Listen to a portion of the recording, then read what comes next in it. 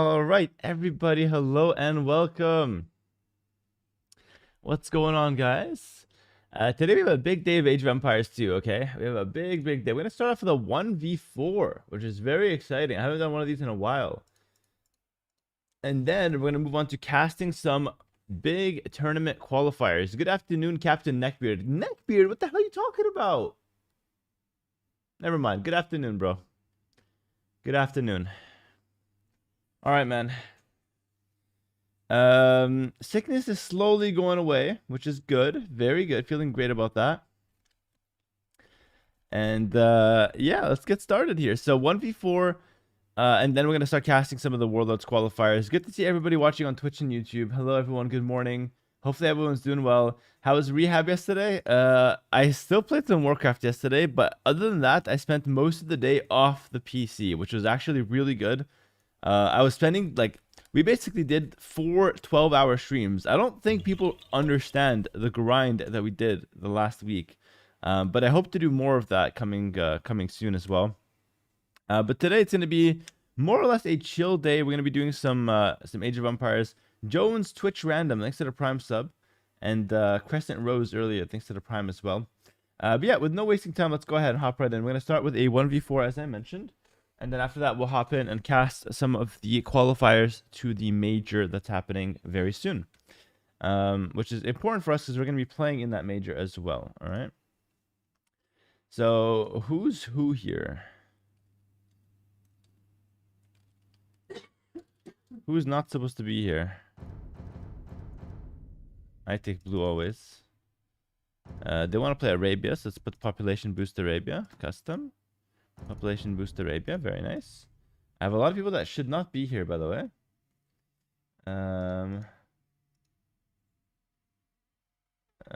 J-Killer. Alright, Black Man is not supposed to be here. Soy McLovin not supposed to be here. This guy, I'll ban him. Kick ban, good. Alright, perfect. Alright, cool. All right, so what do they want to play? So they have 1,000 ELO, 1,000 ELO, 1,000 ELO, 1,000 ELO. So 4 1,000 ELO players. Not many games played. Okay, this is hard for me. I need pop boost for sure. I would also say that I realistically need Civ pick as well. So maybe all pick Civs. I don't know, man. Nah. They're not feeling my pop boost. Okay, cool. All right. Nah, he says that they brought 4 people and they're trying to tell me I can't have my pop boost. All right, so I'll explain everything that's going on soon. For everyone who's new here, we have some kidders in our midst. Bunch of freaking kidders. All right, so they're going for Spanish, Mongols, Franks, and Persians. All of those civs get countered by camel archers. I'm gonna go Berber camel archers on their ass. I hope I can do that. All right, that's gonna be the plan. So easy. I didn't even have to think about it. I'm actually so down. Just Berber camel archers, plus camels. That combo is just unkillable here. Let's see if that works. Map size has to be 6 players. There we go. Hopefully we'll be able to ready up. Okay, so once they're all ready, I'll do the intro and I'll explain exactly what's happening. So if you guys are new here and you're wondering what the hell is going on with the 1v4, no worries. I'll explain everything very, very soon.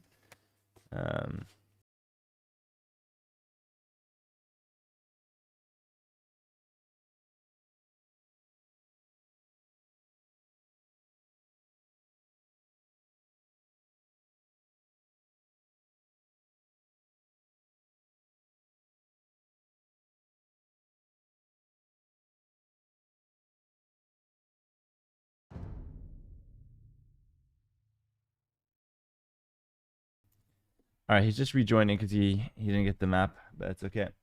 We'll get started very soon. Good to see everybody here. What's going on, guys? Hello. Welcome everybody to the stream. Any handicap? We're not doing any handicap. No. Skip and go straight to Warcraft 3. No, today's the stream for the Age of Empires 2 fans. I'm not saying there's for sure no Warcraft 3 today, but like chances are there's probably no Warcraft 3 I today. just started playing O again. Need to find a good civ to play and not sure what to go. Any suggestions? Yes, my friend, I recommend the Vietnamese. The Vietnamese is a really good suggestion for a beginner player or even for an intermediate or advanced player. It's just a really good civ, very simple, straightforward to play. So check that out, Tex, and thanks to the $5. Appreciate you, bro. All right, cool. So everyone's ready. YouTube intro, then 14. Cool. So let's go ahead and start setting up. Someone left. Oh my goodness. Oh my goodness. Okay, we'll wait for him to get back. We lost one. All right, no problem. No problem. What's going on, guys? Hello, hello, hello. No Warcraft 3 there. I read that. Lazy weekend. Howdy, thanks for streaming. Working on a Saturday and bored. Okay, Sleepy, I got you, bro. Yeah, whether you're having a lazy weekend or you're working, I'll be here streaming. And the content later on will be super chill because it's gonna be me casting a tournament, you know, or like casting some qualifiers. So it's gonna be really straightforward.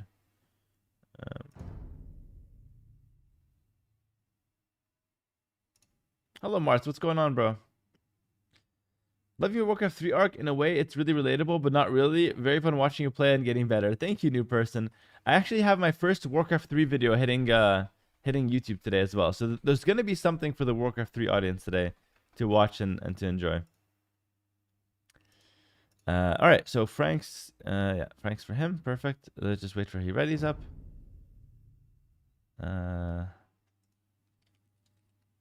Because like once he's ready, then usually there's no chances are he probably okay. Nice. Okay, the YouTube intro, then I'll start right away. Okay, cool. So let me just make sure cam's all good. Yeah, cam's okay. All right. So hello. Okay, hold on. Let me start. Gotta record first. Hello everyone, and welcome back to another video. Today we got another 1v4 happening on Arabia. It's been a while since I've done one of these, but this time we're going for a crazy counter pick. So they have 4 players, all 1000 elo. They got Mongols, Spanish, Persians, and Franks. And we're playing the Berbers. And the cool thing is, all their stats are the same. So they only play together, which is insane. They're 17 and 13 on the rank ladder. And we're rocking the Berbers to go for a massive counter pick and try to counter all of those civs with the camel archer and maybe with like the regular camel. So with all that said, let's go ahead and hop right in. And let's see what we can do. I am not really sure how it's going to play out with the Berbers. Like usually going archers is my go-to in these games. But here we're trying to get 2 camel archers as fast as possible, a unique unit.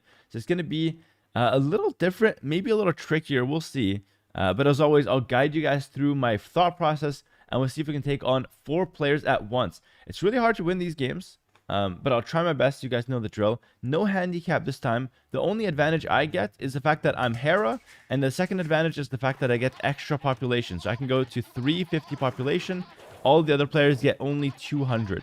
But still, in late game, they have 800 to my 350. So I'm never really having a huge advantage with population at any point in the game. So with all that said, let's go ahead and hop right in. Play some Arabia. It's nice to be playing some Age of Empires on a Saturday, you know? I hope you guys are all doing well, whether you're watching this on Twitch right now, we're live streaming it, or if you just catch the video on YouTube within, a few days, maybe a week from now. Hope you guys are still enjoying the days and having a good time. And I just want to say that I'm having a great time playing Age of Empires 2 ever since Red Bull. It's been a great time. Yeah, it's been awesome. Also, like, have fun. All right, I'll say that back. Why not? A little bit of sportsmanship, never hurt anybody. Also, I got recognized yesterday in public by a guy in Argentina, and he was telling me that he just got caught up watching the Red Bull tournament. And he was like super stoked to just see me sitting in a cafe, which is kind of awesome. Really nice guy as well. So shout out to that guy. Let's go ahead and sit right here. Yeah, so the funniest part about that meeting is that I was sitting next to a really, really famous music producer in the same cafe. And the music producer is way more famous than me. Like, it's not even close, especially in Argentina. And I was the one that got recognized and not him. So suck it, music producer. You gotta get on some age bump. You're not the Red Bull champion. Nobody's stopping to talk to you in the streets. You know what I mean? You gotta be the Red Bull champion to get the street credit. It is what it is, guys. It is what it is. All right, we'll knock down that boar. Only 2 on wood, but I might need a couple more. We are trying to go for a fast castle here. Actually, I haven't talked through that strategy. Let's go ahead and think this through. My map is not the best. It's quite open, actually. But I think I have to go for a fast castle into straight up castle drop. Yeah, and I might even wall to do that. So with that in mind, let's get 1 or 2 more villagers on wood. And I'm going to also take the time to make a couple houses to start off my wall. So because I'm planning to wall and go for a very slow build, including the castle drop, I have to wall early. And all of my houses has to be part of a wall as well, alright? Super, super important.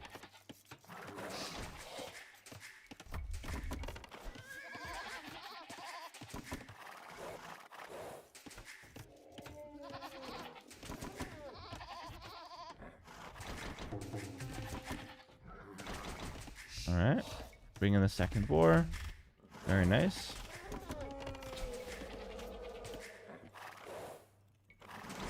Hera finally recovered from the cold. I'm on my way out. We're doing better today. Thanks for wording it like it was an inconvenience for you. That I had a cold. Oh, is my streamer that I'm just watching for free every day, has he finally recovered from that disgusting cold? I couldn't stand his voice when he was just all congested. Dude, I just can't believe he would just stream with a congested nose like that. Is it finally gone so I can go back to enjoy my free content without the minor inconvenience of my streamer having a cold? But yeah, thank you for being so concerned. The cold is on its way out now. I'm doing much better. And I know you care about my well-being, which is awesome. So thank you so much for that. Let's go for the next zebra here. Alright. But yeah, you can still hear a little in my voice, but it's getting better. So a few more to wood. Much more than usual. Quick question that would help me out. Is there a way to make a unit's building go back to default spawn after using waypoints once? Yeah, it's shift Q. So like you just go here and then move here. That's it. Shift Q. Boom. Nice and easy, bro. Nice and easy. Let me try to wall this side as well, because I need to make sure my stone is quite secure. I should start from this top side though. So this one villager here will finish walling this. Oh, these guys want to go to the there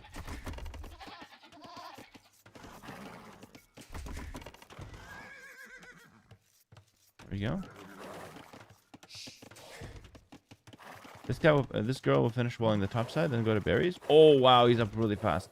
Whoa, that's really good timing. 1,000 elo is insane. That's why I gotta wall fast. I might even get Loom here early, because the rule is once Feudal Age kicks in, that anybody can attack anybody.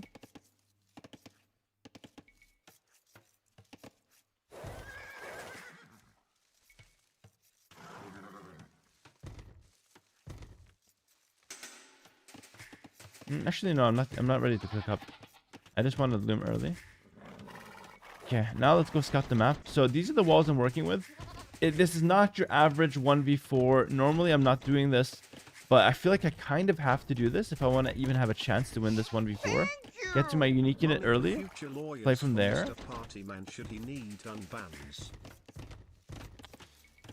I think it should be good. Money for future lawyers for party man should he need to get unbanned. That's kind of funny. It's an inside joke. It's kind of even hard to explain what's going on to the YouTube audience. But thank you, bro. We'll make that happen. Alright, so you go here, and I need a few more on wood, as you guys can see. I'm not going to go to gold here, okay? This is a very high elo approach to a castle drop. We're going to use the market to bridge that gap and not make a mining camp on gold. Because the mining camp on gold here is an extra 100 wood sink that I just can't afford at the moment. Not what I wanted to know. It's about buildings. I need it for very late game. If I get pushed back to my production's buildings and need army to spawn at walls on buildings as they do before using spawn points once. I think you shocks for the 5 gifted. And I'd fix with another 10.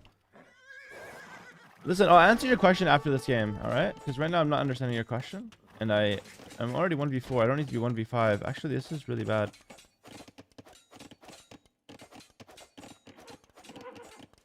I might lose a Vil. I might lose a second Vil. Lost my scout as well. One Vil is okay. Let's wall it up though. Yeah, that was really bad. Okay.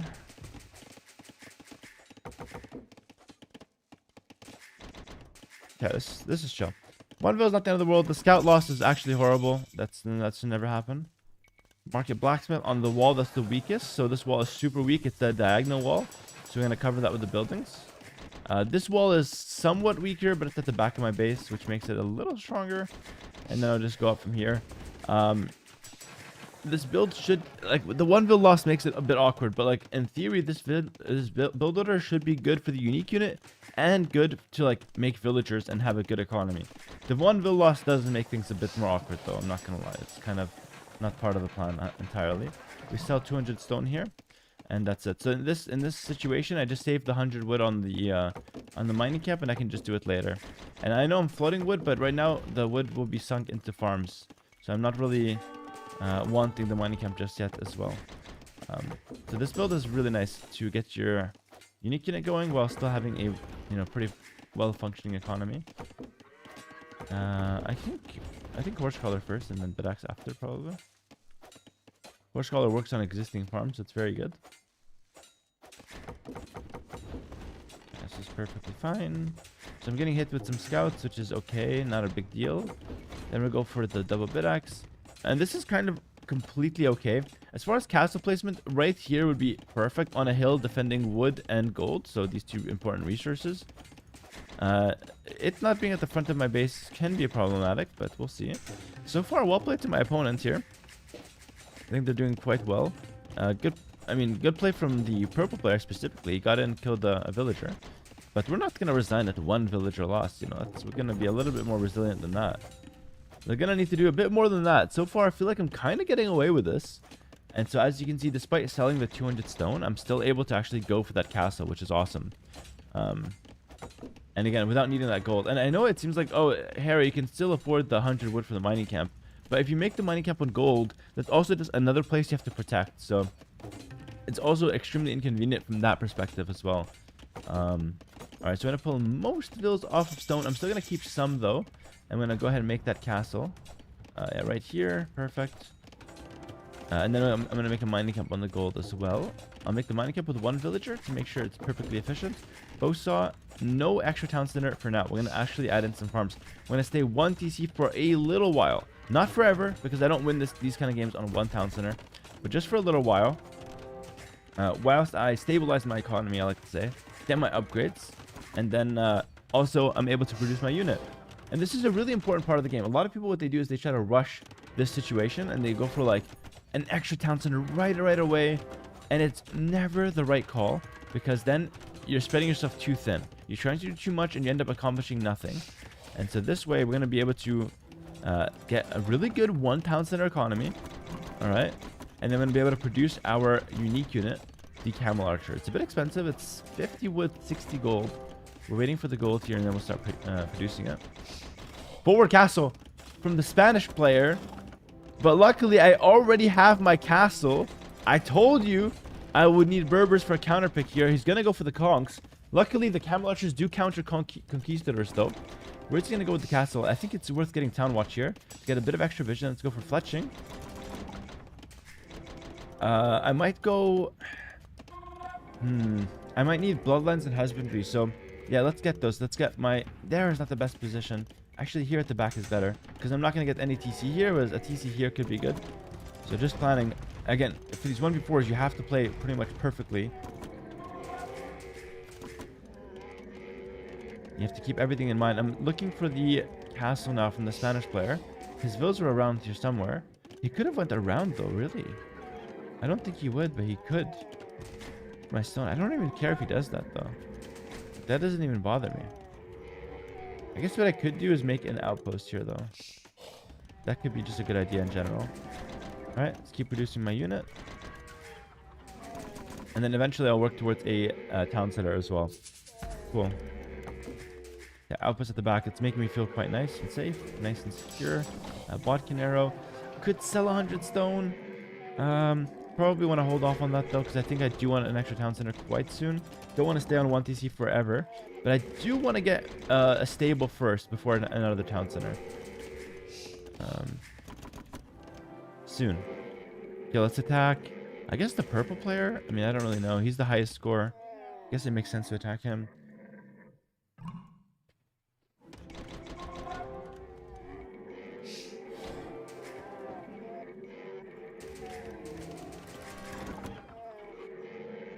I'm just gonna click it and see if there's any opening. If there's no opening, I'm gonna move. That gate is so incredibly grief from him.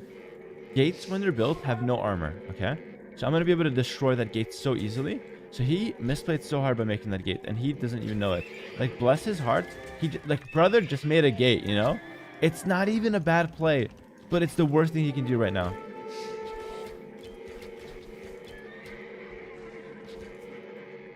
Do you see the camel archer? I have a bonus against cav archers.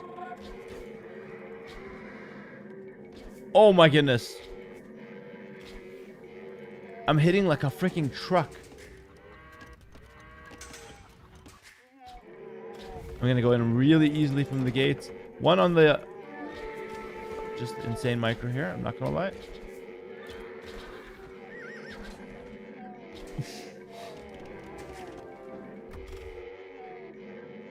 Am I the only one seeing this?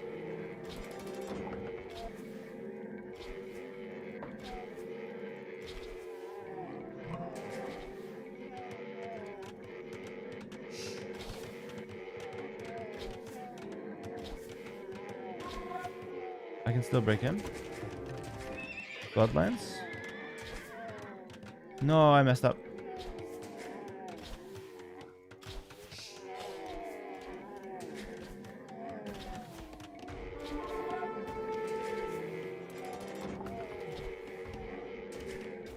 Scorpions are a good counter.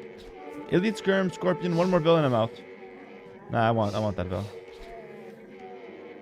Let's go to the next guy. We're gonna have to boom whilst playing the game. Maybe some defensive ones. There should be a Conquistador rush at some point here. Thing is, okay, there's a weakness I want to talk about here. When players that play together often play team games, oftentimes what they try to do is they try to help each other a lot, which could be a weakness because it's like Purple already took damage. Now I think some of his teammates might want to try to help him, but what they should be doing is attacking me. Because right now I'm getting a free game, right? Look at my game. Everything's perfect.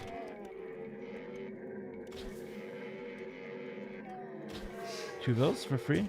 Ballistics would be amazing here before the fourth town center. Fourth town center would be a bit greedy. Ballistics is nice. There's a hole. There's a hole. There's a hole. Green. Green. Oh, no.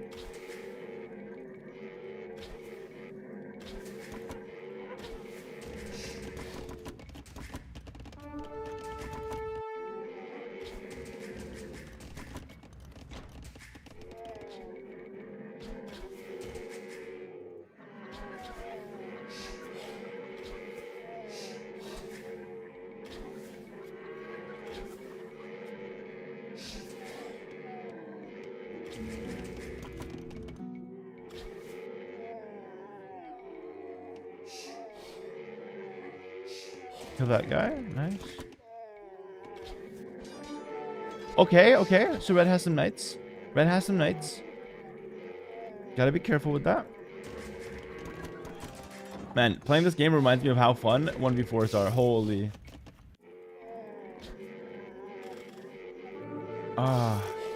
Okay, a lot of damage dealt to green. I would love to stick around. In fact, maybe I will. Nah, he's completely turtled now. Let's go to the next guy. I'd like to expand a bit more myself. I have enough for forward castle? No, I don't. Get another TC then. I can work towards that forward castle though, no problem. Thumb ring would also be kind of interesting. I might look to get thumb ring here.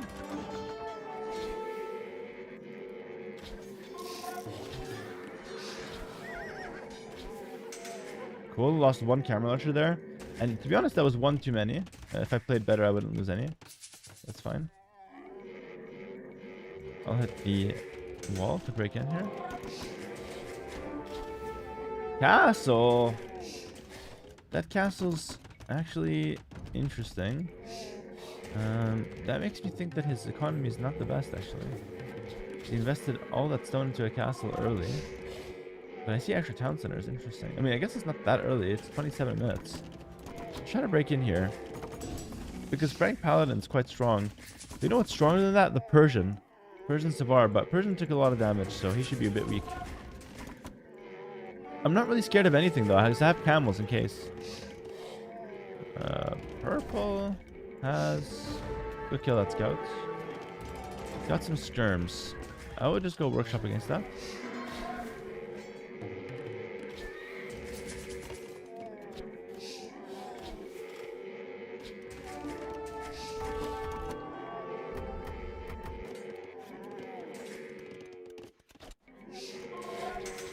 Don't die, don't die, don't die. Nice. Wasn't even that close. Big push on the siege on the hill though. You know, Mangonel. Might come around here. I might do something crazy. I might sneak all these and go straight for a forward cast on the bottom guy. Bottom guy's Spanish though. Please leave. He said please, so I think I'm gonna leave. Go back to the green player. Let's see if I can castle drop purple actually. This purple's the strongest player by the looks of things. The Spanish went for a castle drop forward and then just left. He's still here. What the hell is this guy doing? Pikeman. Siege push. He's planning something, guys.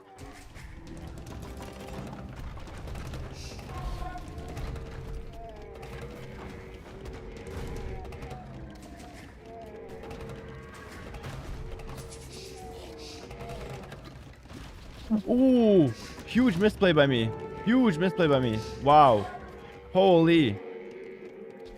I can afford to make those misplays versus guys like Viper and stuff, you know, not the best players of the game. But against 4 well-coordinated 1,000 elos? Dude, this is the elite. This is the elite level. Can't afford those mistakes.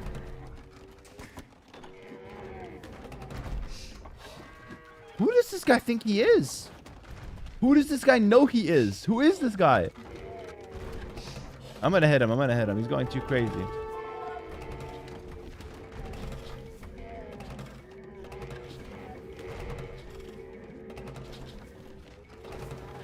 Oh my goodness. Okay. Okay.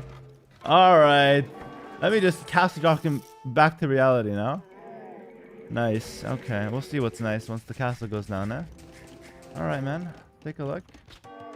Average 1k elo player, by the way. With a better micro than pros. This is going to be hard for him, though. It's going to be hard for him.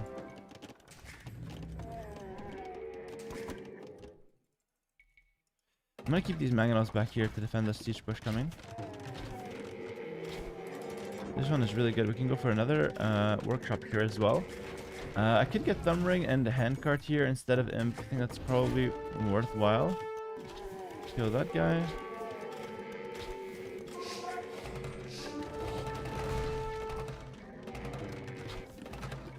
There's a way you can do this.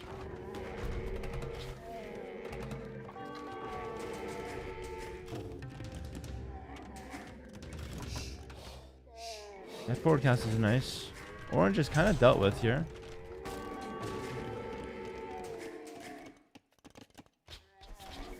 Green I have to deal with a bit more. Okay. Nice. Purple's also kind of dealt with.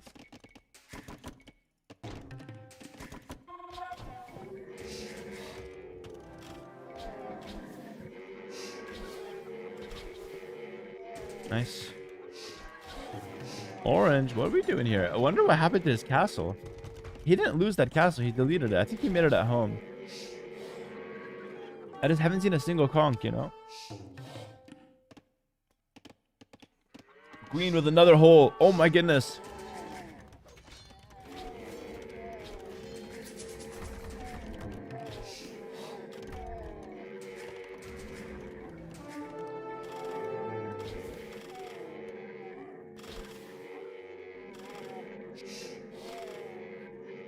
Oh my goodness. It's impossible to dodge all this.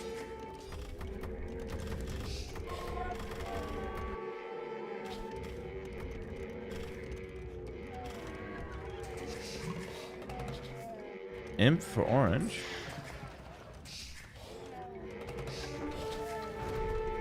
What the hell? Bro, the way he went back there, I swear he had like the sands of time. What the hell was that? That was crazy. That was crazy. He like moved back before I even shot the Magneto shot. It was ridiculous.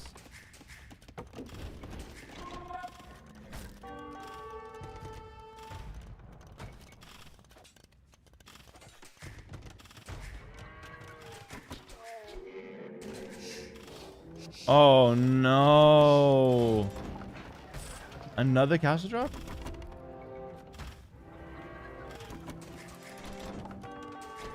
Purple is suffering from success right now.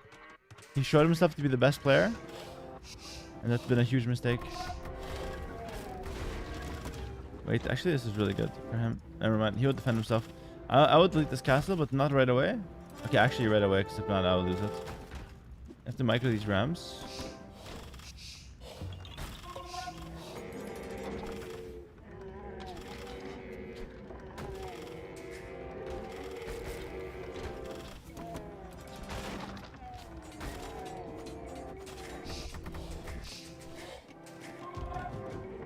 Oh, I lost my cam launchers. Oh, dude, I'm playing kind of bad right now. Not a very good last couple minutes. But this Magneto will eat everything.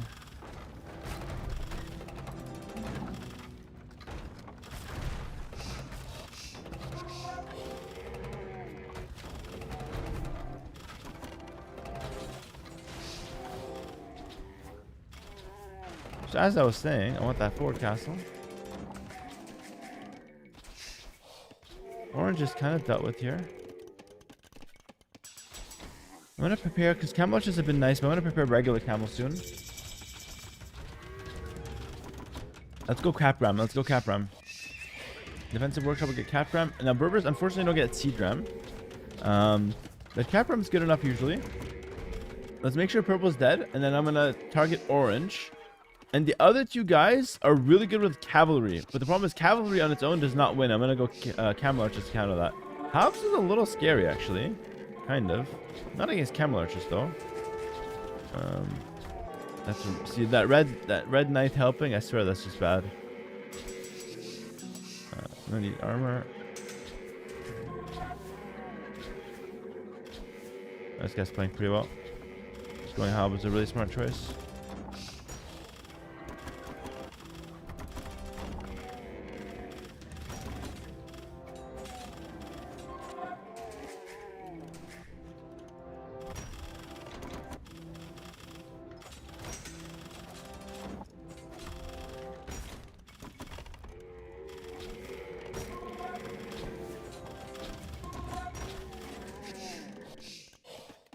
Okay, let's go just cast in the middle of the map here.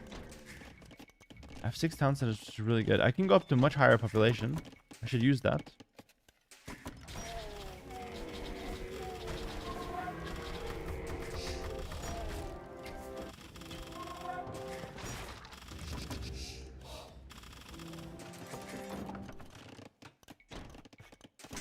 Start taking those middle resources. Got tons of resources as well, which is really good. So what I could do is actually buy a little bit of wood. Start making my stables. I know I don't have elite camel archer right now, but just going for the stables would be nice here. Let's dive this. This will not work for him.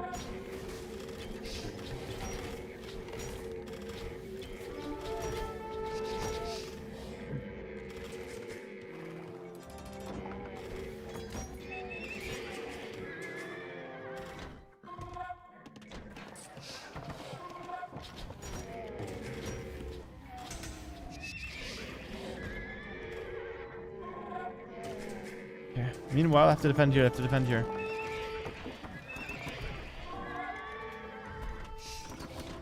It's not that easy to defend, by the way. Halb is really good. Castle here. To ram that down.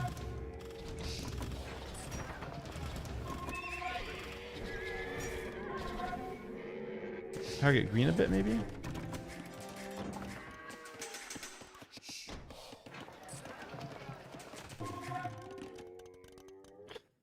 I think I'm just gonna keep going castles down the middle for extra resources.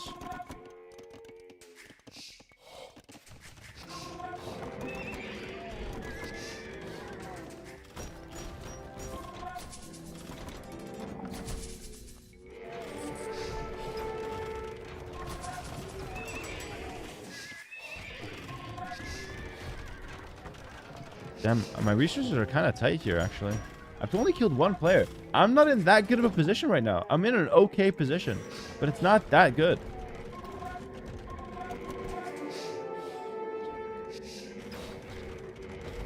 I kind of want the Cameloters to continue attacking, though. I don't want to throw them back just yet. I should have enough to defend myself. I'm trying to bait him to fights here. I'll patrol into him and then just immediately pull back. That's going to be confusing for him. Do that same thing again. This time I'm going to hit a little so he feels like, okay, it's now. See that? It's just very confusing for him. He's got less good reactions than me in general.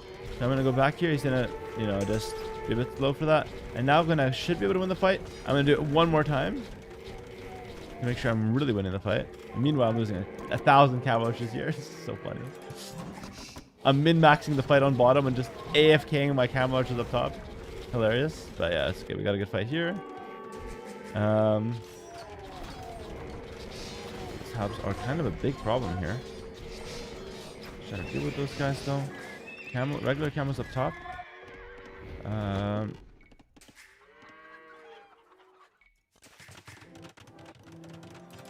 Okay, we're gonna get Mardibi camel, which means the camels will regenerate, which is nice.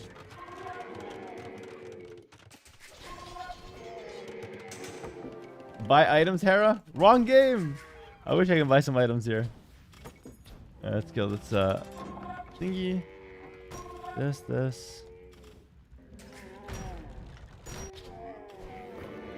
Let's attack orange, no? I think he's got a castle at home, though.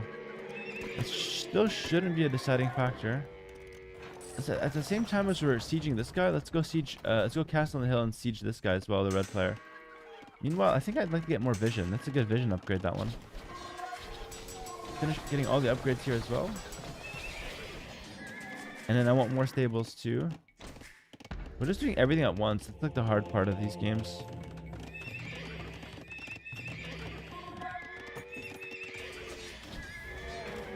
I would love another castle. Can I get one? Yeah, right here. So I have a castle on every single player now, which is amazing. Purple's the only guy that got like completely defeated. Yeah, orange is still at large. Green also still feels like pretty strong. No reason for him to not be strong. I know I'm missing elite camel archer. I'm gonna get that eventually. Yeah, no food cost on that one.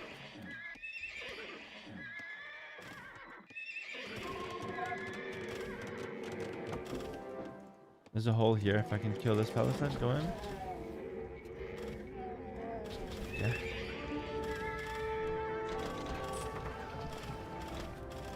Yeah, castle here. Yeah.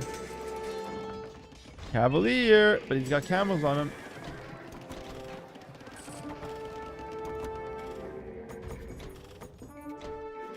Those upgrades I should have got a long time ago. Oh, green is not on Savar, he's on Trashbow. Trashbow is the noob trap. It's not a very good unit, especially in these 1v4 games. You need your power units. In a 1v1, maybe it's good, but it's a lot of new players think that the Trashbow is insane, but it's really just not that good. It's just okay. Remember, it's still a crossbow, right? No matter how little gold it costs.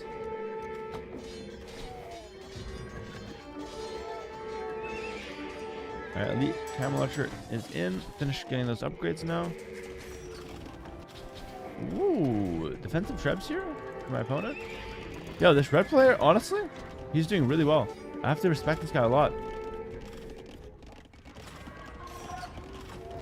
I just know you guys like that one. You want to delete your stable?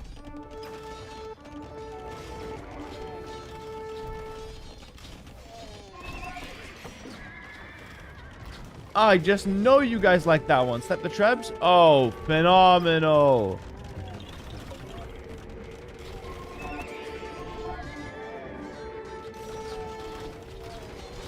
Go in instead of going out because he's blocking my exit. You just go in deeper. There we go. I can delete these now.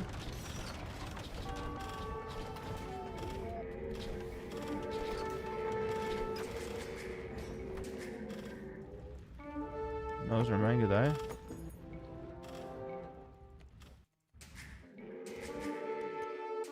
I've done tons and tons of damage here.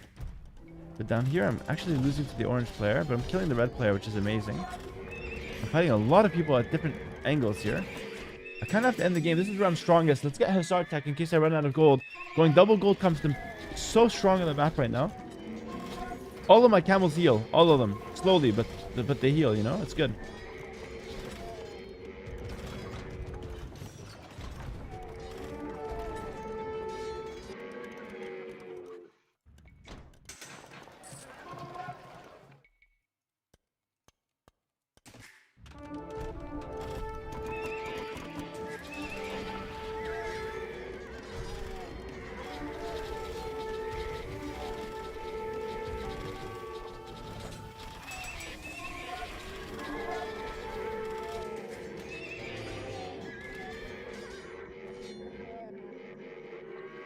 Yeah, this is nice.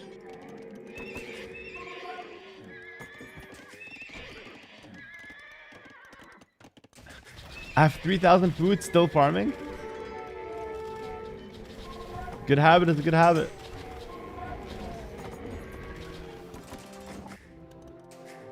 I'm sorry if it's a bit hard to follow. It's a bit fast paced, but keep in mind I am playing versus multiple players here. I'm trying to keep the pressure strong on all of them. But the main idea here is I'm just trying to control the map and control the resources on the map.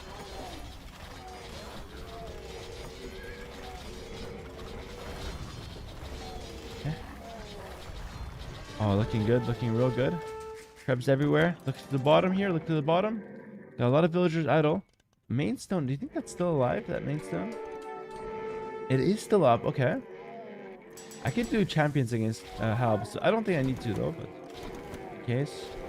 But isn't that really satisfying?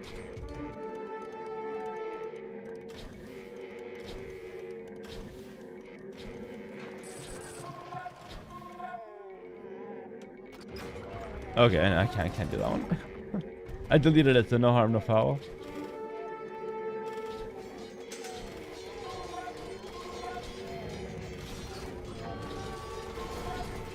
Didn't delete that one though. It's not in time.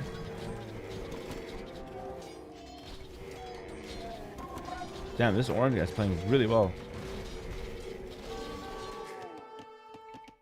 One villager castle in the back of Green's base. Do you guys think this goes up? One villager castle? Right next to Green's lumber camp? Maybe. Purple's in the corner. Purple's in the corner. This is only purple still. I don't think he knows. We'll check back to that. I'm going to commit to the one villager. Sneaky castle in the corner. 2 markets. Okay. Guess they're setting up trade or they're griefing. Either way, I'll be fine. What's going on here, though? Can I get some more stables? I'm lacking in the production side of things. I'm like fighting them all individually. Kind of insane. I don't really like sharing. I'm gonna hit those guys. No! Alright. I'm sending everyone.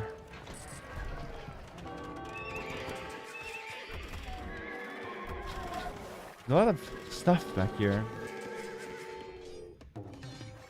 Getting Hussar rated. Wait, this is a hard game still. The game is not over yet.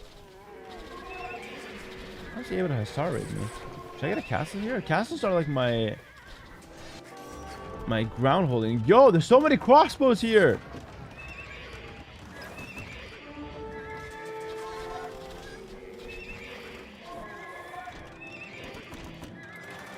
I'm out of gold. I'm out of gold.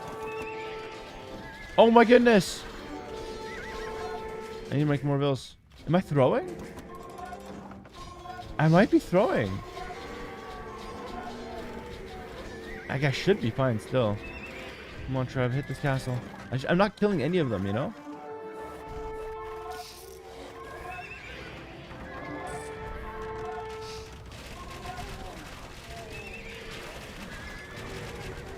Damn, I was saying earlier, guys, trash bow is really good.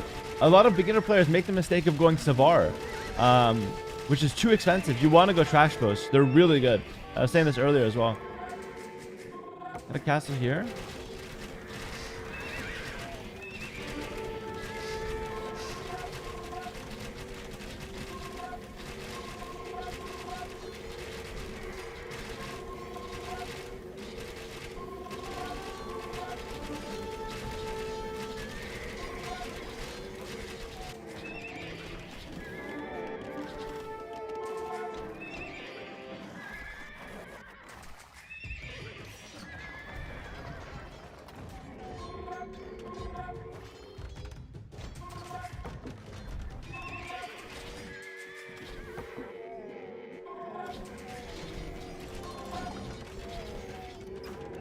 Actually kept both castles up, which is a bit of a miracle.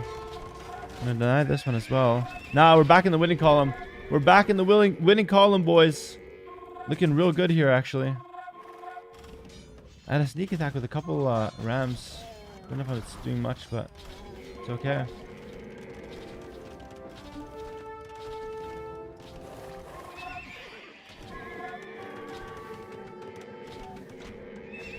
I still have that castle. That castle is my secret weapon. Let's go for it. We're gonna go for it. If that castle goes up, I'm gonna take so much space from them there. I'm feeling good now. Feeling good, but it's not an easy win still. Like, how crazy is that? I've been doing so much damage, and the game is still super playable for them. Still a castle back here. Get armor or HP on the castle. Let's look to dive these guys. Meanwhile, we're going in deep here. Purple's playing the game of his life, by the way. This guy got destroyed early. Targeted like crazy, and he's still in the game. I mean, props to him. How do you turn this on from all three of them at the exact same time? They want Cobra cars. They're not going to get them. GG, well played. I'm dropping the well played back to them. They played a fantastic game. But boys, we take the win 1v4, and I rarely win these nowadays. I'm so happy. I'm celebrating it like it's a Red Bull championship once again.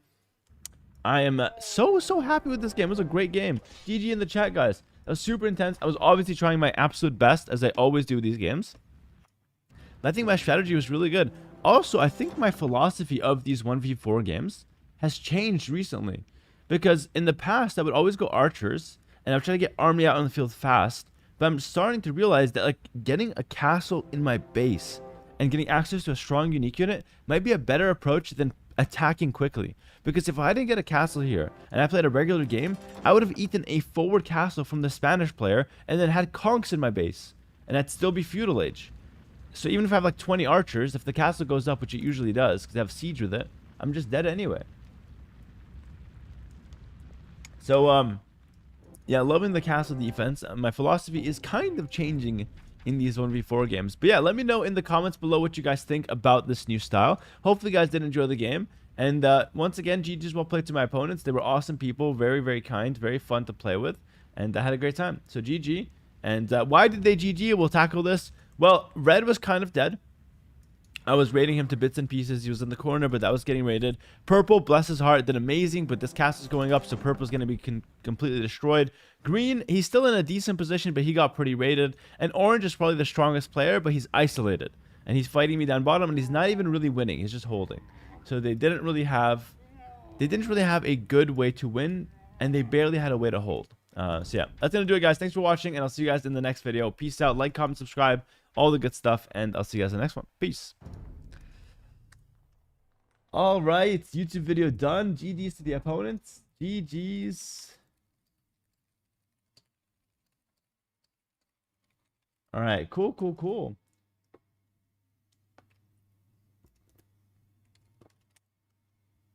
All right, now we're going to move on to casting the qualifiers of Warlords. Warlords is a $75,000 tournament, or let's say $70,000. And it's qualifiers are running now. Idefix, let me answer your question. Yes. I need it for very late game. If I get pushed back to my production building and need army to spawn at walls on buildings, as they do before using spawn points once. Ah. I don't know of a way to do that, actually. I don't know of a way to do that. That's a good question, but I don't think there's a way. I've never used that myself. So sorry, maybe I can't help you like that. I understand the question now, but yeah, you could put the flag right next to like your base, I guess is the best thing you can do there. Poop in a can, thanks to the Prime sub. Guys, my best viewers, the ones that subscribe, they got names like Poop in a can. Is that a good thing or a bad thing? But nonetheless, thank you, Poop in a Can, for the Prime. And Brown-Eyed Orc, thanks to the 72 months. Congrats to Red Bull Crazy event. Loved watching it. Yo, Brown-Eyed Orc, thank you so much. Were you at the event in person, or did you just follow online? Either way, bro, thank you for being there. You're awesome. Appreciate the sub. All right.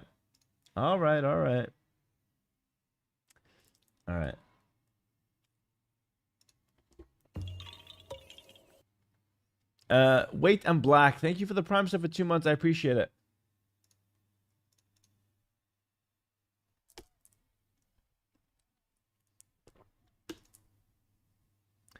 All right. Okay. Finally, Hera back to AoE. You're saying this like I didn't stream Age of Empires every single day this week. Guys, there was a post on Reddit. There was a post on Reddit of someone saying, guys, Hera's been doing a lot of Warcraft 3. I'm scared he's gonna quit AoE 2 forever. Bro. I've been playing this game for 13 years. My entire life is built on this game. Why would I quit? Why would I quit? That makes no sense. That's literally so ridiculous. All right. I'm literally, I built everything around this game, you know? Going out on top makes sense to me. I'm gonna quit AoE so I can be a 700 elo Warcraft 3 player. All right. Anyway, with all that said, because Warcraft 3 is better. Okay, Morbid Lizard. I see what you're doing here, Morbid Lizard. Okay, let's do Capture Age. Okay. You look handsome in that image. Thank you, man. I appreciate it. Am I a content creator or a pro player first? I'm probably content creator overall. Yeah. Probably content creator overall. All right, guys, let's do it.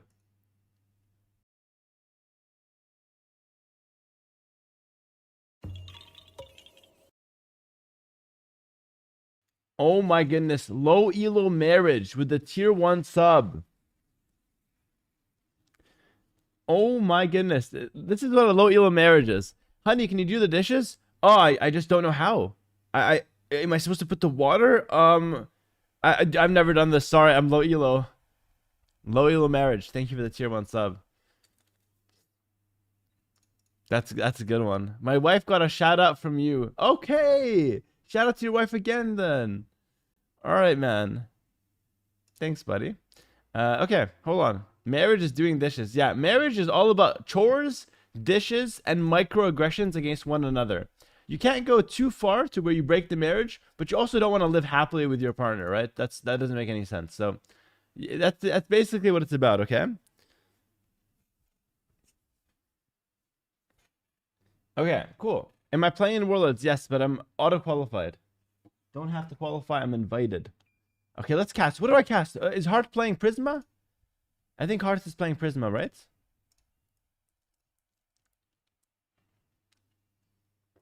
Not Roxy hearing this? We joke all the time. Don't worry. Don't you worry. Do we? Oh, shit. Yeah, we do. I'm sorry. Sorry I said that. I'm very sorry. Very sorry. I'll go do dishes right now. Sorry about that. Okay, I think Heart is playing Warlords. We're gonna go cast that one right now. I think he's 0-1 down, so I'm saying. Sleeping on the couch tonight? Another couch sleep? I've been there all month. No, I'm kidding. I'm totally joking, guys. We're happily married, but it's not about us right now. Are we? I think so. But we're gonna hop into cast Heart. The thing is, the game is not working for me right now. Unable to fetch Mind ID or Match ID. I'm trying to get in here. Norwegian Wood, thank you for the gifted sub to Lewis Goat. I appreciate it. Bro never learns. Bro, I stay learning. I'm the type of guy that has to make the mistake 5 times to learn. I'd love to see more of that Deathball comp, bro. That was glorious. Oh, the Gojara one? I'll definitely do more, man. That was super fun.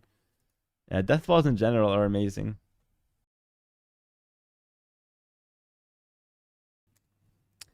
Okay, sorry. I'm trying to jump in. I'm just so confused as to what's going on right now. Lewis is playing Kasva. Heart is playing Prisma. I guess the first thing I have to do is check the brackets, right? So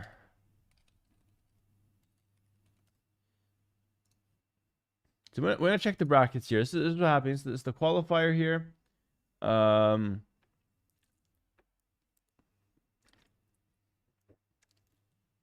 So Doubt is playing Kingstone.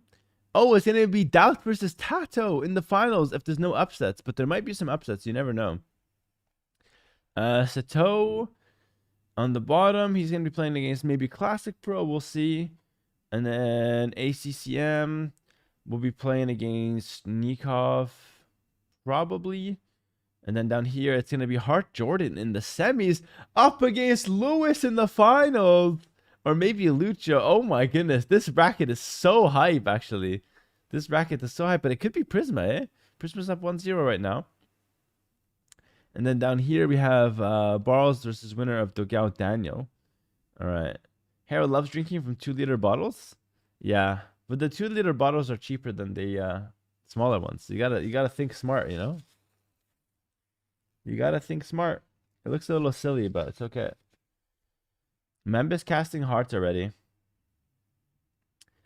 I could cast Lewis Casva, maybe. People love Lewis, right? I think you guys love Lewis. Just give me 1 second here. Let me just try to get a little bit more organized. Okay, that's good.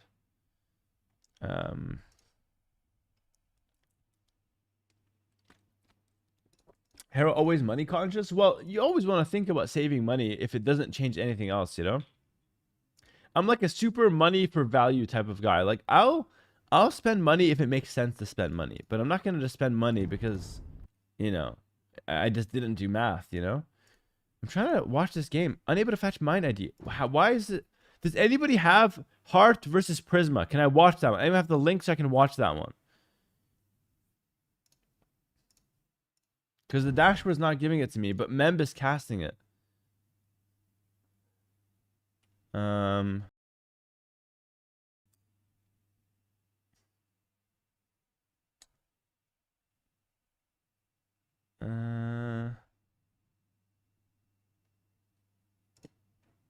Okay, you guys are not being helpful. I understand. Let me try a Lewis one. Yeah, Lewis works. Lewis works. Should I cast Lewis Casva? It's not that bad. That's not that bad. Kizero, thanks to the 34 months. What will you do with the money of me subbing for almost 3 years? I will invest it and get many more years of your subscription. That's the way to go. All right. What will you do with the money of me subbing for almost 3 years? Smile. All right, all right. It's been answered. We're going in. What is this? Aha. Okay, I think we'll just cast Lewis Casva, guys. Casva in red. What is this map? This map looks so abysmal to play. Looks miserable.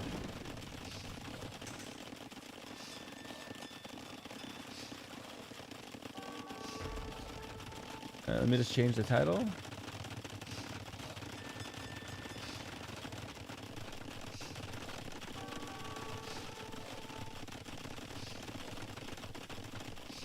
Loki, you gotta change the title on YouTube as well.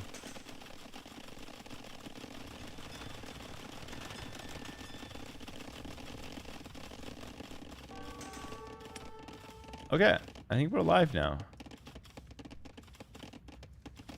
All right, we're live. Lewis versus Casva, guys. I think it's a best of 5. Can I get a confirmation on that as well? Best of 5.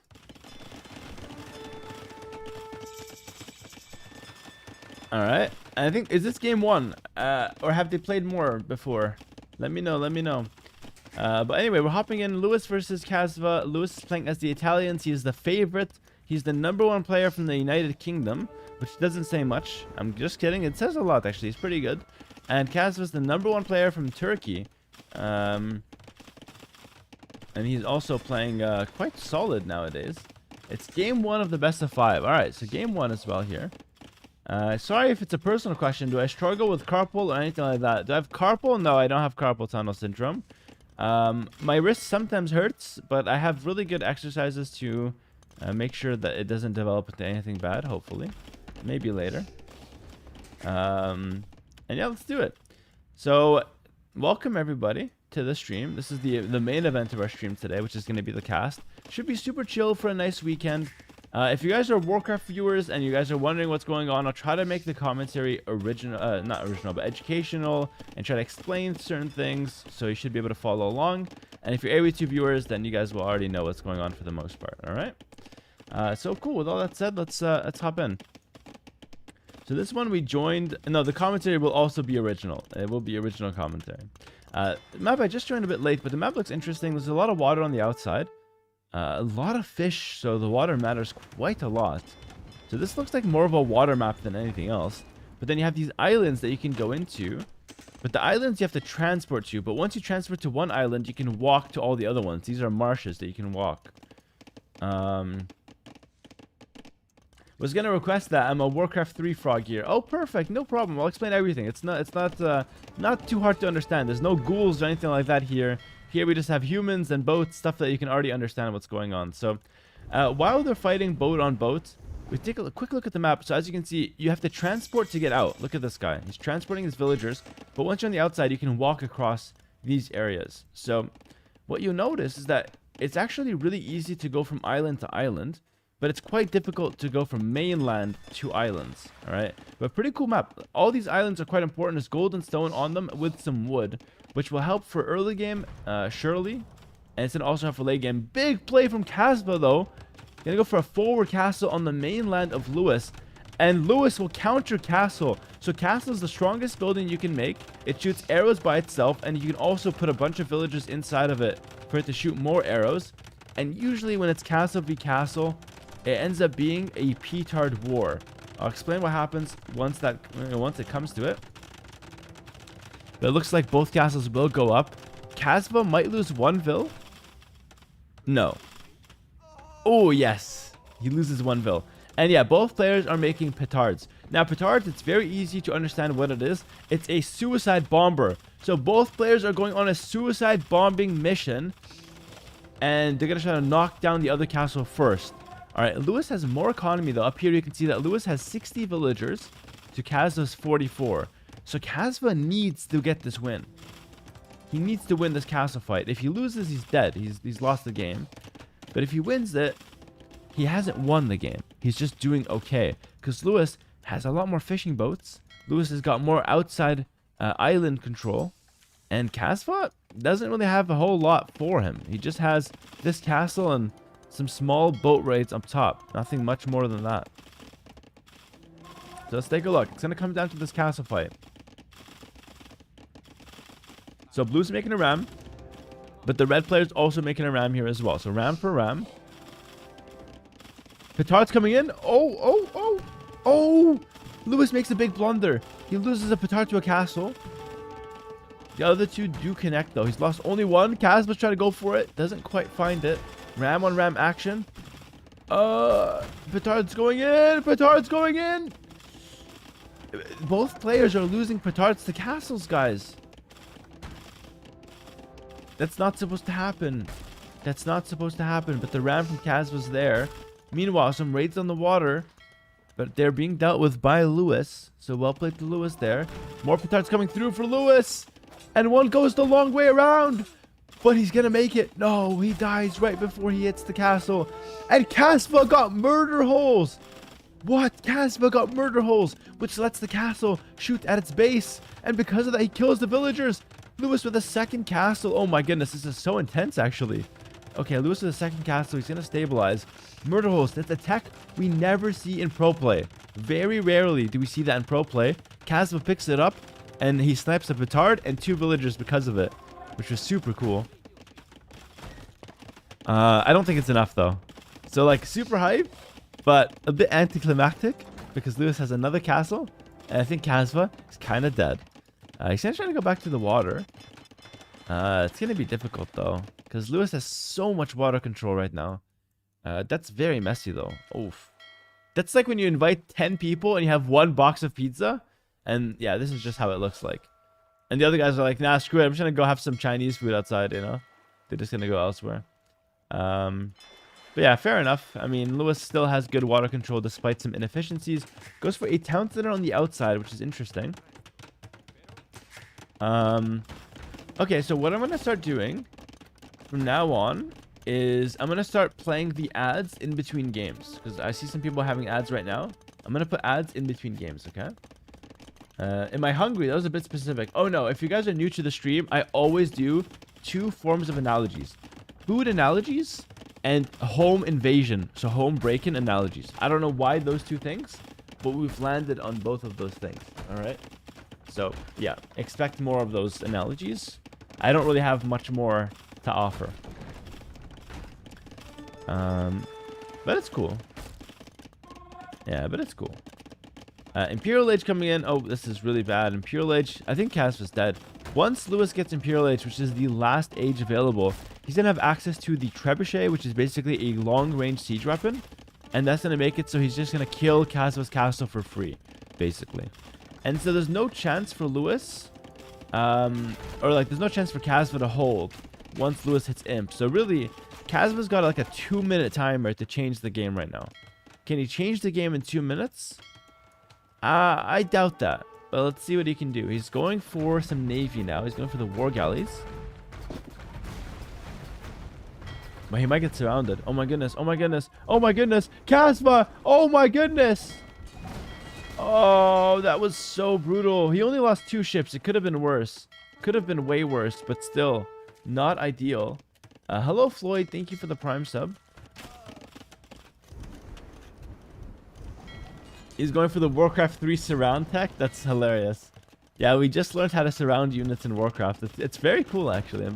That's one of my favorite mechanics. Very cheesy, but it's very fun. Alright, so 30 seconds till Imperial Age for Lewis. And that's kind of the end of Kazva's timer. I just don't see a way for Kazva to win at this point. Really, I gotta keep it, 100% with y'all. I think Kazva's kind of dead here. What do I think of the maps? This map looks a bit weird. I don't think it's necessarily bad though. And I like that there's a middle hill, but there's no resources on it. This is really good. So I talk about this a lot, but I'm going to talk about it a bit more because I'm very passionate about it. In the past, we had a situation where all the maps were like super linear. Like you have Gold Rush, massive hill in the center, all the gold in the center. So like both players have to play for the center. Here there's a big hill in the center, so playing for the center is good, but it's not all there is to the map. There's also gold on the outsides. There's also water. So whether I like this map or not, I can objectively, or I can recognize that objectively, it seems like an interesting map. At least at first glance, okay? I just personally feel like there's a bit too much water for my taste. But that's okay. Bit too much water, but it's still a really solid map. Alright, so a lot of ships on the field for Lewis. He's going to get the Imperial Age upgrade for his ships as well, which should be completely over. Like, Kazva's trying to stay in the game, but it's completely copium at this point. He's not really going to be winning this game at all. I don't really even see a chance for it. Hera also hates water. I'm not going to lie, between me and you guys, I think the new water really, really sucks. I'm not going to say I hate the new water, but I severely dislike the new water from a personal standpoint. But yeah, GG in the chat, guys. Lewis takes game 1. Yeah, he was just kind of cooking up some of these Kazva villagers. I mean, not a bad attempt from Kazva. I think it was interesting for the forward castle, but Lewis just had all the answers, and Lewis in the end just wins the game. What changed? They changed a bunch of things. I have some videos on YouTube if you're curious, but they basically added a new unit and changed a whole bunch of mechanics and whatnot. But I don't know. I'm not gonna say I hate the new water, but it's just like not as good as as I'd want it to be, I suppose. But okay, let's go ahead and hop right in to the next game. Let me just set this up. Okay.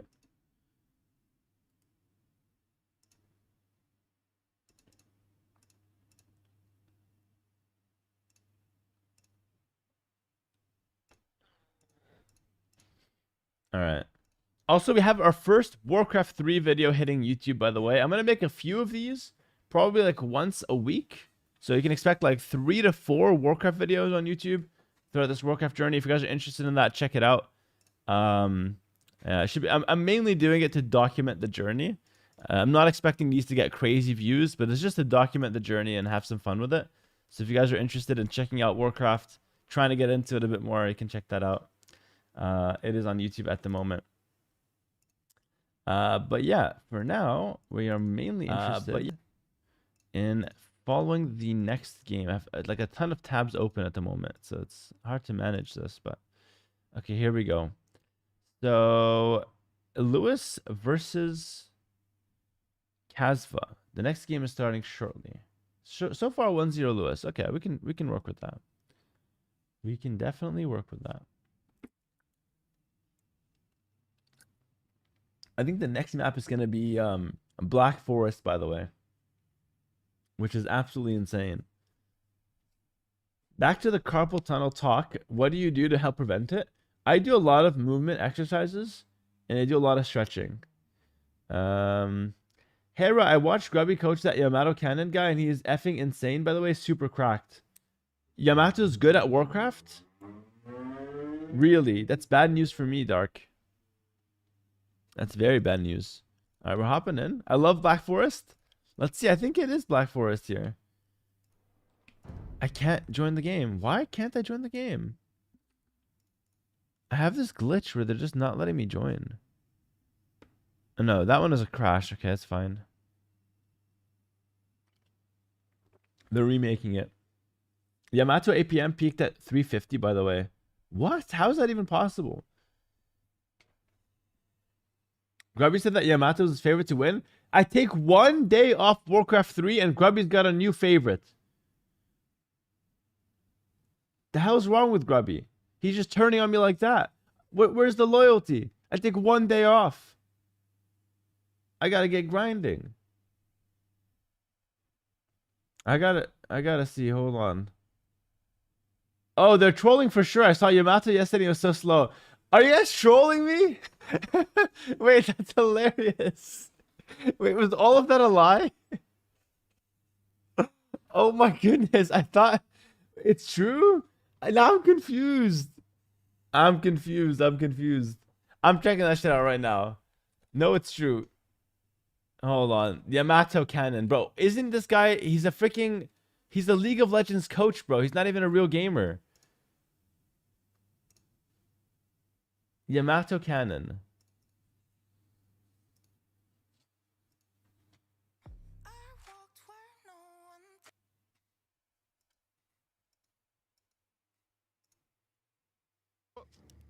Off I go then. Get on with it.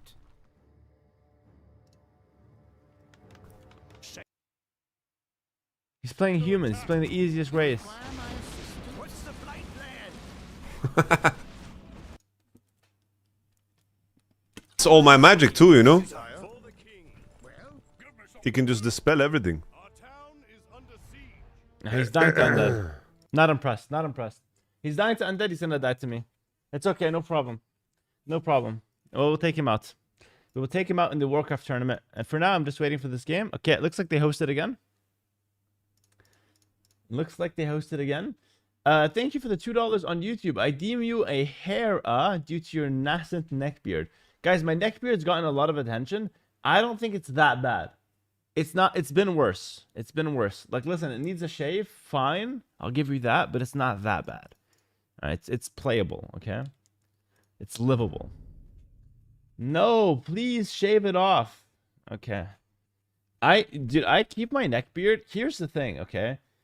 Like, okay, I'm going to say this. A lot of you guys will get offended, but that's just a price I'm willing to pay to defend my honor. I'm not really like you guys. Like, you guys are a bunch of nerds that stay inside and play video games all the time. I don't do that. Like, I go out all the time. I got tons of friends.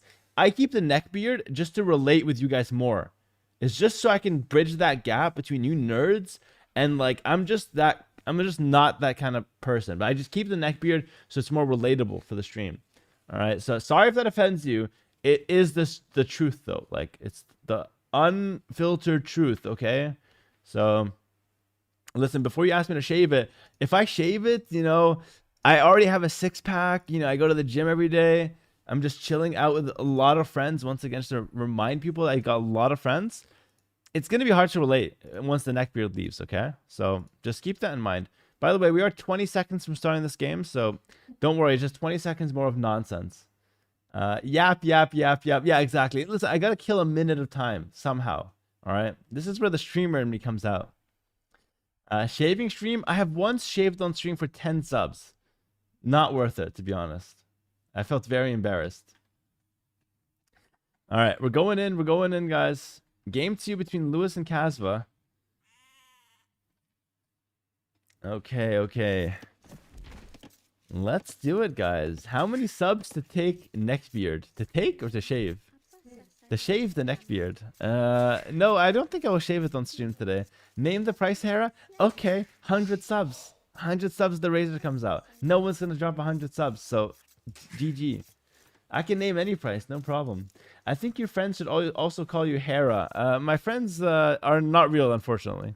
So don't worry about what they call me. Guys, back to our game here. We have Black Forest. Very classic map here, guys. Anybody who's ever played Age of Empires has most likely played and started with Black Forest. This is a very popular, very casual map. Let's do this. Type a 1 in the chat if you've played Black Forest or you've seen Black Forest once before in your life. All right.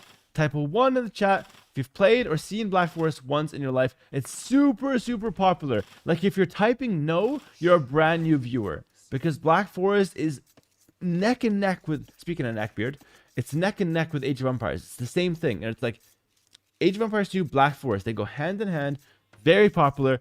The idea behind the map is that there's a lot of wood, all right? A lot of wood.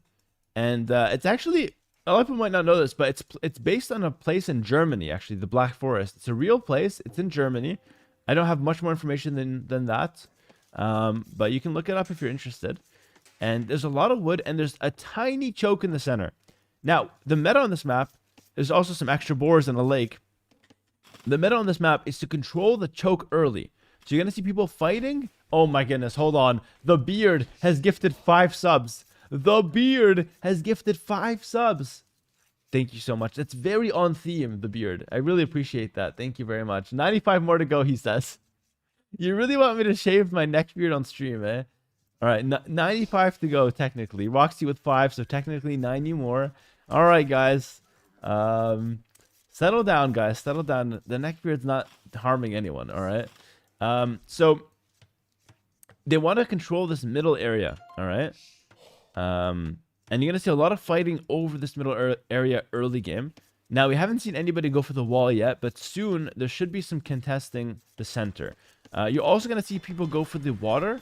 And although it's just a small pond, which looks very meaningless, very small and kind of minute, it's not really the main point of the map. This is actually very important for the map because the players will either attack the enemy pond early or use their own pond to start setting up a lot of fishing traps, okay? It's very important. Hans Worst thanks to the gifted sub, and technically we have, I think, a treasure train happening which gives a discount on gifted subs. So if you guys are hitting the 100, it should be right now. No pressure, and I'm not even excited about shaving my beard, but you know, gifted subs are gifted subs. So if you want to go for it, now's the time. I'm not gonna complain about it, you know. Norwegian Wood, thanks for a gifted sub as well. Also, I answer this question like 1,000 times a day when I cast. Hera, why are you not competing in this tournament? Guys, I'm directly invited into the main event, okay? As a general rule, I compete in all major AoE2 tournaments, okay? I don't play the smaller ones because I'm a little too busy nowadays to compete in the smaller ones. But the big ones, the majors, I definitely go for those. And I'm just invited to the main event, okay? Why did they invite Yo and not MBL? Because Yo has done more than MBL in the last couple of years, for sure. Best I can do is $6 for a smelly neckbeard. Thank you, Oliver, for the $6 on YouTube. And G2 for the 10 gifted on Twitch. My goodness, thank you to both of y'all. So much support. Thank you, G2. What's going on, bro? All right, guys. Big action here. Big action going on. We have Lewis going for some militia early game. So small early game harassment. And Kasva's trying to go for some villagers. He's going to go for 5 bills down the center. He's gonna go with the barracks. The thing is, the militia, in theory, should counter the strategy. Lewis hits feudal age, and Lewis has extra armor on his militia, by the way. They have extra armor, which is really good for the melee. So this is looking really good for Lewis. And I think we have some gifted subs here. Big gifted. Oh my, really big gifted. Holy. 10 gifted from Lujo and 50 gifted from Magnificent Fluffy. I think the Razor's coming out after this game. I think the Razor's coming out. Back to our game really fast, really fast. Thank you so much, everyone, for the gifted subs. I really appreciate it. Especially Magnificent Fluffy with the 50 gifted. Guys, W's in the chat. Hold on. W's in the chat for Magnificent Fluffy and for the other gifters, because there's a lot of gifted coming in, guys. All right, we appreciate them. W's. Kasva will just wall up his vills. The problem is he's walling in. Let me give you an analogy here. It's like the home invader's already in. He's got a shotgun, and then you close the door behind him. Brother, he's inside the base, and he's got a loaded shotgun. He's more than happy to be locked in there with you. All the villagers go down. Kasva lost 5 villagers. This game is almost 100% over. Like, that was an absolute disaster for Kasva. Like, next level disaster. Now, there's 4 fishing ships from Kasva. But look at the target. Didn't I say exactly what would happen in this game? You either go for your lake or you attack the enemy lake. Lewis did not go for his lake. He's trying to attack the enemy lake. He's doing a tower here. I think that's a bit of a mistake. The idea behind it is that he wants to control the range and force a defensive tower, which is okay. But I think going for the lake is much better because there's not really a good way to defend against the tower. Although you could garrison the fishing ships, but then you still can't use them. But either way, Lewis will force some kind of reaction from Kasva, some kind of defensive posture from his opponent. And Kasva, a little careless in this early game, I feel like. Didn't really go for the best strategy, or maybe it was just caught off guard by what Lewis went for. And Lewis with a stonewall behind this. So really, really cool, guys. Really cool. The high note, 6 out of 5 gifted, and Cremoni, 6 out of 5 gifted earlier. You guys are all a bunch of legends. Thank you so much. I think we're 6 subs away from the 100. Oh my goodness. My freaking goodness, guys.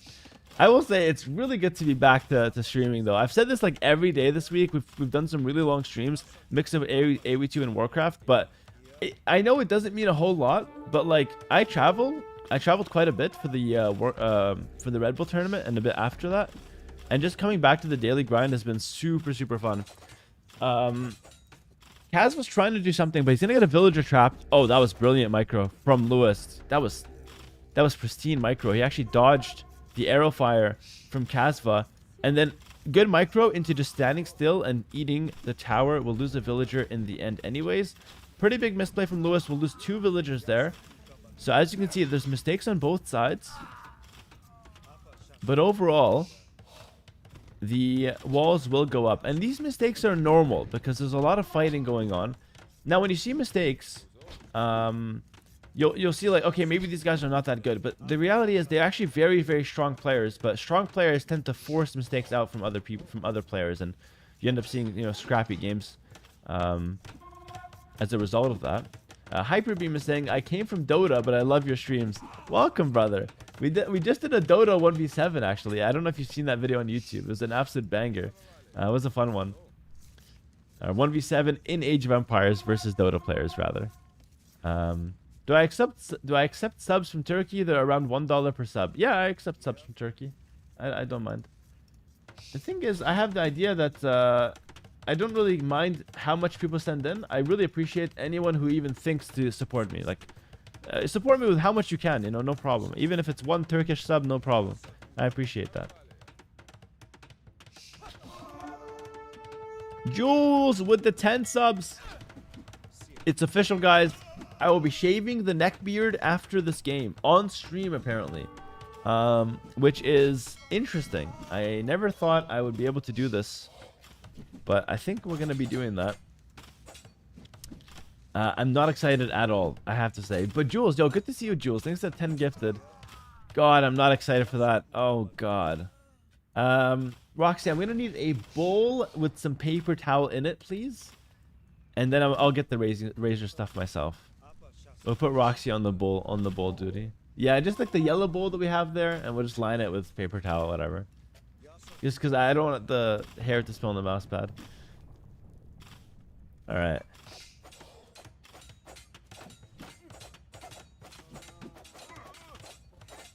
Thank you. We have the bowl. This is a bowl. I have the paper towel. This is the equipment right here. All right.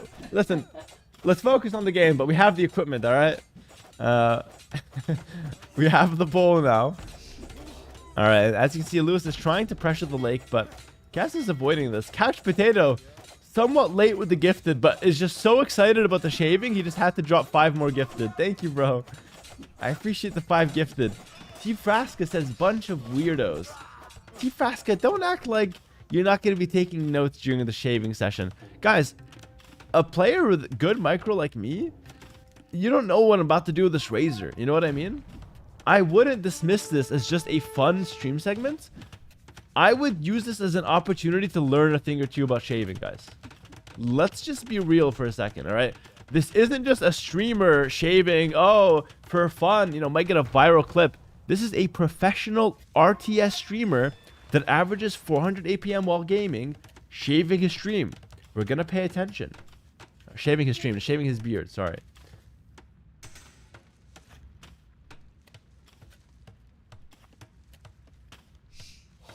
All right. Shave while playing a game? Dude, not Magnificent Fluffy. Now you're just getting crazy with it. Come on, Magnificent Fluffy. Getting a little crazy with it. Shave while playing. I don't know about that one. All right. All right. A little bit of skirmisher fights back and forth. The game is surprisingly even in terms of score, but in my opinion, it's massive advantage Lewis. Behind this, Lewis has a free game. He's stonewalled in. He's fishing himself, and he's got more workers, more villagers so far compared to Kasva. He's also continuing to tower the lake from Kasva. So all these fishing traps that Kasva's invested into, they're all gonna die. They're all gonna die. Which is unfortunate. Oh, the fishing ships are dying too. Oh my goodness, they all died. They all died. That's terrible. Kasva's just in over his head a little bit. Like Lewis is just kind of outplaying him a bit. I mean, Kasva's trying his best. He's trying to knock down that tower. It's just difficult, right? Like when a player like Lewis, who's really good at micro, is up against you, you have to focus a lot on the micro. But then while the micro's happening, he also has a tower behind your base. It's really hard to focus on everything.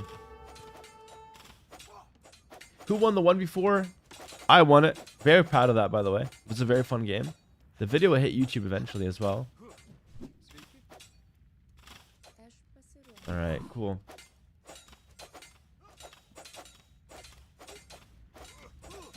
The girl villagers giving moral support. Yeah, look at this one here. Keep going, honey. Knock it down. That's the villager. And this guy's like, I'm trying. I'm hitting with a small dagger a metal tower. I just have to keep going, I guess, you know? He's got no idea what he's doing. Fair enough. But no, in the end, the tower is still going to stay up. This tower gets knocked down, but keep in mind, this is a lot of idle time for Kasva's workers. He's still stuck in the feudal age. Meanwhile, Lewis is up to castle age, guys. That's enough to win the game. That's enough to win this game.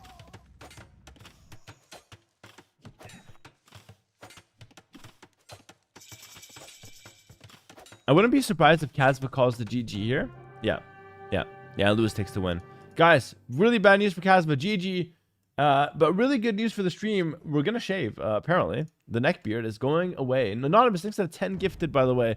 Keeping the treasure train alive. Let me get the shaving equipment before we wait for this game 3. This neckbeard, guys, take a picture. It's not going to last. We're going to take it out.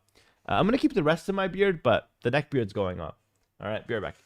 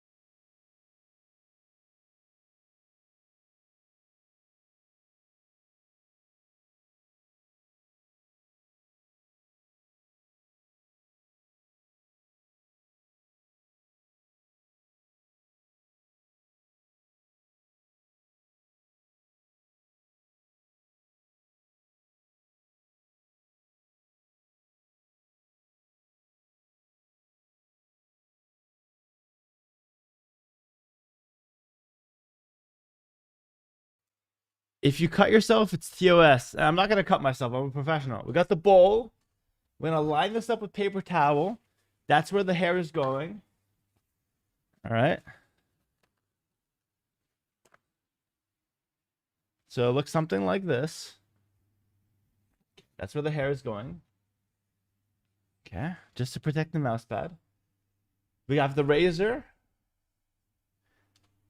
This thingy. No, that's the shaver. It's the razor. And then this thing. It's a 3-step combo. Take off your shirts. No. That's not necessary. I put a little water here. Put a little cream. Okay. Layer that shit on.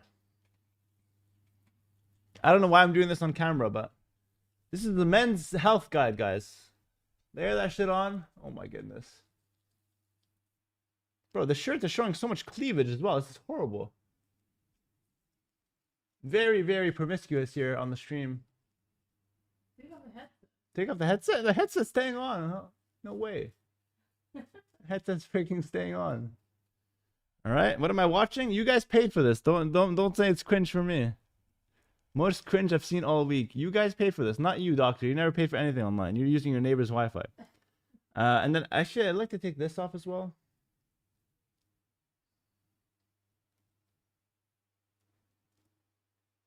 Okay. Shit, I have nothing. I have just this. Paper towel's gonna cut it. Not cringe. Thank you. Anything for content? This is not content, guys. This is a trade for 100 subs. So pay attention. It's a tutorial. All right. I'm gonna start. No, I have to start with this. Oh my god, I forgot to start with this. Shit. There's three. There's a 2-step process, and I started with step 2. Shit. What? Okay, that one. Okay, we're gonna do a 1-step process, guys. 1-step process. We're gonna do this. All right. I forgot. Shit. There's no moisture on this. I need some water. Rux, give me a cup with water, please. Please. It's a disaster already. It's a bad build. It was a 2-step process. We forgot the first step. Okay, hold on. You sure you've done this before? Okay, I have the water now. Well, let me just take a sip. No, I'm kidding. This is the water for the razor. All right, hold on. I gotta lock in here because apparently if I cut myself, it's TOS. I feel like the line is not correct for sure, by the way, but whatever. We're gonna pretend it's okay. I'm gonna soak it in water to take the hairs off right away. That razor's ass. It's my first time. I don't know what I'm doing. Is this razor even cutting anything? I feel like I have more hair than when I started. Bro, restart? What do you mean restart? I'm already so deep into this. This is no good. Back out. This cup is not helping. It's not helping. My razor's still so dirty.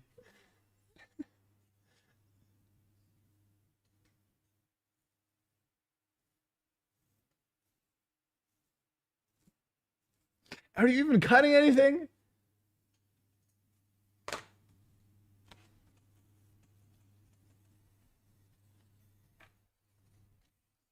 Beard is playing the perfect counter. The beard has like armor or some shit. But guys, my beard is fully upgraded.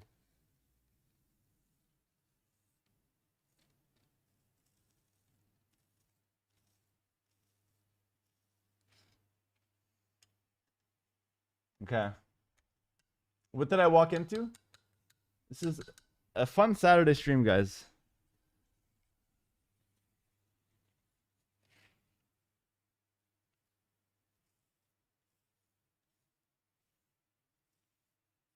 I don't know if the line is good. The line looks horrible. No, the razor has no blacksmith upgrades whatsoever. It's like militia versus full upgraded paladin. Okay.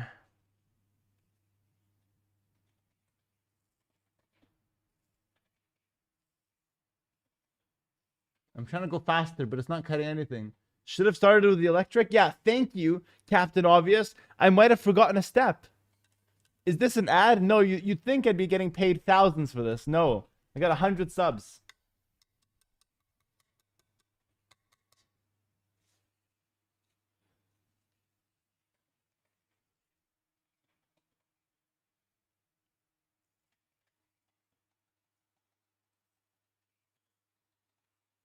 You're not cutting anything. This is not an ad for Gillette. This is like Gillette's losing customers here. Other than the misstep, the unsharpened razor, the bad technique, the little amount of shaving cream, and then what? And the bad lines, everything else is horrible. Thank you, Roxy. Thank you for that comment. Very, very encouraging.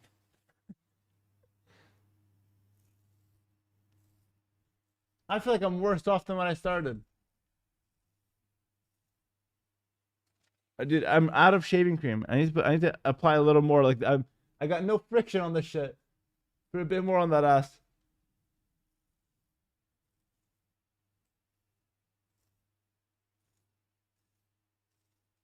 Good enough. Good enough. This is torture. Skin will be ruined. This is fine. Please go to a proper barber. Guys, a barber will charge me $20 to do that I can do for free at home. Not only is this a men's guide, this is a cost efficiency guide. I'm teaching you guys how to save money, stay ahead, look good. Debatable. All right. This is painful to watch. Look away, Mushtak. Look away. There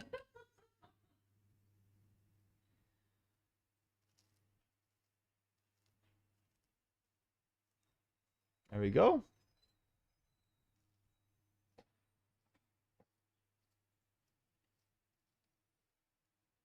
There we go. Boom, done. Not so bad. It's not so bad. Relax. Why no handlebars? Don't like the handlebars. And a bit more. Let's use the electric razor since I brought it up. The electric razor is going to leave the bench. Not even bad. I look great. Like 2 out of 10 right now.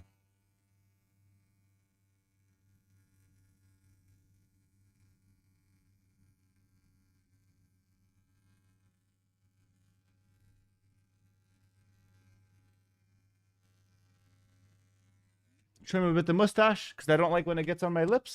Done. That's it. Not so bad. That's not so bad. All right, we're hopping into the game. Come closer. No, that's a bit weird. Be right back. Gonna just drink this water and just leave. Bye-bye.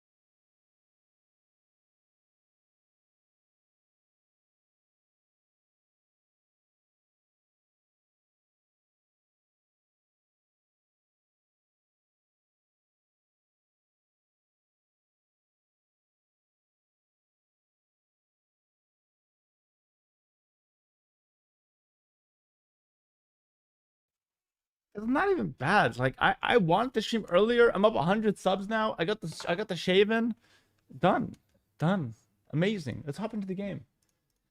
I'm the highest viewer AoE2 streamer, by the way. I'm just shaving a beard. Nice. Let's hop into Lewis vs. Caswell, game 3. All right. Hello, Slyfish. Yeah, my voice a bit better. My beard's looking a bit better as well now. All right. Good. I can't download the match though. The spectating has been so glitchy lately. Now it's working. All right. Attempting to shave a beard would be more accurate. That was pretty good. That was decent. I think I had faulty equipment though. Alright guys, going into this game. Your mustache is a bit crooked. It's whatever. I couldn't even see what was going on at the time. Hello H90 official. Hello T West. What's going on? T West, did you catch the shaving stream? The shaving portion? It was very important. Alright guys, game 3, Lewis vs Casba. We're gonna fast forward a bit because we were caught up with the shaving. The map is C Notes, but it's a new version of C Notes where there's actually some lakes with oysters and shorefish, which is kind of interesting.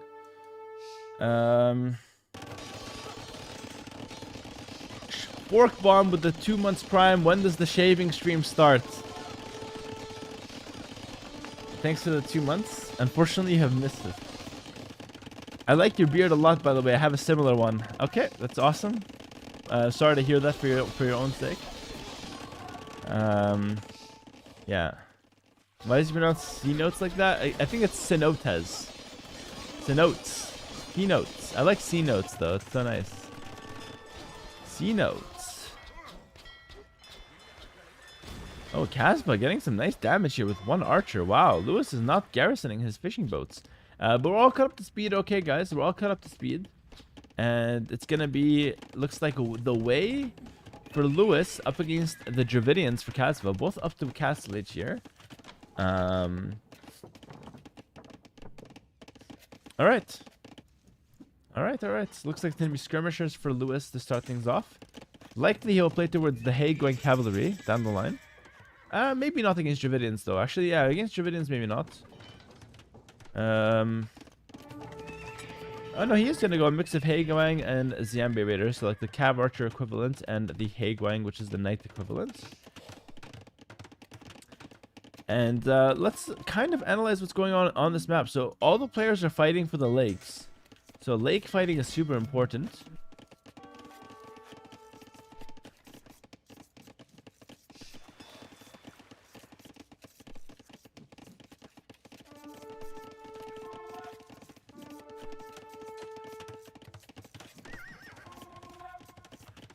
But now we're up to castle age, so lakes are less important now, since you can make town centers and make more villagers. There's no food in the pond. Well, there is some food. There's some shorefish. Mostly oysters, though. Cenote. Cenotes. Yeah, cenotes. Cenote.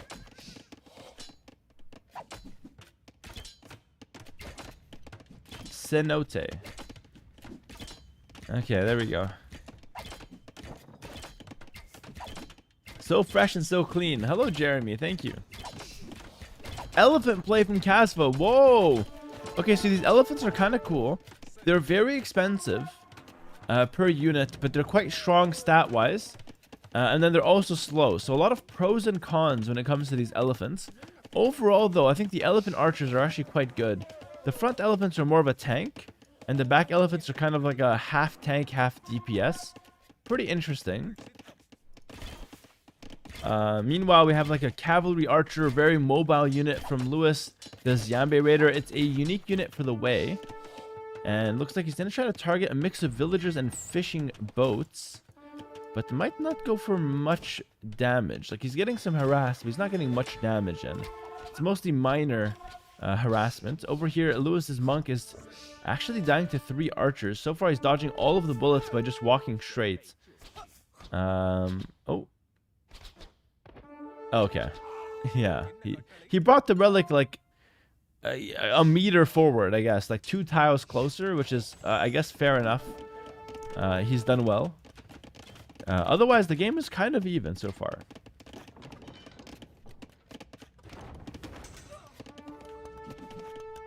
Meanwhile, defensive Mangonel here for Casva. Getting some good shots onto Lewis. Some really good shots. Actually killed most of his army there. What happened was Lewis was trying to dodge, and Casva was trying to predict the dodge and did a good job of that. What does Mem say? 75,000 prize and Hera says 70,000? The main event is 70,000 and the qualifiers have an extra 5,000. So technically, Mem's title is more correct. I have to edit mine to 75,000, but I can't really be bothered at this point. But I should have done it. Maybe for tomorrow. For tomorrow, I'll make it happen.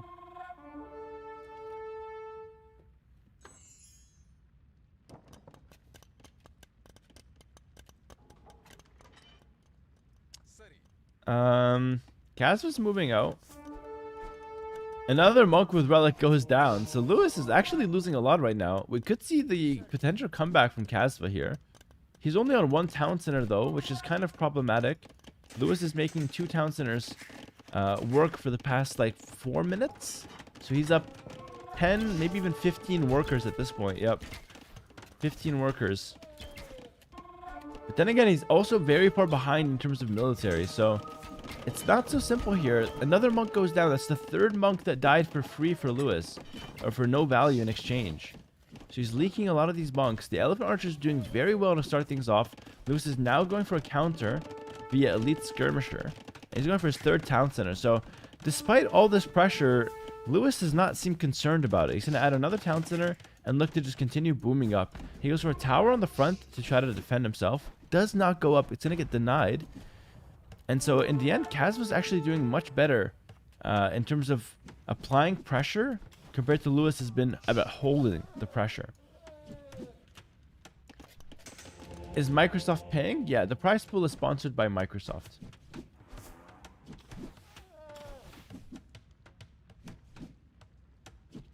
Oh, hold on. We got a $10 donation here from Not My Fault. Sorry, there's no text to speech on this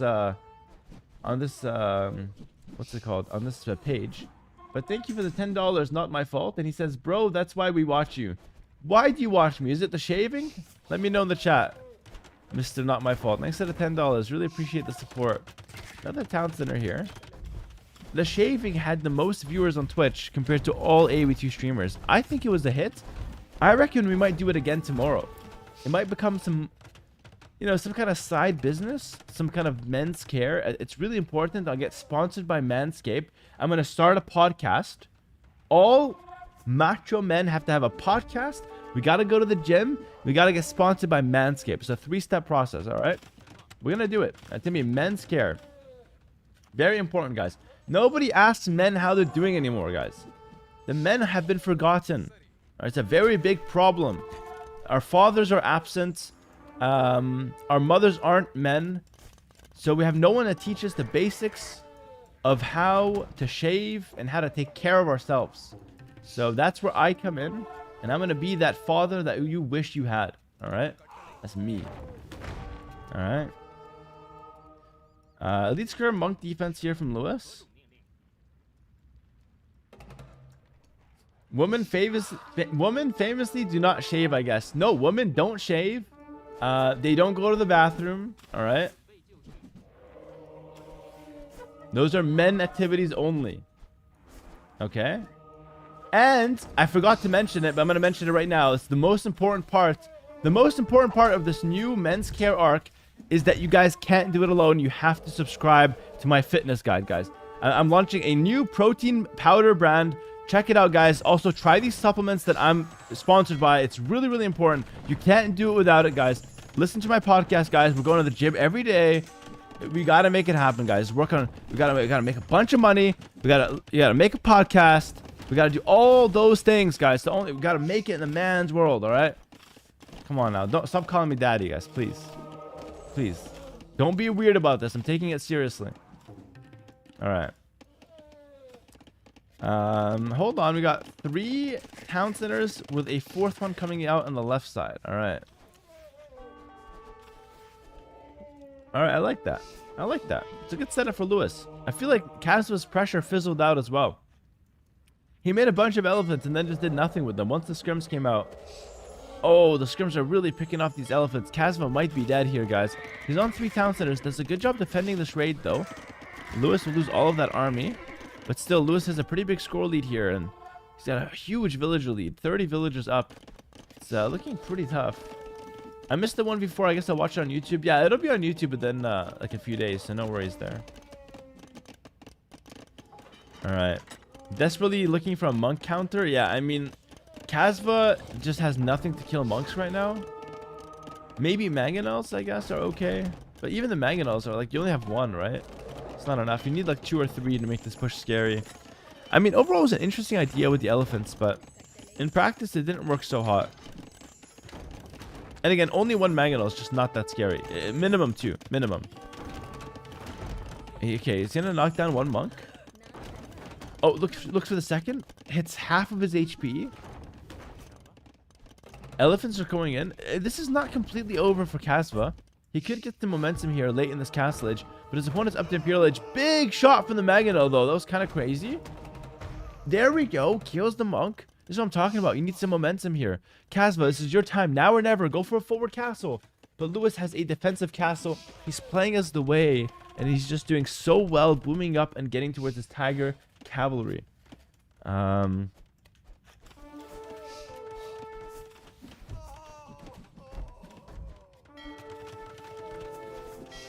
Okay. So, you know, Elite Drum kind of getting chased away here by those chonky elephants. Oh, big block by the Elite Skirmishers. Elephant gets converted. It shouldn't be a big deal, though. I think the Elephant Archer should take care of him. We'll see, though. Actually, it could be a little bit of a big deal if he kills that Mangonel. Doesn't quite get it. And, yeah, I think the Elephant play was interesting, but I feel like we were really missing that Siege Workshop forward. I think if Kasva were to do this again, you'd have to go for a second Siege forward and really go for the push, which would be difficult. Like, Lewis is already on guard tower defense, so it's hard to say. It's really, really hard to say.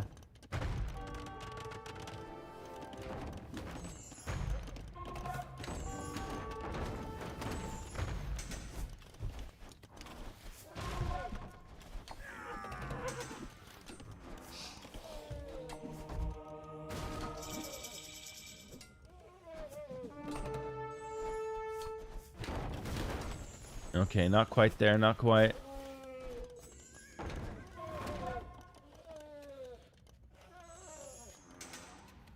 Alright, castle forward from Kasva.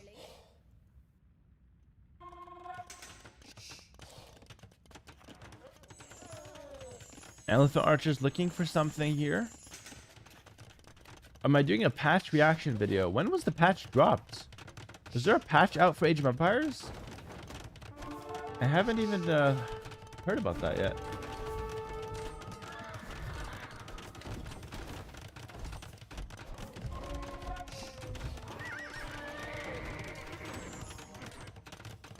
Oh, they announced it today. Oh, that's really good. Yeah, we'll do a patch reaction at the end of the stream, okay? End of the stream, remind me, and we can do a patch review video. I think that's pretty cool. It's very needed, actually, very needed. The balance patch was not very good last time, so we'll see what they do this time.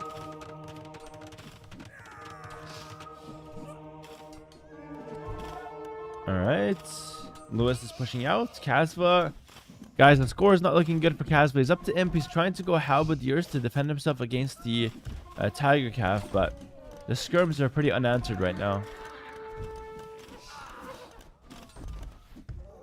Hera, I'm impressed by your Warcraft 3 learning in such a short amount of time. Thank you so much, man. I appreciate that. I appreciate that. Okay.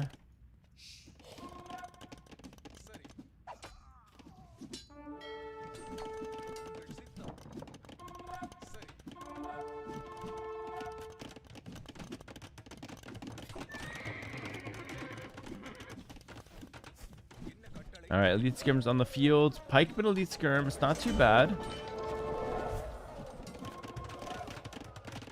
I think Pikeman Elite Skirm gives Kasva a chance to hold.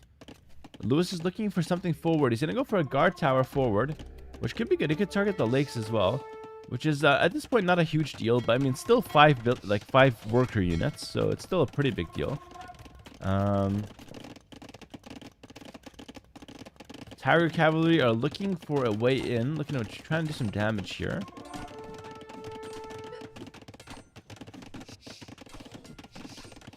Hera, I am unimpressed with your Warcraft learning. I can't believe how slow you've been. You better shut your mouth, my friend. You better just watch the moves. You don't know how good I am in Warcraft. I played 3 games off stream yesterday. I lost 2 and I won 1, but I should have won 3. I'm totally joking. I actually won 2, lost 1. But I'm really good at Warcraft. We posted a video today. My first steps of Warcraft with the Beetle. You gotta check it out. All right, castle defense from Kasva. He's gonna kill both towers here with that castle, which is really cool.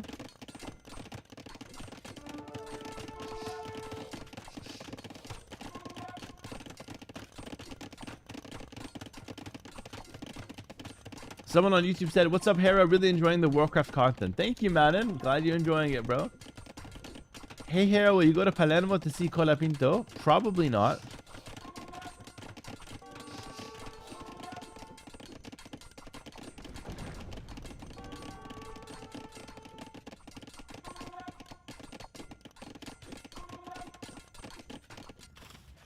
I mean, Kaz was trying, you know, bless his heart. He's trying to do something, but I just feel like there's no way he's beating Wei in late game when they're up already almost 200 pop. And he's only 130. And Wei have a better late game than Dravidians anyways, with the Tiger Cav at the forefront. So I just don't see a win condition for Kasva here. I'm having trouble even believing he's got a chance, you know? He's a warrior, exactly, Daniel. You'd be out of this game 3 times by now. But Kasva's sticking in it, and I don't know if it's doing him much good, though. Kind of on his way out. He's trying, though. He's trying. He's got the Halbs on the field. He's trying to make something happen, but it's just looking a bit too difficult for him now. Oh, it's H90. Hello, H90. Hello, my friend. Good to be here. It's good to be casting here. Skirm Tiger Cav on the field, which is not too bad. Alright. And GG. 3-0 Lewis. Guys, GG in the chat. It's Lewis domination. There's one person in the world that thinks Lewis is the GOAT of Age of Empires 2, and that is Lewis himself. A lot of other people think he's a really strong player. And there's one person that thinks he gets really lucky every game. That's me. I think Lewis gets lucky, and I don't think he's very good. Alright? But on this day, he managed a 3-0 against Kasva. Remember, he has qualified to the Brazilian LAN event, and he's looking good to qualify for Warlords, but he's got a tough bracket, so we'll see what he can do. But chances are he is going to be in a good spot to get to the finals at least. I'm going to show you guys the bracket real quick before we hop into the next set. So that was Lewis Kasva. We're going to take a look at the bracket and see where that puts us for that side of things. There's obviously a huge qualifying bracket here. Let me just refresh this real quick. I don't know if it is refreshed. There it is. So Tadon passed on. He's going to be in the semifinals versus Lobo de la Nieve, which means the winter wolf or the wolf of the snow. Yeah, snow wolf, let's say. Doubt is 1-1 versus Kingstone. Okay. Stato Siskan, it's a French civil war. By the way, when there's 2 French players playing, they're basically just, it's a contest to see who can resign and wave the white flag faster. Sato looks like he resigned incredibly fast in game 1, so he's up 1-0. We'll see what happens with the next couple of games, though. Vivi Classic Pro, okay, looking okay there. 1-0 for Classic Pro, which is actually quite impressive for him. ACM running is about to start. Nikov Niaz. Hart Jordan, that's a set I want to cast. And then Lewis Lucho. Oh, this is the bracket I want to follow. Hart Jordan, Lewis Lucho. That's the bracket I want to follow. Sebastian Sorokuma should also be really interesting, but Sorokuma is 2-2 versus the Crocs. The Crocs is such a meme in qualifier. He's always in there doing some crazy shit. Yeah, dude, this bracket looks good though. Should we watch that one? Hart Jordan. I don't think they've started yet. Really funny joke. Never heard this one before. I'm sorry if you're a French person in the chat and you've heard the joke a lot. Pardon. Okay, I'll say sorry in French. There you go. Désolé. Is Viper not playing this one?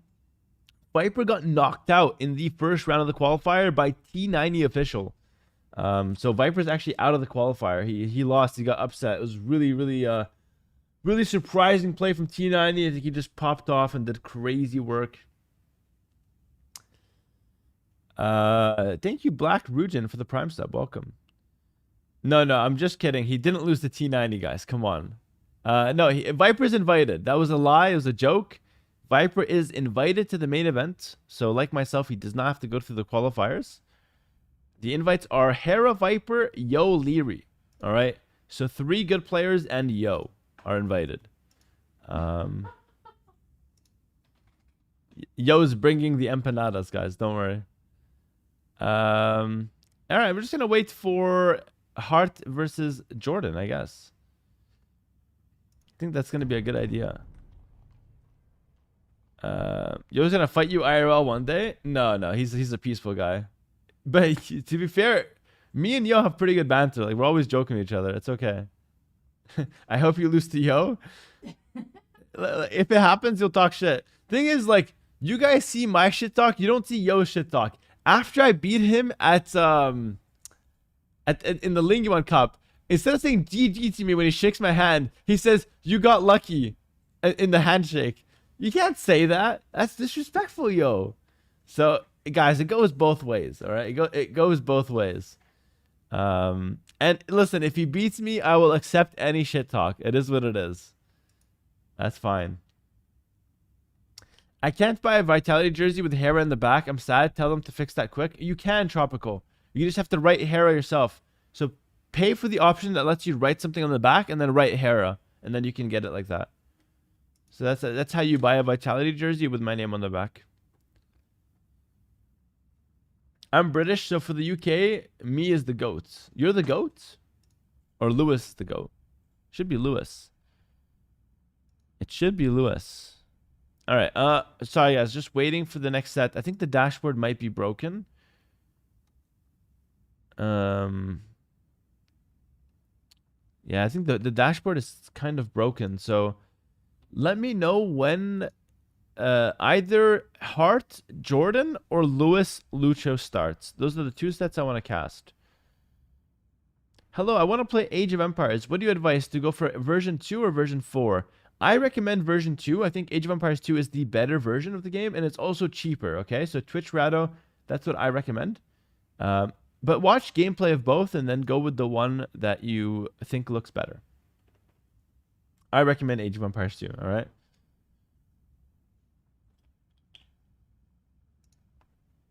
Maybe I can use the spectating tab in game here.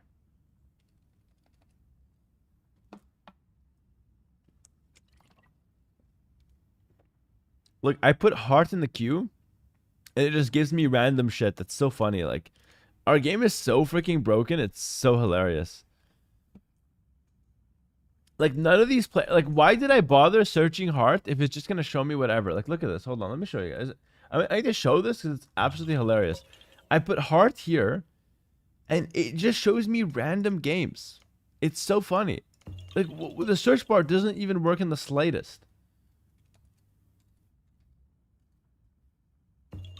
Like, it's hilarious. No matter what I put. Look, I hate my viewers. Look at this. Look at this shit. It shows me the same games. It doesn't, the search bar cannot be more broken. It doesn't matter what you type. Look at this. Look at this. I have low testosterone. God knows how to spell that one. Look, it's the same ones. Look, it doesn't matter. Load more results. Same ones. It's just the people who code this game just don't know what they're doing. Like, just have no clue. Zero clue.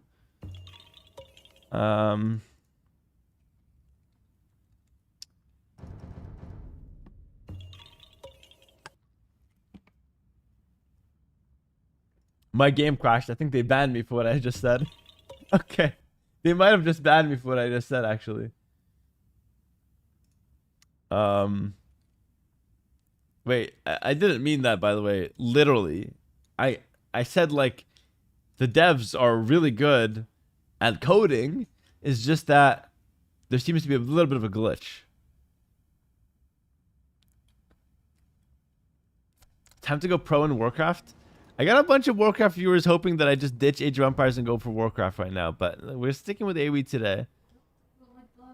But you can watch the latest video on YouTube is a Warcraft video, so you can just watch that one and check it out. Why are you trash talking your own bread and butter? Because my bread is stale, and my butter is no salt. Of course, I'm gonna trash talk it. I love Age of Empires, but if something is ass, it deserves to be called out as ass.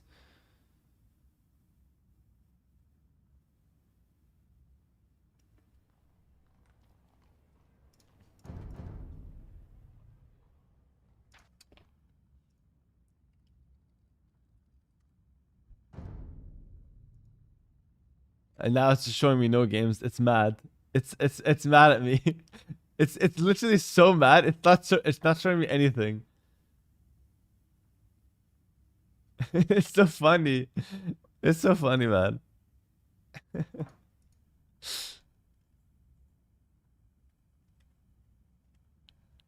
I'm filtering lobbies. Spectate games. Hold on. Ah, same games as always. My goodness, unplayable. That's the lobby. Okay, okay. Thank you, FG. We're waiting. Oh, they're drafting. They're drafting. Let's watch the draft. Hart versus Jordan, guys. Hart versus Jordan. We can watch this one. This is the draft. They're doing the civs. So right now they're just picking civs. It's actually a really cool system. They're just picking the civs that they want to play. When Warcraft 3, chances are today we don't have Warcraft 3. Tomorrow probably not as well. Tomorrow maybe Warcraft 3 at night, but probably not. I think I have some other obligations. So probably Monday. Next Warcraft 3 is probably Monday. But I'll do a long Warcraft 3 session on Monday. Should be fine.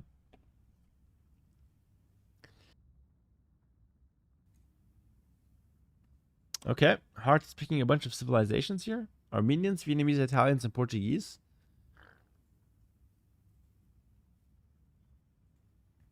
Yo, Hera, is it worth building the South Sawan way? Yes. In late game, it's worth it for sure.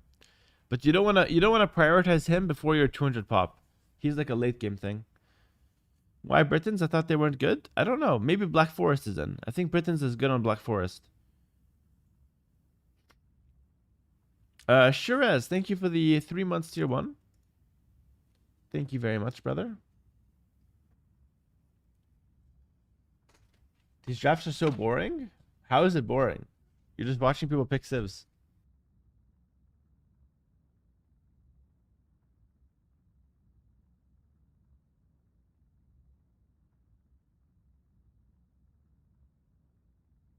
Are these qualifiers for the Brazilian land? No, those already ended.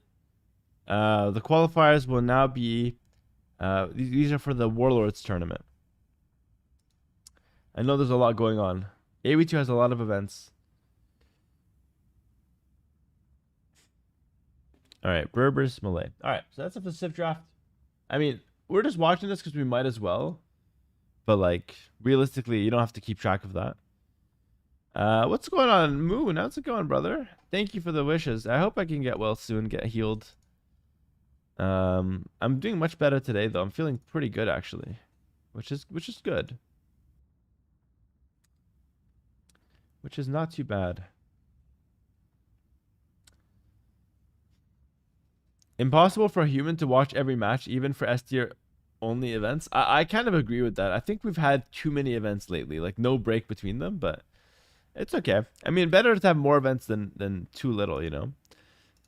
I'm still thinking of Red Bull though. My mind's still in Red Bull, honestly. I feel like Red Bull was such a big event. We needed like 2 months after it with nothing just to think about what happened. It was so good. But probably no one agrees with that besides me. I think people would want to just see the next event. So we have 2 more events. We have the Brazilian event and the Warlords event within the next couple months. There's a lot of things coming up for Age of Empires, which is really nice. Hera, have you ever enjoyed a 2v2v2 Amazon Tunnel? No, never played that.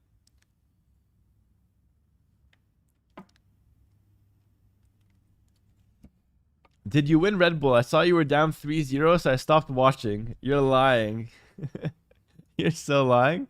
You're still lying, but that's funny. I'll give you that. That's funny. All right, we have an AOE2 patch later today as well. Yo, the dashboard's down, so as soon as they get in game, I'm going to need some help in finding that game. If you guys don't mind. If you guys don't mind. Reggie Poggies, thanks to the tier 1 for 10 months. I appreciate that. Thank you, welcome. Hey, Hera, Brazilian viewer and fan here. Hello, Verone, what's up? Dashboard feels like it's down more often than it's up. I agree, but it's such a good tool that we just deal with it. It's like a one-guy project, so you can't even be mad, but... yeah, the dashboard is a little suspect. Yo, if you're getting 2v1 in a 3v3 game in Feudal, what's the best way to defend? Make a tower and try not to lose units. Simple as that. And then call for help or tell your teammates to attack. Warlords is the best game and best series award. I hope you get at least one of them. Thank you, Longbow. Hopefully. I think they have a money prize as well, like $100. Actually, what do you guys think about that idea? For a tournament to have a money prize on the best tournament, on the best game and the best series. I think that's pretty cool, actually. I don't hate that idea. I think it's kind of nice. Depends on who votes for it. I think it has to be chat vote, but the problem with chat vote is that it turns into a bit of a popularity contest. They started. I think the game has started, by the way.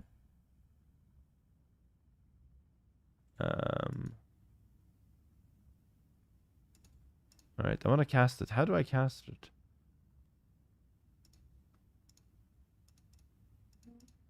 Okay, FG's got the lobby. You can use the dashboard where it says empty sales. You see there's an eye icon on the left? Yeah. Oh, yeah. Perfect. Nice. Nice, nice, nice. Roxy, help me out. We're going in. All right, we're going in. We're going in. All right, 50 seconds. Nice. Guys, Hart versus Jordan. This is really, really interesting. So Hart, he failed in the Brazilian qualifier. Jordan as well. Both of them knocked out of the Brazilian qualifier. And so we're going to see them play now in the Warlords qualifier. And luckily, one of them is going to pass. All right. So we'll see what happens. But then the winner of this plays Lewis or Lucho. So quite interesting.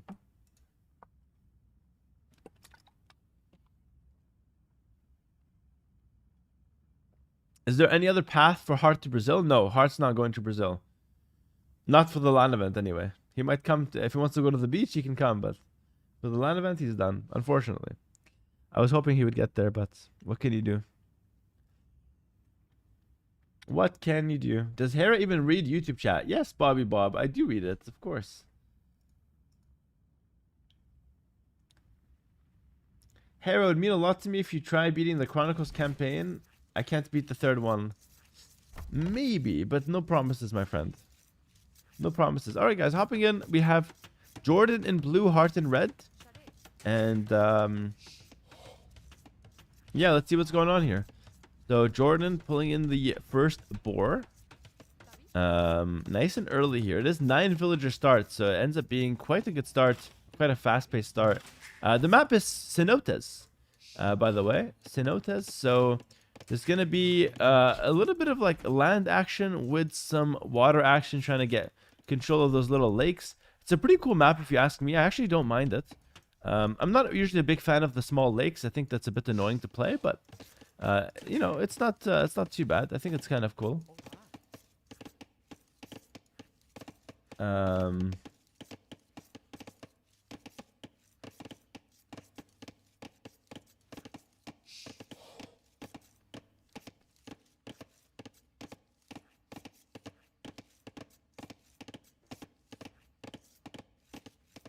Mayans versus Portuguese, pretty good sips on both sides.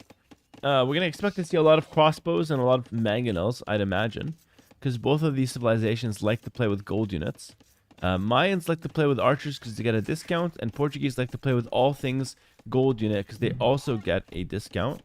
So far, like the early game map though looks really good for Jordan. Look how easy it is for him to wall. So I wouldn't be surprised if he just goes for a fast castle. For Hart, he can also wall quite easily, but he's got that nasty forward gold that could pose a bit of a problem. We'll see about that as well. Am I allowed to cheer for Jordan here or Hart only? You can cheer for whoever you want. No, I don't care. I know, like, Hart's my teammate, but, like, you can cheer for, I'm not going to gatekeep who you can cheer for, guys. No worries. And, like, I like all the players. Like, I like Jordan as well, so if he wins, I'm not going to be that unhappy, you know? It was funny because at Red Bull, I was watching Hart for Sebastian, and obviously I was cheering for Hart, he's my teammate. But then as soon as Sebastian won, I stood up and clapped. You know, I was part of the standing ovation for Sebastian because he did so well. It was a great set, very hard fought, and he earned it, you know? So that's, it's quite fun. Hi there, Hera, big fan. Are you not playing? Today I'm not playing. Well, I played earlier, but I'm not playing anymore today. I'm casting, I'm just watching, okay, Wolf? But we're watching a big qualifier, or a qualifier for a big tournament, Warlords, which I will be participating in. So the reason why I'm casting here is because I really want to get better at these maps, and watching what the opponents are doing and watching what the other players are doing is very good for that. Guys, there is a chance we play Warcraft 3 tonight. There's a small chance. It just depends on when the qualifier ends. But if it ends early, I can do a few hours of Warcraft. So if you guys are watching, waiting for Warcraft, it might happen. I just didn't promise it because I'm not sure if I'll be able to, you know? But there's always a chance. Who knows? Say it ain't so, champ. Diaz, what's up, bro? It's like, the problem is I have half my audience that wants to watch one thing and the other half that wants to watch the other right now. So it's a bit difficult, but I'm trying to balance both, you know? I'm trying to balance both and have a good time. I want everyone to have a good time. Hera, I should wear glasses when you're going H90. Get a Clark Kent Superman thing going on. That's actually not a bad idea. Caster Hera wears glasses? That's not even a bad idea. It's a little cringe, but what isn't around my stream? Question from YouTube. Do you have any plans of going pro in Warcraft? No. My plans for Warcraft are to do my absolute best to win Grubby's tournament and to have a lot of fun streaming it and showing my progress until Grubby's tournament. Alright, that's my plans with Warcraft. Nothing more, nothing less. Alright? I'm not quitting AW2. You know? I think that's been a concern for some. You just shaved on stream. We're way past cringe at this point. You're so right. Yeah, that was embarrassing, but it's okay. It's embarrassing, but it's okay. Marcus Marky Mark. Thanks for the Prime for 11 months. Marcus Marky Mark. What's your name, by the way? Appreciate the sub. Thank you. Jordan with the range. Okay, range opening for Jordan. And the same for Hearts. Yeah, both players going towards archers, probably. Just Marcus is the name. Okay, so the Marky Mark is the nickname. I gotcha, bro. Gotcha. I hate this woodline for Jordan. What? Jordan had the perfect map to go double woodline super safe, and then he makes such a far one. Unless he's planning to wall all of this. That's a weird decision for Jordan. He's gonna wall it like this. Okay, I guess it's not the end of the world. Maybe he didn't want 2 lumber camps here so he doesn't get harassed behind his woodline. That's probably what he was thinking. So you know what? I respect that, Jordan. I think that's an interesting idea. I don't hate it either. Oh, Jordan. Jordan's trapped. Heart is AFK. Technically, if Heart doesn't realize, this villager being idle is actually good for Jordan. What the hell is this? How can Heart not realize this?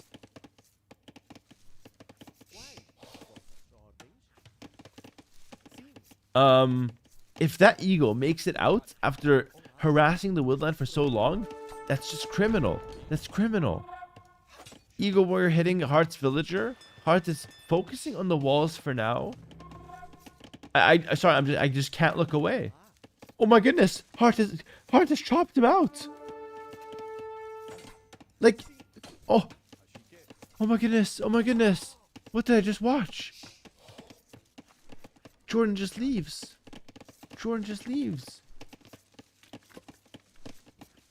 That's insane. Hera, you should change your nickname to Lucky Hera because you only win by luck. You might be right, actually. I've been getting lucky for a long time. Quite nice. Eagle will die in the end, but he does take some value out from the scout, and he harassed the wood income from Heart. So far, I wouldn't say it's advantage Jordan, but Jordan got a lot of value from that Eagle warrior. And now it looks like more archers from Heart. Defender's advantage is a huge deal in Age of Empires 2. So what happened there is that Jordan has 2 archers here and then 2 archers at home, right? Or like across the map. See, 2 archers here. So Heart has all 4 archers at home because he's got that defender's advantage. So he's got the reinforcements closer to his base. And because of that defender's advantage, he gets a nice trade there. So Jordan, in my opinion, kind of misplayed that. He should not have went so deep with the archers, but it's not the end of the world. It's just 2 archers, and they are cheaper for my end, so not the end of the world.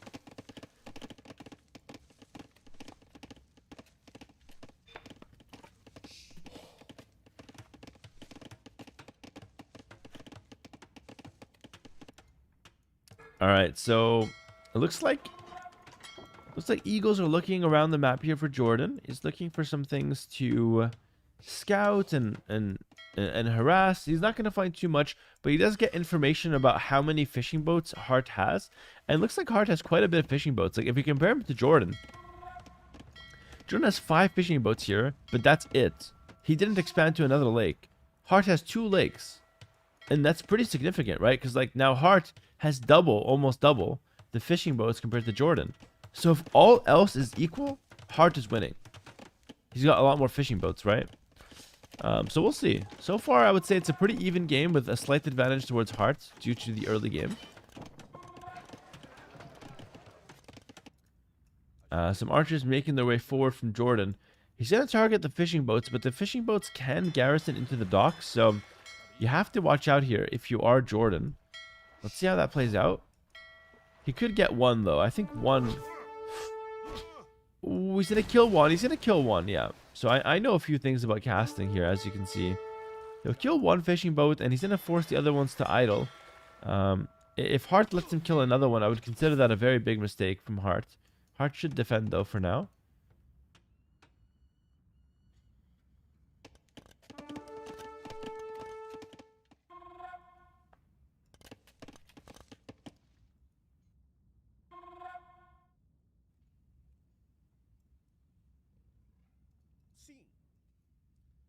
It looks like some archers from Hart chasing away the archers from Jordan.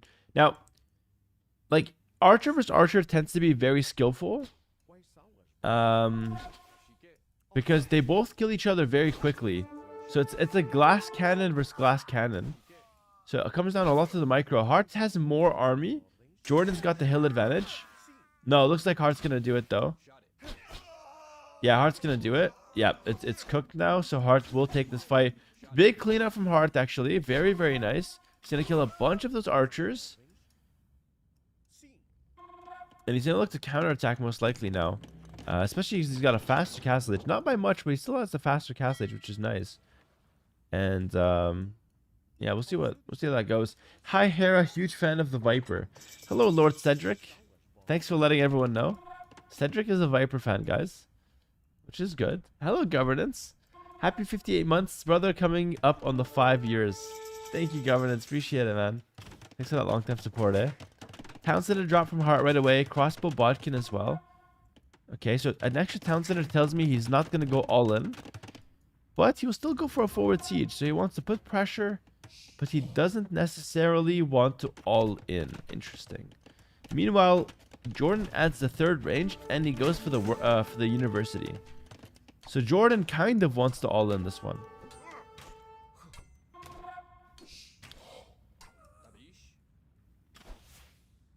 That eagle killing a crossbow is actually kind of a big deal. Because that eagle is not very useful now, but the crossbow is very useful. Jordan continues to raid, by the way. Continues to run around and raid. Hart goes for the forward siege, so he wants to put pressure. Also goes for the university to get ballistics for his own people. His own crossbows. And meanwhile, we got some small harassment here by the one crossbow. Jordan has to send the crossbow to deal with that guy. As annoying as that might be, you have to deal with that guy. Oh, wait. Black Panther kills a crossbow. The Black Panther kills a crossbow. Okay, fair enough. Jordan's now pressuring and looking for more on the top side of the map. He's got ballistics. Hart is getting ballistics now in just 20 seconds. Hello, Hera. Feel better. Love your casting. Feels like AoE old school. Oh, no, it feels like AoE school. Hello, Super Saiyan. Glad you like my casting. I'm trying to explain things as much as possible. My voice is a little tired from the sickness, but I'm trying my best here. Okay, looks like it's just going to be Jordan attacking for now. Looking to put a lot of pressure on his opponent. And we'll actually kill a villager. Gonna come down to some micro here. Oh, so far, I would say better for Jordan. Oh my goodness. Hart has way more army, but Jordan's getting a pretty good trade here. What happened here was very interesting, actually. So in the end, Hart wins the fight, but I would argue that that was a better fight for Jordan. He traded about equal for the crossbows, but he also killed a villager. So I feel like that was a better fight for Jordan overall, but in the end, I mean, it's about even. And now we see the 3rd town center for Hart. He's up 10 villagers or 10 workers already. He doesn't have the forward siege. Jordan's still on the one town center himself. Will now add his second to try to secure a little bit more space up top, which is kind of good. I would say Hart has a pretty significant advantage now.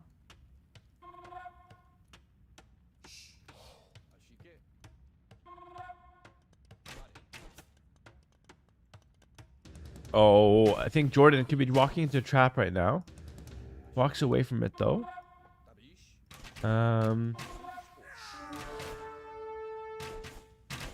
Yo, Jordan's micro is kind of crazy for an old man. Yo, Jordan, he's kind of an unk, but he's got hands. You know, he's got hands. He's not all washed up yet. I've been very impressed with this micro. Very, very impressive. He's kind of cooking the youngster Hart. Oh, the Hart is pushing 30. He's almost on his way out as well. We'll see what they can do. Oh my goodness. Oh my goodness. Hart just lost 2 crossbows here and about 5 earlier. He lost 7 crossbows, half of his army for no reason. He has a big advantage, but you can't throw it. You can't throw. You have to watch out.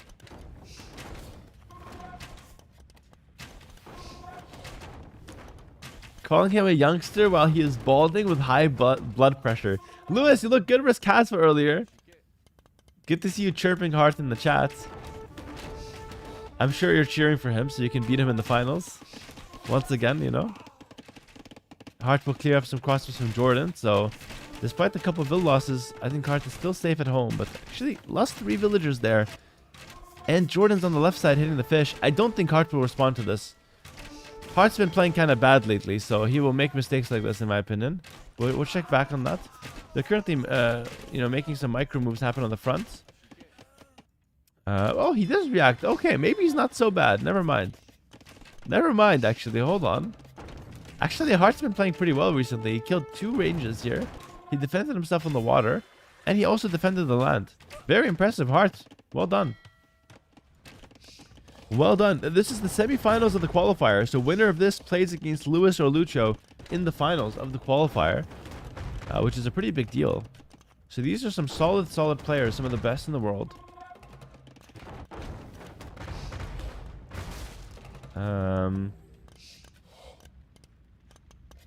Will I play Warcraft later? Maybe, yeah. Someone on Twitch said, I just started playing AW2 ranked. Last played 10 years ago against AI. It feels so effing good when you win, but sucks worse than any game when you get crushed. Dude, I so agree with that. RTS games in general, and I'm feeling this with Warcraft.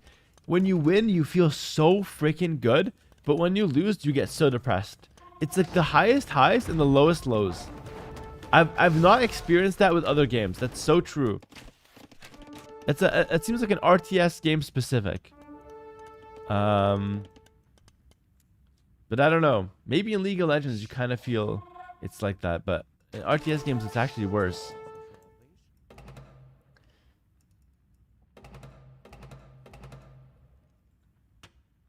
Oh, hello, Heal. Hello, Hera. I am following you on YouTube and Twitch. Hello, Danny. What's up, man? Welcome. Jordan gets a positive trade on the Mangonel. Jordan's down workers, but he's got more map control now, guys. I think Hart is a bit kind of panicking a little bit. But he's got a nice raid down here. Jordan spots it immediately. He's got the dock. Oh, I like that dock usage. That's really good. I'm getting into AoE2. Scared to even play ranked right now, but League is easy. AoE feels more personal when you get attacked or bullied. Fair enough. Yeah. AoE does feel pretty personal. I like that. I like that word. That's funny. Yeah, Jordan's trading his army to try to kill villagers, which has been the kind of like the theme of this game. Hart has done an okay job defending overall. Like, he's still up 10 villagers. But I just get the feeling like Jordan could go for a crazy forward castle now. And if it goes up forward like right here, Hart can lose because of that.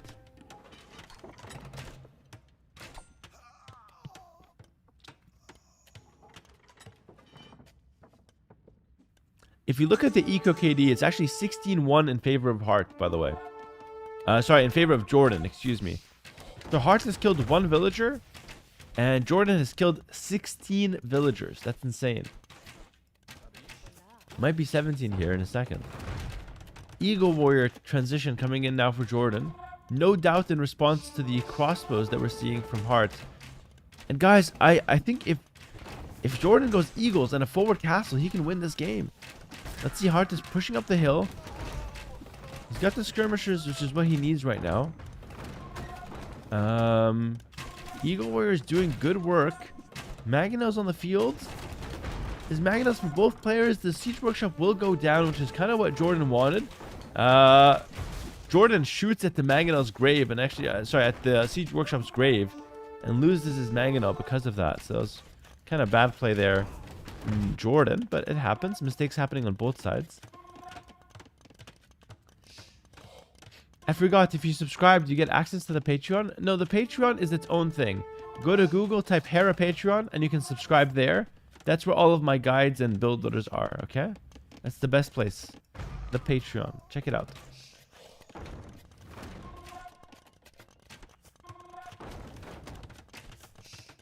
Alright, not much going on here, so I can answer a YouTube question. Someone's asking, guys, how do you counter Scorpion spam with cavalry? It's very difficult to counter that, but my opinion is that you want to go with something like bombard cannons or onagers to counter the Scorpions, and then something like halberdier to counter the cavalry. So halb onager or halb bombard cannon. Back to our game though. Jordan's pushing up the hill, taking a huge risk actually, and trying to fight this kind of a difficult fight. We'll trade okay though with his archers, but in the end I think that's a better fight for Hart. Big trades on both sides though, big trades. And Jordan's gonna go for a defensive castle. I think defensive castle is okay. I would have preferred a forward one, but he goes for a defensive middle of the map castle just to take the gold. I never really recommend making these castles, but sometimes it's the right play.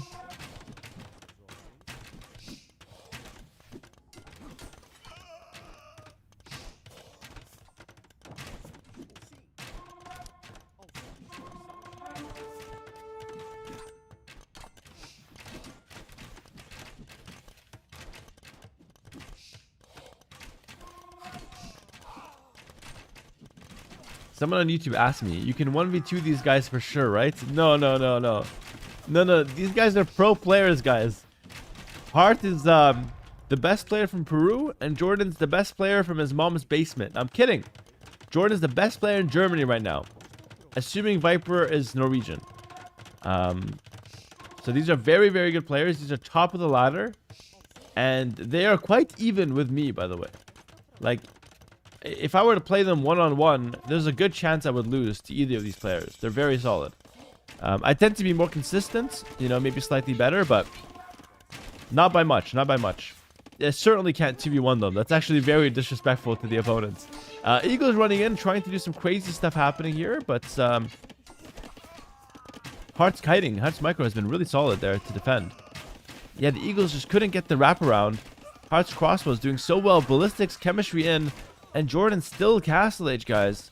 Hart with the faster imp. That was very nice from him. And all of these crossbows will now die. Plumed Archer's running in, looking for some more value. Again, Jordan's all about the villager raiding.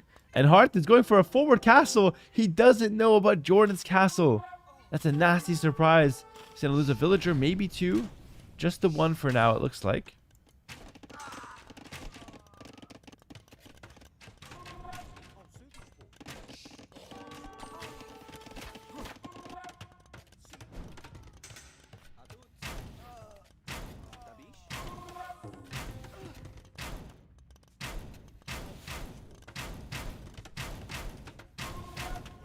Alright, looks like these Arbors might try to break in. Good counterattacks here from Hart.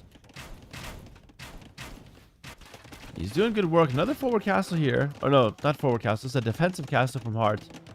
Try to treb the castle from Jordan. In late game, I think Portuguese is the better civ.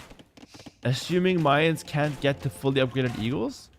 But Jordan is playing towards Eagle Warriors right now. If he can get there, it's definitely winnable. It's just hard to get there when you're getting raided so hard, though.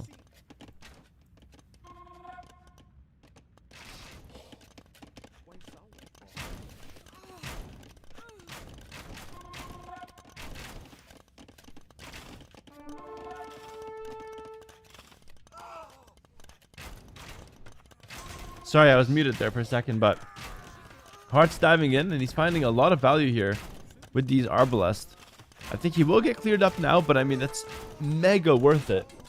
And remember, the main idea here, with these raids is that let me explain a fun concept here. So those Arbalest, whether they are Arbalest or they're feudal archers or Castle Age crossbows, they still cost the same, right? So in Age of Empires, when you get a stronger unit via upgrades, you're more incentivized to trade that stronger unit to kill villagers, because that stronger unit still costs the same. But then you can trade it against villagers more easily because it kills villagers faster. So getting an Arbalest spike and then trading your Arbalest to kill villagers is usually the main game plan with that faster imp, alright? And now we see Hen Cannoneer coming out. These are anti-infantry specialists. So the Hen Cannoneer are doing very well against the Eagle Warriors. So Jordan needs skirmishers plus eagles. Very, very hard to get to that combo. Let's see if he's going to be able to manage that. I mean, it's not hard to get to that combo, but it's hard to get to that combo when you're getting pressured so hard like he is right now. What mods am I using? Ndox, you can watch my the first episode of my guide to 2K. Has all of my mods. I highly recommend you check that out on YouTube. If you want to see my mods, your game will look exactly like mine. And I think my game looks amazing.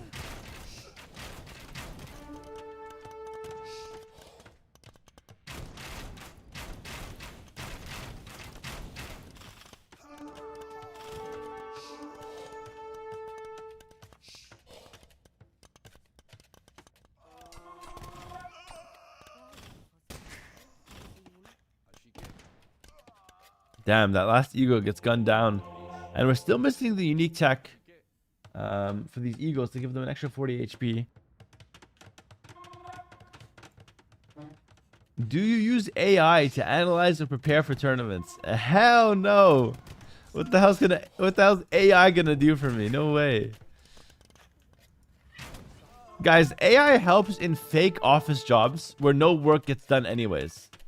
When it comes to pro Age of Empires, a real one-on-one job where you gotta be better than your opponents, AI is not gonna help you. You gotta get in there and you gotta play yourself. Alright. Got some more tea. Made by the AI. Also, I'm pretty sure most companies just say they use AI just to say they use AI. I'm pretty sure. But we're not gonna get there. We're not gonna get there. I'm a huge AI hater, by the way. Huge. And I don't even want to hear it, by the way. I don't want to have a debate. I don't want my mind to be changed. Like, I hate AI. I'll never change. I don't care what it does. I don't care what medical benefits it has. Don't like it. Don't like it. And never put anything in your brain. Brain chips, hate them. Never, never put them into your brain. Under no circumstances do you put those in your brain. Never. Okay? Glad we got that. Don't respond to me. I don't want to have a discussion about it. That's it. That's point final. That's it. Boomer mindset. Don't care. Don't care. I will not change my opinion on this. That being said, if I need help with a question, I might ask the AI. It's very helpful, you'll find.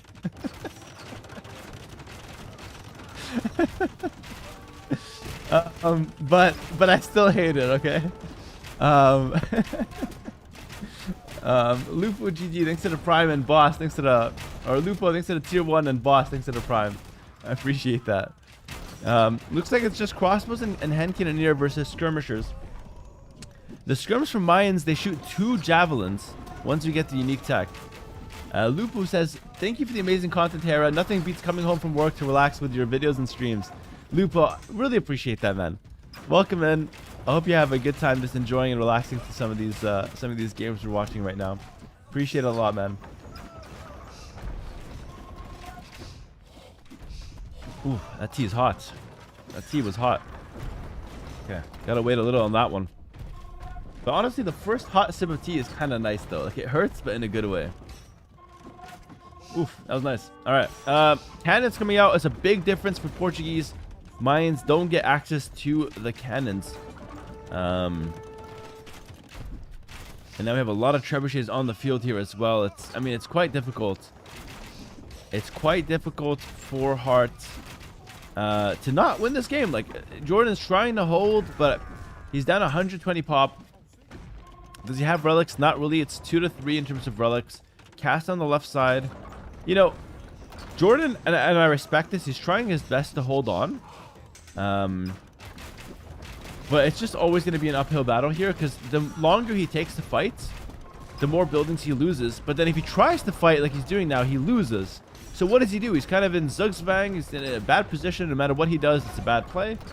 And he tries to take a fight, doesn't go so hot, backs up, loses the town center, will lose another barracks. And these buildings are not the end of the world, but they are an expensive cost that Jordan can't really afford to you know, to rebuild at the moment. So he's losing buildings basically permanently, at least for now. He's trying to rebuild some of them, but it's a slow process.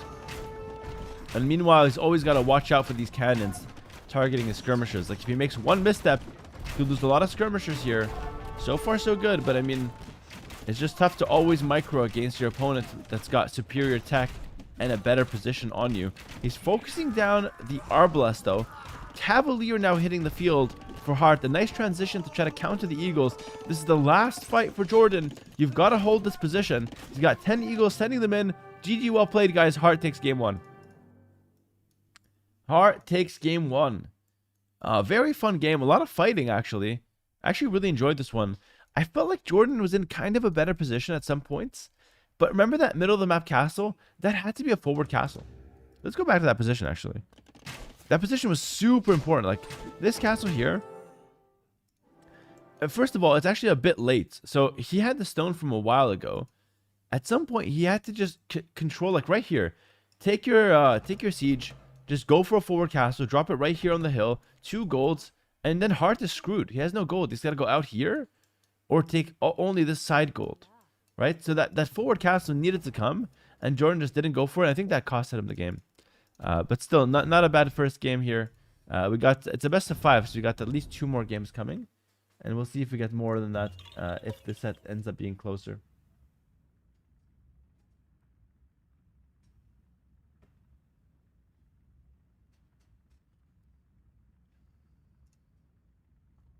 What would you say is Jordan's biggest flaw overall? I mean, Michael Jordan might be one of the best basketball players ever. I don't think when it comes to flaw, considering Michael Jordan, I mean, he had good shooting, he had good drives towards the net, great rebounding. He also went back to play defense. I would say probably his biggest weakness was that he doesn't shoot threes as much, I guess, which could be a weakness in modern basketball. But overall, Michael Jordan was one of the best players to ever play the game, for sure. Worst sports analysis of all time? What? That was amazing. What did I say that was not true, Mr. Zeke? Threes weren't a thing back then. Steph changed that. Yeah, I know. That's why I said for modern basketball. I know ball, at least a little bit. But if you're talking about Jordan, the AW2 player, which I'm assuming the question was about. Also, I need the next game. I don't see it.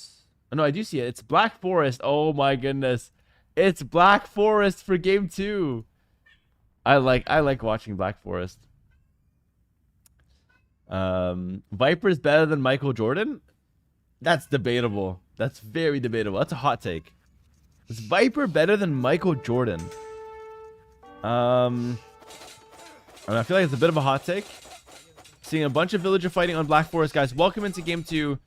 The villager fighting is very weird. I'm going to try to explain this. We got a lot of new viewers here, most likely. So let me try to explain what's going on. In Black Forest, there's a lot of wood. We saw this map earlier on the stream with Lewis. The middle is super important. Both players want to establish their wall further up so they can control the map and decide if they want to have more aggression or not. I'll explain more later, but for now, enjoy this crazy villager fight. Losing a villager here is extremely cringe. Jordan loses 1. But Hart loses a scout. So you can't lose villagers, but so far there's been some kills.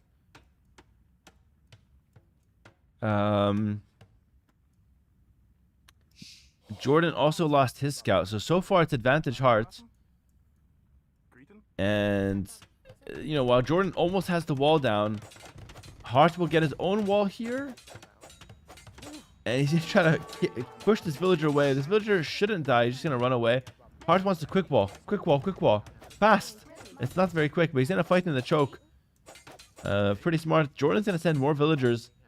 I'm not sure if that's worth fighting, but they both deem this very important.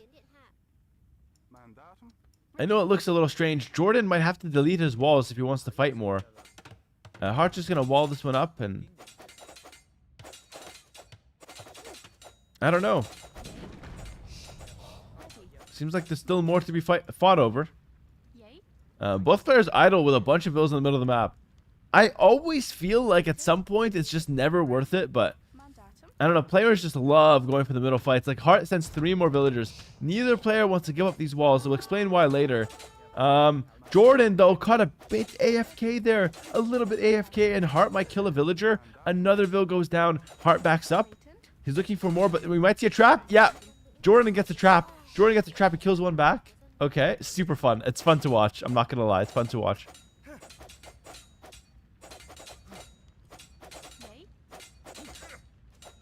And another villager goes down. Oh my goodness. That's 2-2 on the villagers. Both players lost 2 villagers. Oh my goodness. I mean, it might be another vill down for Jordan. Jordan loses another villager, but so does Heart. 3-3. Heart more alpha though, potentially. Walks forward with a lot more testosterone. Jordan goes back. Jordan's trying to fight. Heart, just get the wall. Heart, dude, I think Heart just wants to fight. Like, Jordan's fighting for the wall, and Heart is fighting for the love of fighting. They're not the same. They are not the same right now. Because Heart can get the wall, and he just doesn't care about it. 3-3 in terms of villagers. Now, what you'll notice is that both players, while this is happening, have to cycle in animals so they can keep eating more and more food. Like, Jordan's out of food right now, which is kind of a big deal. Not the cleanest build behind it, but they have to macro behind it. Another vill goes down. And so this is actually very hard. I know it looks brain dead, but it's really hard to do. 4-4 in terms of villagers killed. Jordan's looking to try to set up a trap. Doesn't quite find it though. $5 on YouTube. Always liking the live streams, brother. I had super chat at $10 earlier to keep the beard. I appreciate the content and always keep it up. Thank you, WBL. I appreciate the $10 earlier. Try to keep the beard.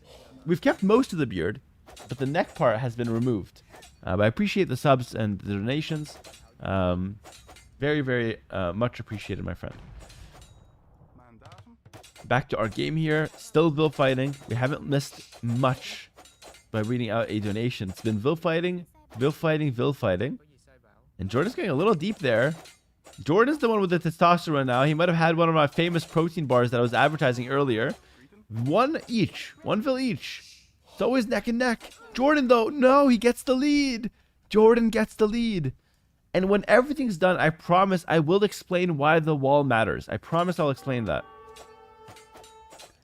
Oh my goodness. Oh my goodness. Oh! If Jordan got that quick wall, that would have been insane. This is so intense. Heart kills the wall and tries to back up. At some point, the losses will be just too much, and people might just want to wall up and ignore the middle area, but no one wants to give it up just yet. Jordan gets the wall, it's over. Jordan gets the wall, it's over. Actually, I think there's one more hole here. Oh no! There's a hole! There's a hole. The fighting continues. Heart will lose one more villager, though. Heart will lose one more. He's gonna continue fighting. I don't think this is a good idea for Heart. It's too tight. It's too tight. You have to back up. Jordan gets the wall. So Heart donated 2 villagers at the end there, or at least 1. Wow. Okay. All right, and then Heart will wall. Okay, so let me explain why the wall is important. Basically, it's not that important, actually. They're kind of fighting for nothing, to be honest with you guys. Okay, no, in all seriousness, the wall, although it looks like it's not important, because it's like, what the hell are we fighting over? The wall is actually very important for a few reasons, okay? So number 1, if you have the forward wall, your opponent now can't re-wall behind it easily. Like, look, if Heart attacked Jordan, and Heart killed Jordan's wall, which is this one here, Let me double click it. This one here. Jordan can easily rewall here, rewall here, rewall here. He's still in the choke point. But if Heart's wall, so the one back here, if that goes down, Heart has to rewall here all the way around, or here. It's a long way around. You understand? So the fighting now for this wall is to get the wall higher up. Jordan wins the higher up wall, so now he's got more space that he can rewall if needed. Secondly, you also get more vision into Heart's base. If Hart set up an outpost here, he wouldn't see deep into Jordan's base. But if Jordan made an outpost here, he would see pretty deep into Heart's base. So he can then decide if he wants to attack or not. So the simple explanation is the guy who gets the forward wall can decide the pace of the game. Alright? And that's actually a very important thing. Also, if you don't wall at all, then he can just go for an all-in through the center and he will kill you every single time. Alright? So walling is important, basically. At least for now. I think there's an anti-meta style where you can not wall and be fine, but nobody agrees with me and I lose every Black Forest game. So I'm not taken very seriously in the Black Forest community. But we'll see. We'll see. I have another chance here. I have another chance to prove myself. And yeah, Jordan's going to go for his fishing ships, so will Hart. Jordan has a much better advantage, though, out of this early game. He got the wall up further, and he's also up 2 villagers. So, major advantage, Jordan. Let's talk about the civilizations, by the way. Jordan went for a first pick Britain, so he thinks Britons are the best civ on Black Forest by far. Hart goes for a counter pick Vietnamese. Hart is going for a counter pick Vietnamese. Now, why are Vietnamese a counter pick compared to Britons, and why are Britons a strong pick? We've got a lot of time to talk here because no one's really doing anything crazy. They're just going about their early game builds. So, let's talk first about why Britons are really good. Britons are actually a top tier Black Forest civ because they're really good at controlling one area. And Black Forest is all about fighting one area. And they do this by doing really long range archers via the longbowmen. And longbowmen, if you've never played against them, they're extremely frustrating to play against. They got 12 range, which is ridiculous. And they outrange all of the usual counters to archers. They outrange they outrange onagers, they outrange skirmishers. They can keep up with the range of bombard cannons. And so they're very tricky to deal with. And then on top of that, Britons also get Warwolf trebuchets, which have splash damage. So the death ball of Halberdier is the front line. And then you have Longbowmen, or Halberdier or Light Cav as the front line. Longbowmen as the main unit, and then trebuchets as the siege. Very hard to deal with, alright? Now, why is Vietnamese kind of a counterpick? Well, Vietnamese have the best skirmishers in the game. So despite skirms not being that good usually, Vietnamese skirmishers can work. Alright, they're pretty good. And then they also get bombard cannons with extra range via siege engineers. And on top of that, they have a good economy. So for all those reasons, Vietnamese can kind of keep up and they can do okay against the Britons. I don't think it's that good, but it's okay. You can definitely win.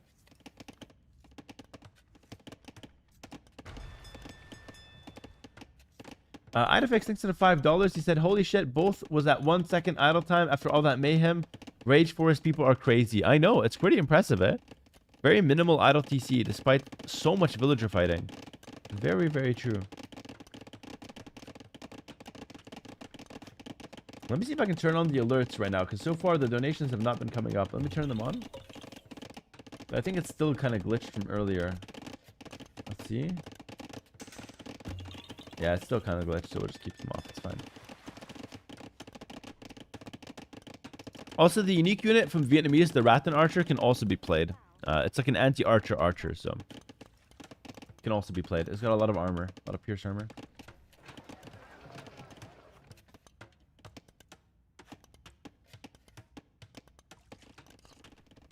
I want to see the low HP villagers that they have, because in theory, there should be a lot of low HP villagers around. Jordan goes for a castle in the center. And his resources are looking like he could go for a fast imp. Goes for a monastery. Yeah, I think he might fast imp. We'll see. He's gonna go for a town center, at least one. Hart goes for a siege workshop here. I need to use the washroom, so I'm gonna quickly be right back before the action starts.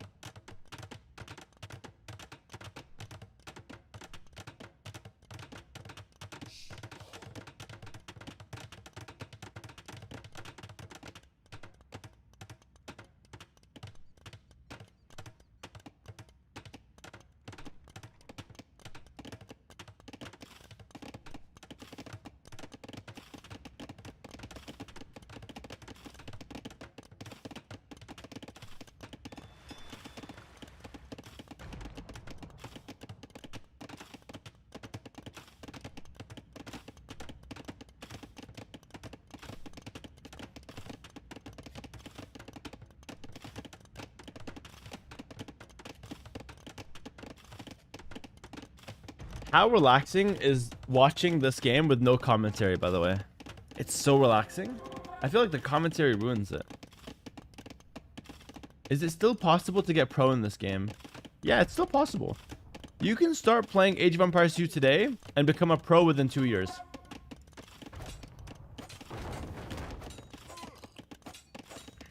Hi Hera, no Warcraft 3 for today. I've been watching your games on YouTube and you've done really huge progress in Warcraft 3. Can't wait to see more of it. We might play some Warcraft 3 later today. Maybe. But we're gonna cast the Age of Empires 2 for a while. Keep quiet, please. Sorry, I'm distracting from the wood chopping. What do you guys feel about this fast stim from Jordan? I think it's really interesting.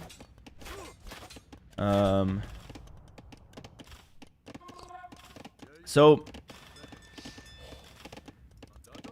you've got 4 longbowmen, so not a lot of army. You've got a few units. But then when Britons hit Imperial Age, they get an extra range. So you get 1 extra range in Castle Age, and then you get 1 more range in Imperial Age. So just by going for a fast imp, you're going to have so many extra stats on your longbowmen that it's going to be hard to fight. Even if you don't have that many units, you know? I don't think Hart has much to defend the fast imp. He's trying to go for some ranges. I think he realizes that his opponent is fast imp. Hart also matches the fast imp as well. But Jordan is just way faster. Hart has some fishing ships here, but a lot of them are actually idle. Something similar for Jordan. Maybe looking a little cleaner for Jordan, though. But yeah, so far, advantage Jordan. Hart is trying to survive. He's going to go for elite skirmishers now. Difficult, though. It's difficult. Will I upload Warcraft 3 content to YouTube? Yes, the first video of Warcraft 3 has already dropped on YouTube. So check that out if you haven't already. It's very interesting. It should be a very funny first video.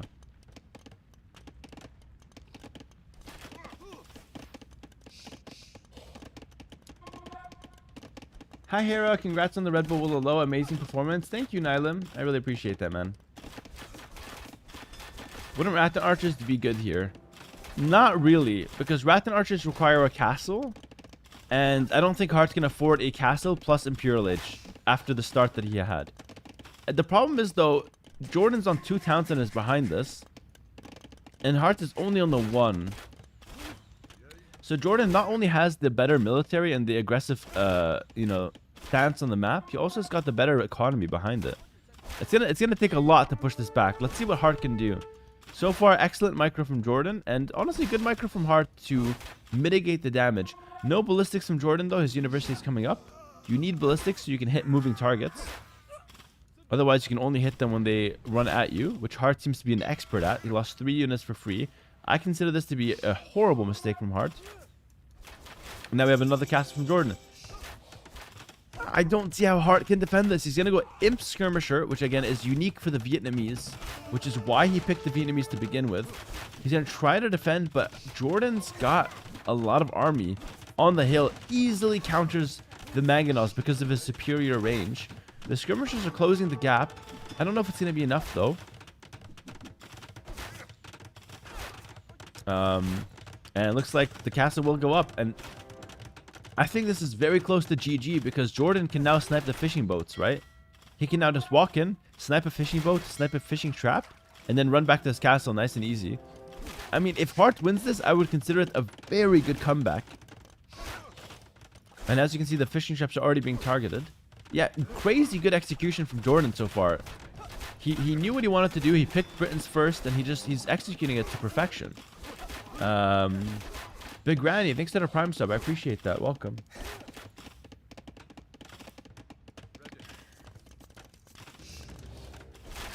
All right, brace your chemistry.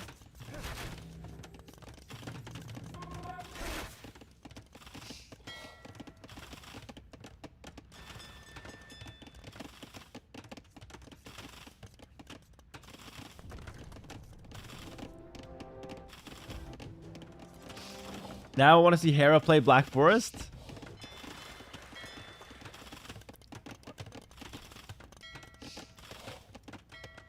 I'll be playing in this event. Remember, this event is hosted by Mem TV. He is a streamer in the Age of Empires 2 scene. So check him out if you haven't already. He's one of the OGs for Age of Empires. He's been hosting tournaments for about 12 to 15 years. He's done a lot for the community. And he's hosting this one, Warlords 5. And it's a very cool tournament. We'll be playing it in May, in the month of May, okay? So for this week and next week, we're going to be casting the qualifiers, and then we're going to be playing in the main event. I might stream the main event games on my channel. If not, you can watch them on Mem's channel, which is the host. So if you guys are new to Age of Empires, stick around. We have good competitions happening all the time. This game is looking so dead for Hart, but he's got the bomber cannon. Maybe with the cannon he can do something. He's got elite imp skirm, so Imperial skirmisher. Again, this is unique to the Vietnamese. And he's got the bomber cannon, but the thing is the longbowman can kind of snipe the cannon. Jordan is preparing light cav.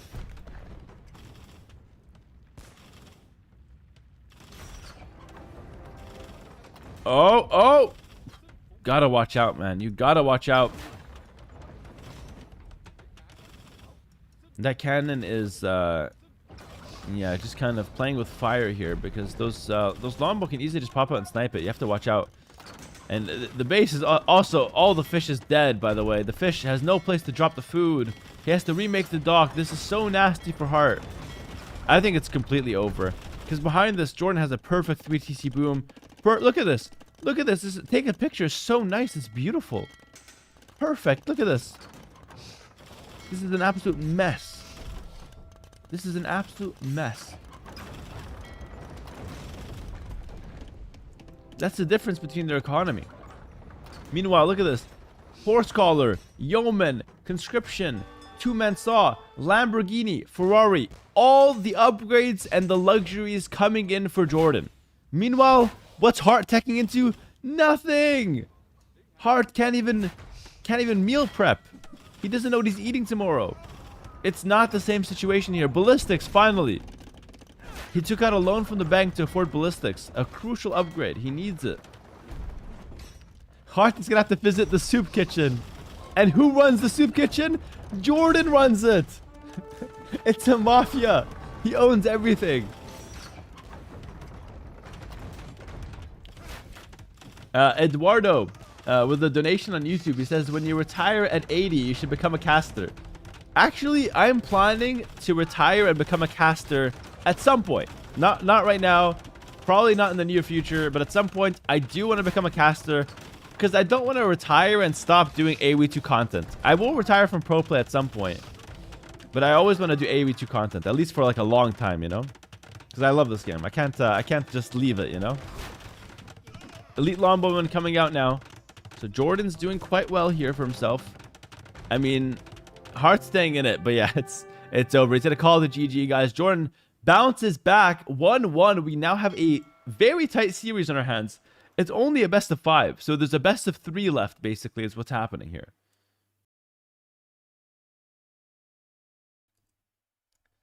Hera casting streams are my absolute favorite. Very chill. Oh, love it, bro. Love it. Good to have you guys here. We got a lot of viewers on the casting streams now. Do we need a recap on that game? We'll do a small recap, okay? So I just want to show one thing so you guys can get a better understanding of Black Forest. So if we go a little earlier on the stream, or in this game, remember all that fighting for the wall? Because Jordan wins the wall fight, he goes for the castle here. And you see what I'm talking about? How Hart can't rewall. You understand this? Hart can't rewall, and so in the end he has to play fully open, which lets Jordan go for the second castle forward. And that's the hard part, right? So that's what the wall has done for Jordan, and it ends up actually winning him the game. So well played to him. And now you understand why the wall was so important, you know? But fair enough. Another donation on YouTube from Belio. He says, I like Britons on Arena to use the Siege Tower Surprise. Ooh. I like me a Siege Tower Surprise. I like that a lot, actually. Very, very tricky strategy on Arena, by the way, to come out with the Siege Tower.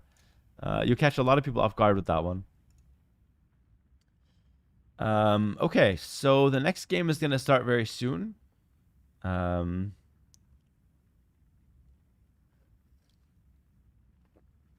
already in it. And it's going to be Heart's home map now. Ohio Final Boss, thanks for the Prime sub. And Mania XS, thanks for the Prime sub as well. Appreciate that, guys. Welcome, welcome. What's my favorite unit that is not in the meta? That's a good question. Favorite unit that is not in the meta. Let me introduce the map first and I'll get back to that one. So well played, guys, for the last couple of games. Hart and Jordan trade 1-1, but we're going to game 3 and it's time to separate the better of the two of them. One of them is going to take the lead after this game. And this is Hart's home map, so he's kind of hoping it's himself. The map is Isthmus. Now, some of you guys remember this map from the Red Bull qualifiers for El Reinado. This is a kind of an old map at this point. Morphosis, thanks to the tier 1 sub. Welcome to the stream, my friend. So this map's kind of cool. There's water on both sides, and they've added whales. So these big, like really big yellow icons, this is a whale. You can kind of see it swimming underneath as well. It gives 1,000 gold. So most of the time, it's the fish gives you like 225 food. This gives 1,000 gold. So having these whales is actually really important, okay? Golbeer, thanks to the Prime sub as well. Welcome, welcome. And you can see the same on the other side. So there's a mix of food and gold in these waters. And we're going to see both players can test different sides. Now, what's interesting here is that it's kind of arbitrary which lake you go to first. So Jordan goes for the top lake. Hart also goes for the top lake. This is random. They could have, like, Hart could have chosen the bottom and Jordan could have chosen the bottom. So sometimes on this map, you have both players on the same water, and sometimes you have one player on one water and one player on another water. You understand? In this game, we have both players on the same water, and so we're going to see a lot more water fighting. Okay? This will benefit the Italians, so Hart. Jordan's playing as the Wu, and not a bad water civ, but more or less, Wu want to play more land, usually. So, yeah, we'll see how that ends up playing out, but very interesting so far. All right, so Hart with some walls here. Just going to get started nice and early. And I don't know what the main plan is, but there is a couple more things I want to talk about the map, by the way. So this terrain here that you're seeing, you cannot wall on that terrain. So you cannot fully wall the sides of the map, which is really interesting. And there's also a pyramid in the center, which doesn't do anything, but it looks damn cool. Wow, cool pyramid. That's what everyone's thinking right now. But we also have some jags in the center, some cheetahs. To watch out for those cheetahs. They're pretty scary. Yeah, pretty cool map. Again, it's an old map because we've seen it for Red Bull Willow El Reinado, which is a while ago. Let's get back to my question. Yes. What's my favorite unit that's off meta? Okay, my favorite unit that's not in the meta. I got to think for this one. I mean, I would say the Siege Onager. The Siege Onager is actually very out of meta for the pro games, at least. But I love it a lot. So I would say Siege Onager. If you want another unit, let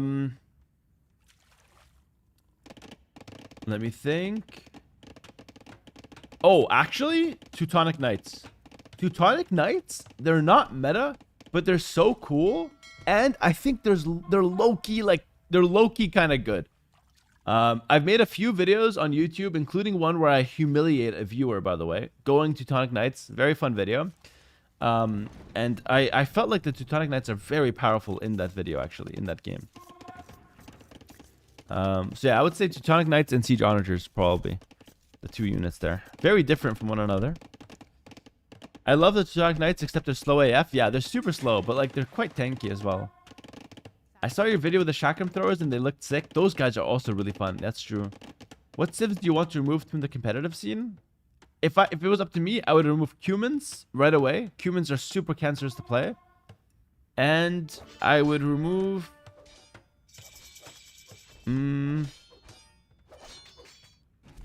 Byzantines as well. Cumans, Byzantines. I think those two civs are super cancerous to play. And to play against as well. Alright, back to our game, guys. Hart is going 2 docks, looking to actually pressure Jordan's water. Jordan goes 2 docks as well to defend. But he also has 4 militia, about to be men-at-arms. Wow, this is actually really strong. He's going to target the Lake of Hart. Hart has the garrison available to push away that early pressure.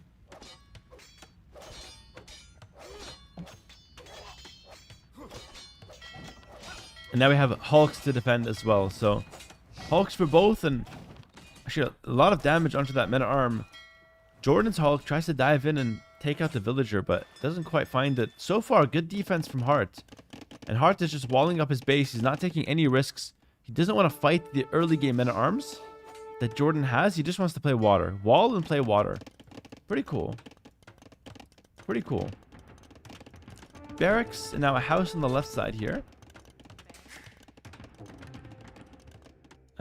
And meanwhile, we're going to have some Hulk on Hulk action. This is the new unit on the water. It's people have different opinions about this. I personally don't like this unit. I think it's very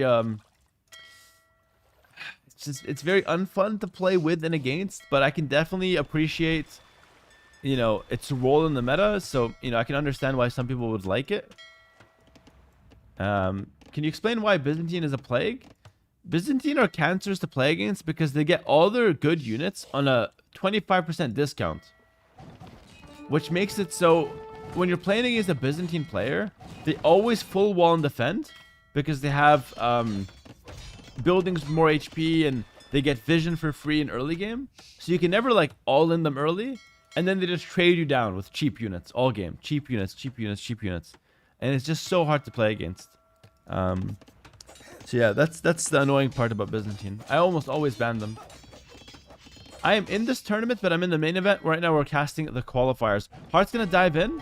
He could snipe one fishing boat. He snipes one fishing boat right off the bat. Okay.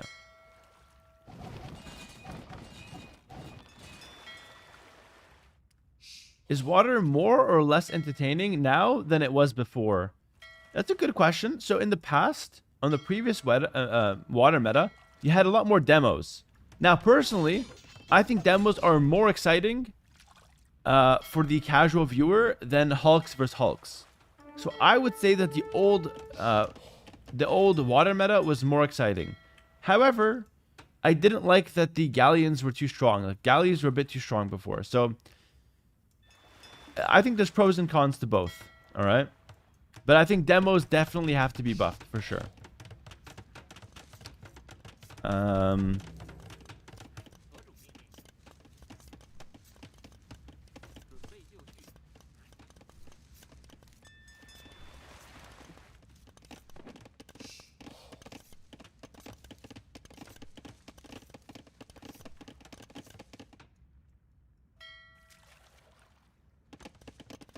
All right, Jordan's looking to do something with these meta armors. Not able to find much though. Now has a bunch of archers on the field. Is Hart. You know, initially he did nothing, but now he's got some archers. And being fully walled and having archers is pretty much the best thing you can do in any given game in Age of Empires. Oh, we see a demo from Hart. It connects, but it doesn't do a whole lot. But I guess it's okay. Does help him kill that first Hulk pretty quickly. Hulk versus Hulk, they both do quite low amounts of damage against each other.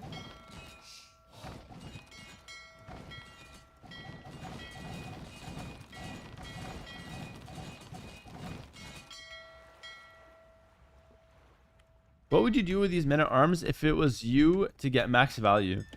I would probably keep them near the docks to attack the docks when they're doing nothing, but even that's not the best idea. So I'm not really sure. I probably wouldn't be that tempted to go men at arms on this map though, to be honest with you. So maybe I wouldn't be in this position. Who knows? Although to be fair, I don't think Jordan is making a mistake. I think just, you know, Hart getting the walls, you know, what can you do? Hart is going to go for the Castle Age. Does Feudal Age upgrades help with the Hulks? Nope, that's one of the things that makes Hulk fighting horrible. Getting Forging does not increase your damage output versus other Hulks. So, no matter what you do, it's always going to be a stalemate and nobody wants to fight. Like, it's absolutely hilarious. Look at this. Hart's looking to move out on the water. Sorry, on the land, excuse me. And meanwhile, Jordan is going for a side dock. Hart has kind of read this one, though. Hart knows that Jordan's here. He scouted it. And he's going to go for some Hulks here to snipe some of those fishing boats that Jordan is making. And so I would say Hart is in a good position now overall. He's 40 seconds away from Castle Age. Not the craziest army here. So it's only 5 archers. But I mean, 5 archers when your opponent, which is Jordan here, has nothing for 2 minutes. It's not a bad attack. So I wouldn't underestimate this. I think Hart can actually do some decent damage with this kind of a small raid in early Castle Age. And he's almost guaranteed to win the water as well, because the water is very much in Hart's favor now with these upgrades coming in. Are you not playing this tournament? No, I am playing this tournament. This is the qualifier. I'm playing in the main event. And guys, as a general rule, I'm playing in all S tier major AoE2 tournaments. General rule, okay? So you don't have to worry too much about that. Alright, Town Center from Hart as well behind this one. I think that's a good idea. I like that he has, you know, won the water, having some pressure on land, and then just Town Center Monastery. It's a very balanced approach. He wants to take the relics. He's already winning the water. He's already winning the land. The best way to get ahead from here is to just add a town center and develop his economy. So it's super smart. It's super smart. Don't you think these maps are a little outdated? I mean, they have tried to modernize them by adding in the whales. I mean, this is an older map, but I don't know what would make it outdated. I think it's fine overall.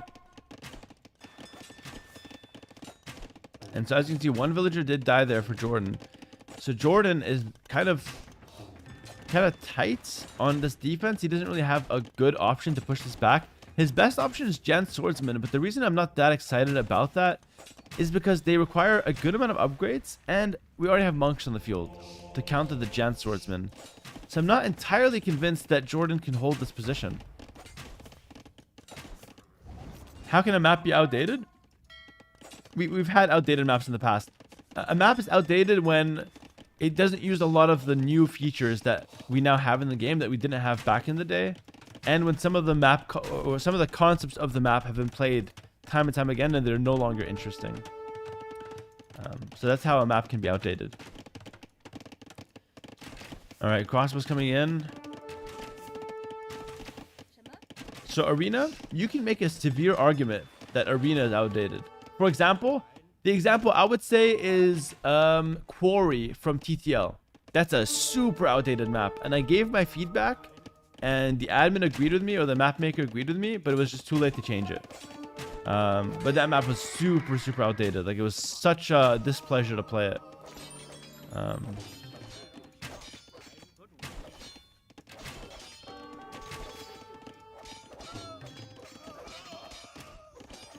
All right, big engagements here. I think Hart's definitely getting the better of that one. He might get cleared up here, but remember, he doesn't really care that he gets cleared up. He already won the water on the left side, which once he deals with the boats from Jordan, he can start fishing it heavily. And there's a lot of whale gold and a lot of food to be taken as well here. So, yeah, water is super, super important here.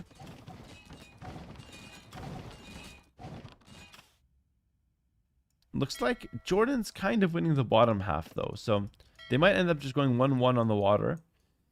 Hart is chasing Jordan around here. And the thing is, like, Hulks do so little... They do so little damage to one another that oftentimes, even with much less numbers, you can just run around forever, which is kind of insane. Another monastery forward from Hart, by the way. She's got 2 monasteries into now a siege push. She's bringing out the ram. So the crossbows are now secondary. It's more of a monk and siege push. Very, very powerful against Jian Swordsman, actually.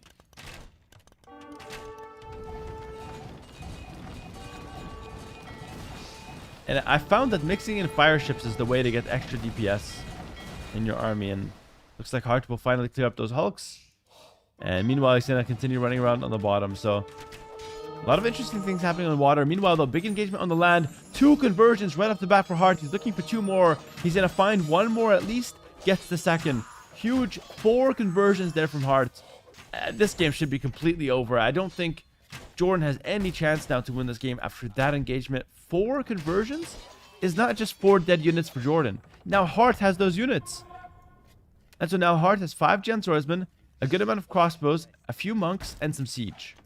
And Jordan has literally nothing. He's got 3 Gen Swordsmen that are, mind you, very unmotivated to fight after watching that last fight take place. He's got 2 monks that are not even that religious. Like, yeah, they go to the church every Saturday, but they're not that religious, all right? They're not, like, these monks are extremely versed in the singing that they're doing. These guys, not so much, okay? And sorry, on Sunday, church on Sunday, my bad. Ram coming in, though. A ram is coming in, but it's not going to be enough here. It's not going to be enough. Ram's going to go back. Oh, my goodness.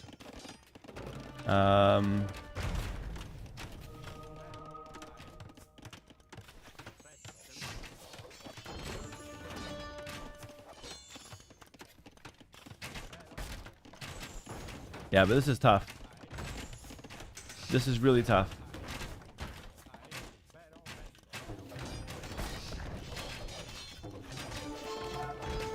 Is this live? This is very live, yes. This is very live. But so far, Jordan's alive. Probably not going to be for much longer. So stream is live. Jordan's alive. Hart is very much alive. Killing his own Mangonel, though. Or his own Ram. Not the best. He's chipping away at that guy. Am I alive? I'm feeling great, man. I'm super alive. Good to see you, Hera. Hope all is well. I'm doing great, Christopher. Thank you, man. Diza on YouTube says, completely new to RTS. Which one do you think? Which one do you start with that is the most popular? I recommend you start with Age of Empires 2. If you're looking for an RTS, very easy to get into, very popular right now, and you have all of my guides to help you get better at the game quickly. So I recommend you start with Age of Empires 2. Not biased. I'm saying that for real. Huge engagement on the front, but yeah, Jordan's getting clobbered. Nice micro GG. Oh my goodness. Sip it up when you're done, Jordan. Just glazing his opponent mid-set. Jordan, what else did Hart excel at that game? What a nice guy. But it doesn't help. But that was actually kind of clean micro from Hart. Look at this. So we're going to see the fight take place once again. So Hart's going to back up from the siege. Jordan's going to go in to attack him. He's going to attack ground. Watch it. Watch it, watch it, watch it, watch it. Ooh, double attack ground. Takes out the Jan Swordsman. Meanwhile, fights on the front. And that's pretty much all there is to it. Well played. GG in the chat, guys. Hart up 2-1. Hart is my teammate, so naturally, I'm actually cheering for Jordan. Never hope that your teammates succeed, guys. You want them to fail so that you shine brighter. All right, so despite cheering for Jordan, still happy that Hart can take that win. And we'll see what, if there's more to come.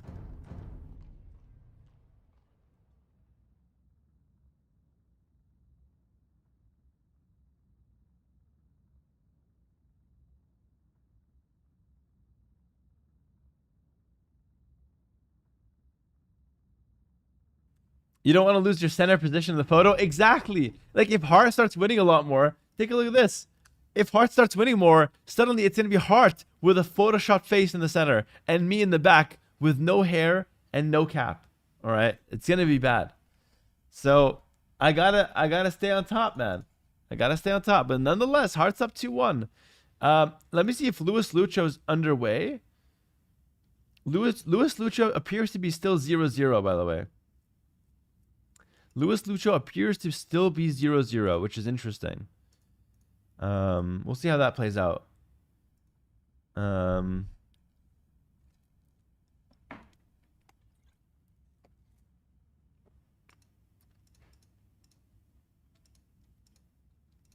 Okay. I think they're starting the next game. Luis Lucho has now officially started. They're in game 1. So we can cast that once this one finishes, okay? Do I practice poses in the mirror? No.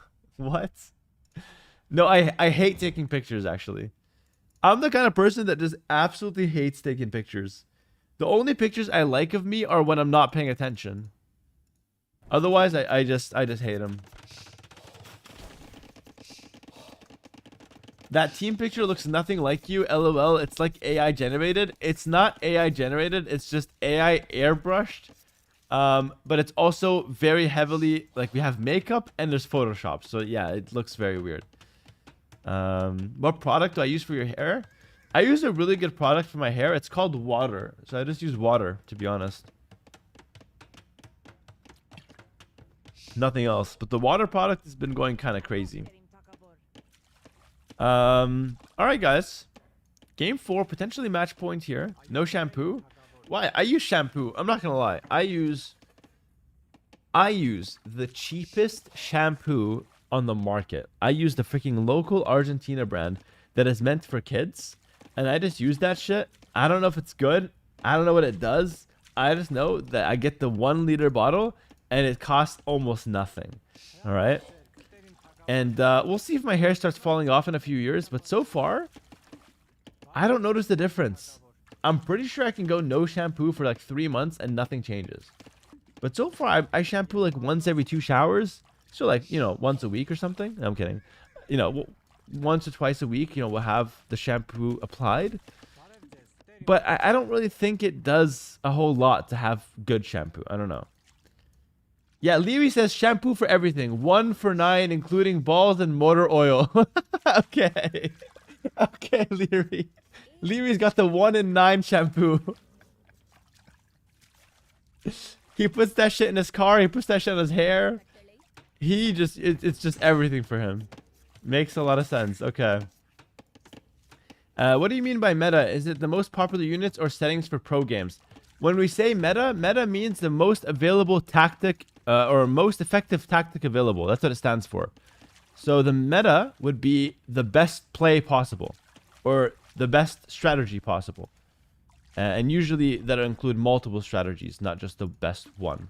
So that's what meta means in gaming. Right now, the meta in AoE 2 is pretty diverse. Like, for those who remember, 2-3 years ago, infantry was kind of out of the meta. Like, people were not really going meta arms anymore. But now meta arms are so back. They're back in the meta. They're not overpowered, but they're very strong.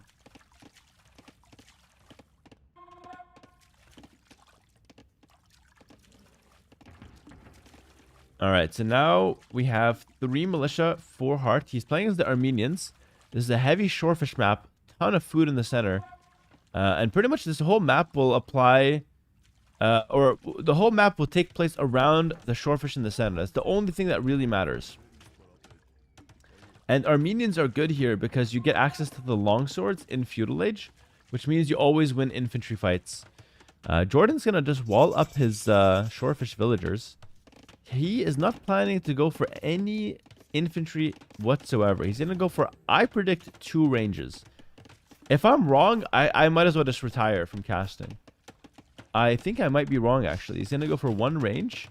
And he's going to go for some archers. Okay. I'm not going to retire because I like it here. But I'm not very good at calling what's going on. Alright, it's going to be men-at-arms on the field here for Hart. He's doing pretty well. So far, so good for him. What are all those icons on your map? These are, you don't like the fish icon? Because if I didn't have the icon, I wouldn't know what this is. But now that I have the nice fishy there, oh, that's a fish, you know? It's good. I'm a visual player, you know? I need things to be clear, nice and clear for me. Alright, so it's going to be archers and skirmishers out in the field. Oh, the second range! Oh my goodness, this is why I'm not going to retire. I'm showing up with a suit next stream. You already know. I'm a good caster, man. I'm a good caster. But Hart's going around with his men-at-arms. I wouldn't say that Hart's completely done with his men-at-arm pressure. Oh, he thinks it's full walled? It's not. It's not. Hart, what the hell are you doing? Why would he not go in there? Okay, so he thinks better of it. I don't know why, actually. That's kind of strange. There's more fish on the outside, by the way. There might be a strategy on this map where you can ignore the middle and go for the outside fish. Not sure if it's viable, though. But there's quite a bit.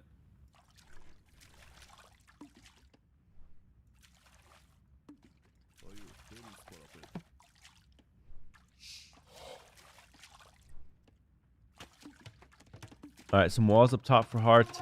Trying to defend some of that middle shorefish control that he has. He's doing a good job kind of closing up his map as well. I don't mind this at all. He's ignoring the berries, as most players tend to do on this map. You only go for the berries if you're super far behind and you can't contest the middle. But in that case, you're usually just dead anyways. Pretty passive game. No one has killed anything yet. And so now you have men-at-arms and skirmishers versus a mix of skirms and archers. Both comps can work. So both players have a good composition, but I think I prefer the Armenians one. I think longswords and skirmishers is a little bit better overall. Fletching now coming in for Jordan. Hart has a blacksmith, so he's going to get fletching very soon. There it is. The longsword upgrade is in. No arson just yet to knock down buildings faster, but that is a bit of a luxury. And if I can nitpick, I would say that Hart has a little too much wood for my taste. I think I would like to have less wood for Hart. I downloaded Warcraft 3. Interesting how matchups go. Yeah, the matchups in Warcraft 3 are very interesting. Like, the civilizations there are different than in Age of Empires. So, like, in Age of Empires, civilizations have strengths and weaknesses, but overall, the game is the same. Whereas in Warcraft, the game is completely different based on what race you play, but there's only 4 races, so it's pretty interesting. I'm not sure which one I prefer, actually, out of the 2 styles. But what I will say is that AoE 2 is actually unique in that the civilizations are not different, or not that different. Like in AoE 4, civilizations are very different. In Age of Mythology, civilizations are very different. AoE 2 is the only one where civilizations are not that different. Which I think is very interesting. I'm not sure, again, what's better or what's worse, but it's very interesting.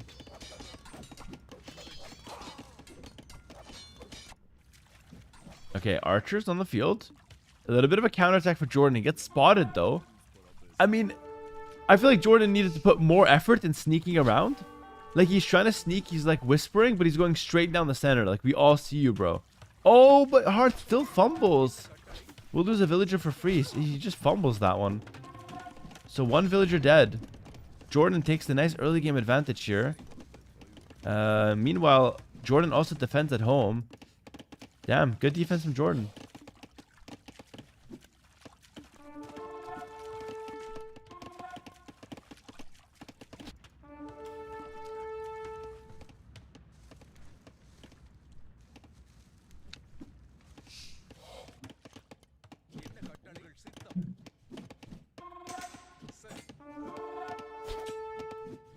Skirmishers, though, from Hart will clear up the archers, or at least push them back. Beautiful. Beautiful. Love it. One more. Come on, Hart. Show me what you're made of.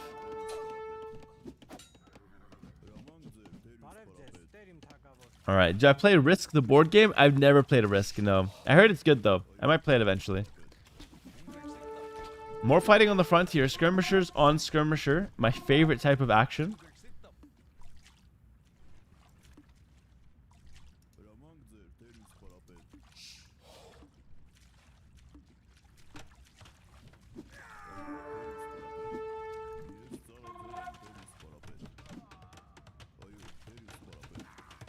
I don't like this map, really? Does anyone agree with that? What do you guys think about this map? I mean, I don't like it, but I hate all the maps. And I hate all the civs, and I hate everything. I don't know why. Recently, I've had this thing where, like, I just don't... It's, like, kind of based, but, like... It's also kind of bad, because when I'm trying to pick my home map, I just have no ideas.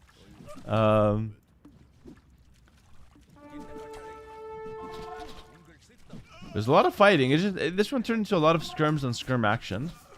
What I will say, though, is what I don't like about this map is how linear it is. Like, you have to play for the middle. I've talked about this plenty on the channel, and I've made some couple of YouTube videos about it. You have to play for the center. And both players have to do that, which makes it a little bit one-dimensional. Like, I just wish on a map like this that, like, they put some elements in the corners, you know? So, like, yes, you could play Shorefish down the center, but there's, like, a Ferrari in the corner. If you go there, you can drive a Ferrari out, and you can flex on the opponent. It does nothing, but, you know, you got some swag. Or, like, more realistically, you have, like, a deep-sea fish here, so you can make a dock and start fishing, which is interesting. Or maybe there's some gold or something in the corner that could be interesting. I don't know. Yeah, like maybe like relics in the corner or something, you know?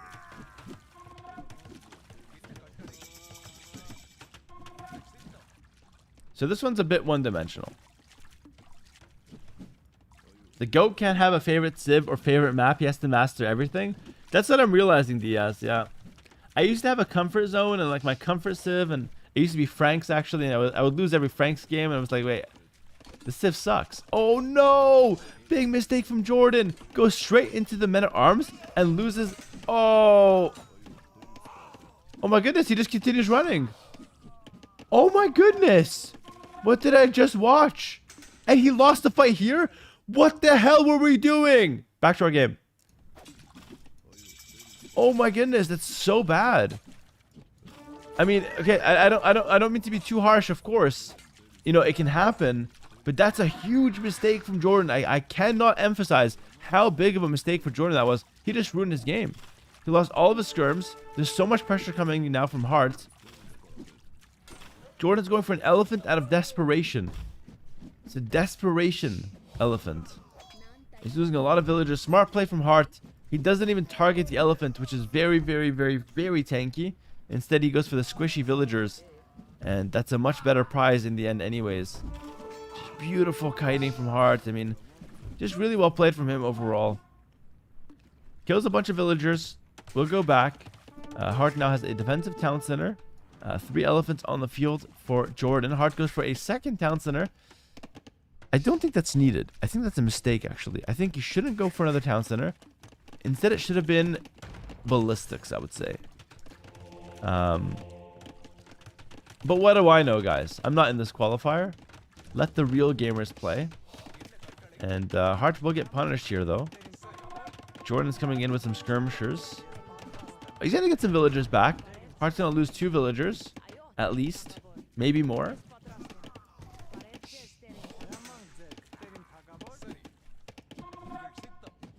Elephants coming in. Elephants coming in. But the monk is there to push those back. Unfortunate. Freaking monk abuser. Let the elephants cook. Okay. Drop the relic. Oh, no way. He drops the relic, slaps the scout, takes it back. That's so funny. That's the warrior priest, ladies and gentlemen. That is the warrior priest. He does not mess around. He got literally slapped. That's too funny. That is too funny. Elephant's still trying something on the front, but Heart's defense is a little too tight. I love that. That's the warrior priest from the Armenians. And he does not mess around. University not coming in for Hearts. I like that he didn't delay it too much. What you'll find is in Age of Empires 2, ballistics is really important. Like, you just need to go university. It's like your most important asset when it comes to range into play. Skirmisher walking in, goes straight into his death. Okay. And now we have Sanctity coming out.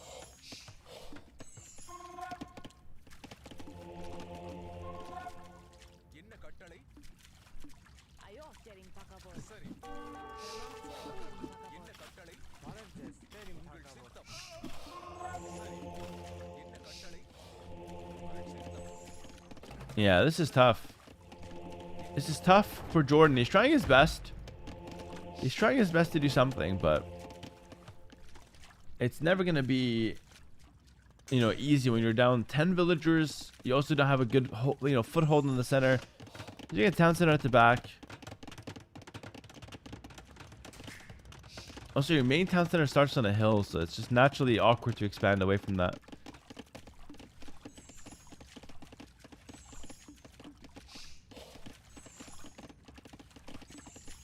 I mean, this game is not entirely over. I could see a world where Jordan can still win with some good momentum. And starting off with some nice picks like this is the way to go.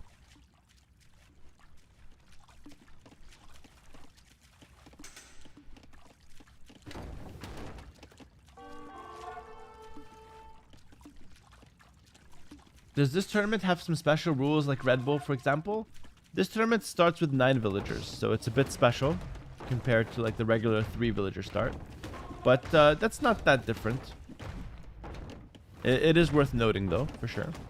The timings are going to be a little quicker to everything. Heart with his ballistics will kill 2 skirmishers for free. Has to be careful though. Big shot there, big shot. Heart has redemption though. With his monks, which lets him convert siege weapons. You can tell Jordan's desperate when he's just mixing in an armored elephant. It's not a bad unit. It looks kind of funny, I will admit, but it's a pretty good unit. It's not the right situation for it though, so it's very desperate. This is good when you have like a large army and you're looking to overwhelm your opponent. Jordan laughs in Spanish. Jordan laughs in Spanish. I don't know why actually. I'm not sure what happened. And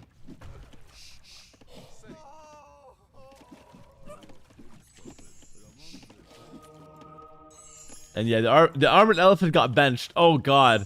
The armored elephant got benched, guys. He got some playtime. He was doing something on the field, but then he just ended up being useless, so he got put on the bench.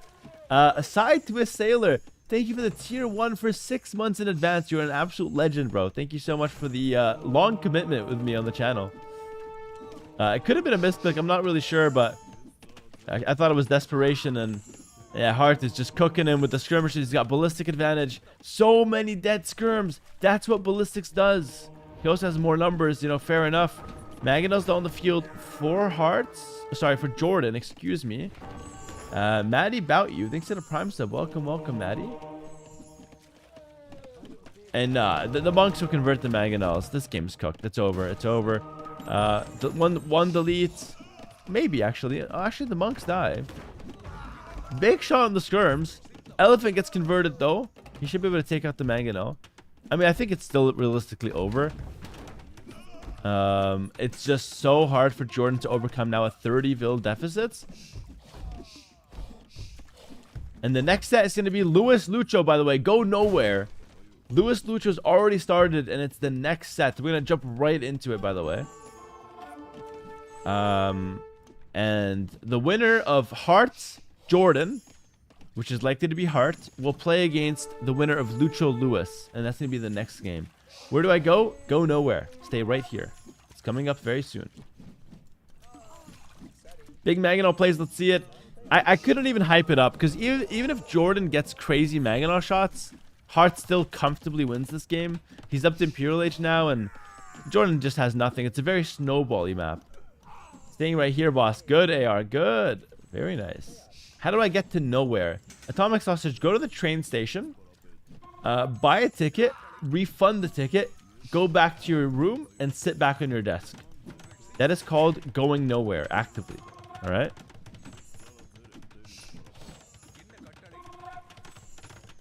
All right, so I'll see you in 30 minutes when you get back from the train station. Shave today? I have no, I'm not shaving my head, but I shaved my neck.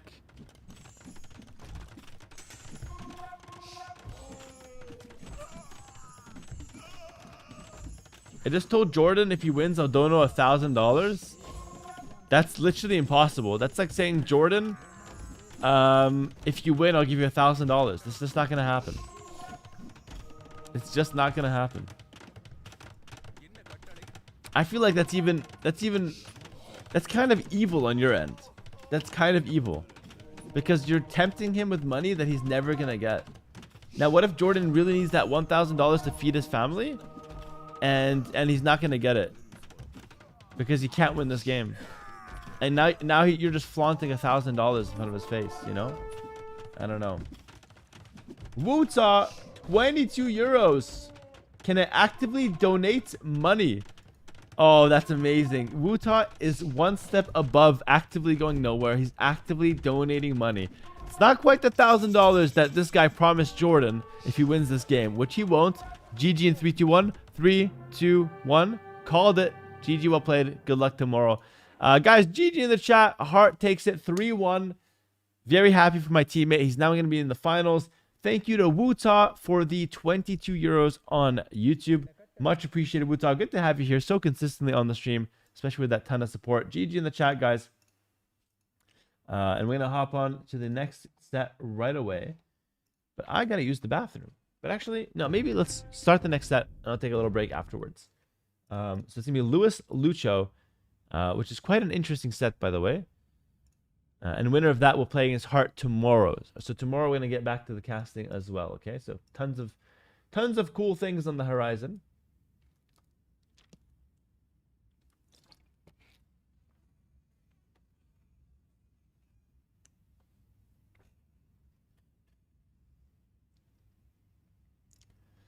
All right, Hera, much love from Morocco. Hello, Miss Empire. Very nice.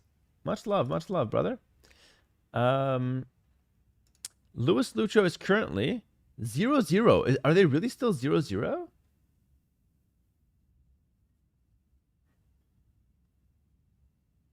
No, they're 1-0. Who won the first game? Luis or Lucho? Let's just take a quick look at the bracket. So Hart just beat Jordan. So he's in the finals. That's going to take place tomorrow. It's only a best of 5. ACCM beat Running. Sato beat Siskan. Tato and Doubt are going to be facing. Oh my goodness. That's fun. They're both teammates as well. Longtime friends. The guy will play against probably MBL. He beat Barrows. Sebastian and Sorkum are 1-1. That's a kind of epic fight. Freaking Andy won that as well. Pretty cool. Thanks for the great stream, Hera. No problem, but the stream continues. We still got many hours to go here. It's going to be Lucho versus Lewis now. And the winner of that plays Heart. Sorry, let me just change it to this scene while I wait for the match to start. Match is starting soon. Listen, I'll take a 3-minute break. I'm going to play 3 minutes of ads, take a 3-minute break, and then we'll hop in and cast Luis Lucho. Go nowhere, guys. We'll get right back to it. And you guys will just watch an empty camera for the time being. I will showcase this bracket, actually, while I be right back, okay? So you can at least look at something. All right, be right back, guys. 3-minute ads. I get money. Just watch them. I'm back. I'm be right back for 3 minutes anyways.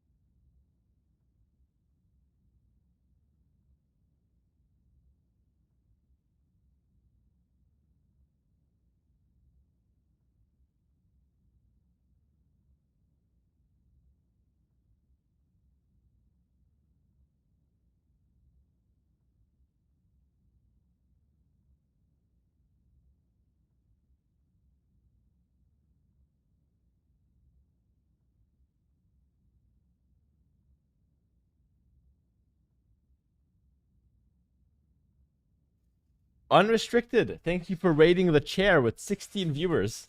Appreciate that, guys. Hopefully I didn't miss much. We're gonna hop right into this one. Lewis versus Lucho. Does anybody know what the score is, by the way? Have you figured that out? Lucho won the first map. Oh, wow. Lucho's 1-0 up. Also, we have a Prime sub from Tipu. Thanks to the Prime, Tipu. Welcome, welcome. All right, thanks for sticking around, those who did. You guys are the true legends of the stream. My best viewers. And just bear with me because I'm not able to find the game right now. Okay, it's working now. Very good. Direnze, thanks for the 40 months. Thanks for the hoodie. Have a good stream.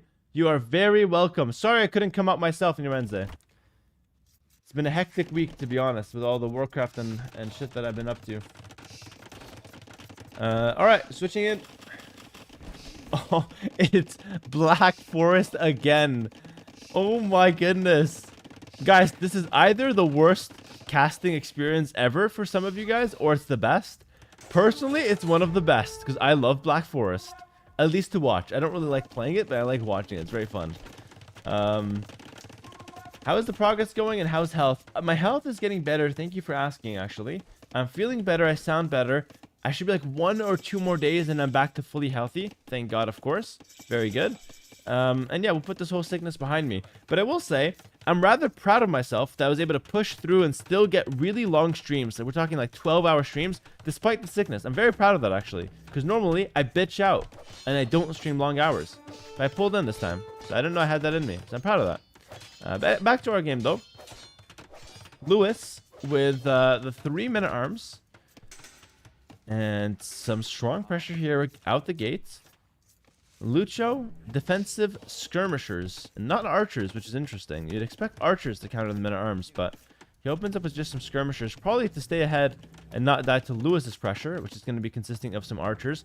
Lewis also goes for the full wall down the center, like he likes to do. So Lewis likes to go for hard pressure down the middle, and then stone wall, and then decide if he wants to put more pressure or not. Which is a very interesting playstyle, actually. Very interesting. Someone is asking on YouTube, can I get a civilization to focus on to learn? I just started AW2, legit brand new 3 games. I recommend the Vietnamese if you're a beginner. So try out the Vietnamese.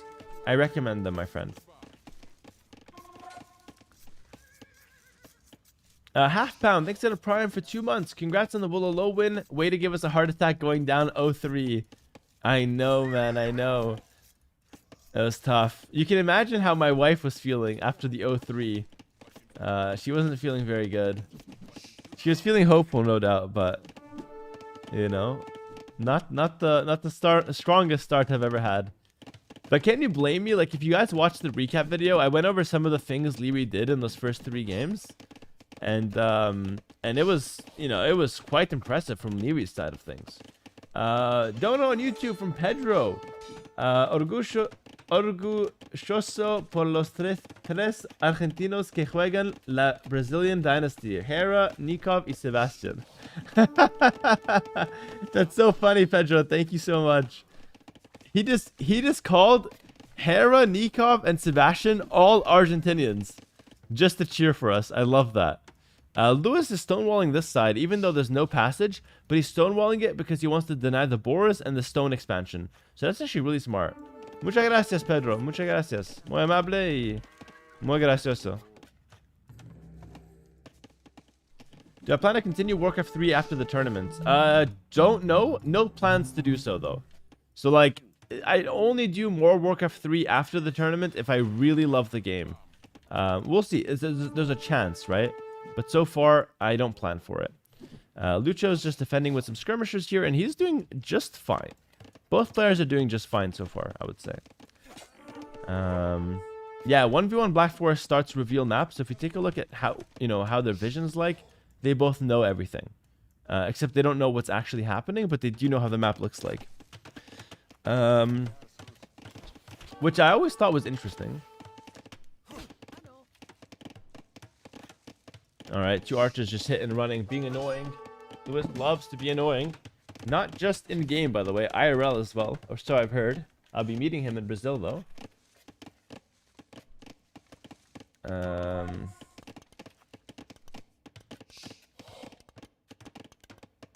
Sebastian's from Uruguay, isn't he? Yes, he is. Also, Lucho's gonna win this one 100%. I'll donate to 1G if he doesn't.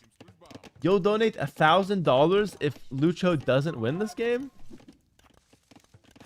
I don't think you're being for real. I think it's the Jordan situation again. No, I think Lewis has a really good chance to win this one, so I wouldn't say things like that just yet, you know? Oh! Oh! Good snipe from Lewis! He snipes a villager on the farm that was really low HP. Okay. That was kind of insane. Someone earlier was asking my favorite part about Warcraft 3. I like the fact that it's a lot of fighting. I think that's kind of fun. And like the fast-paced games.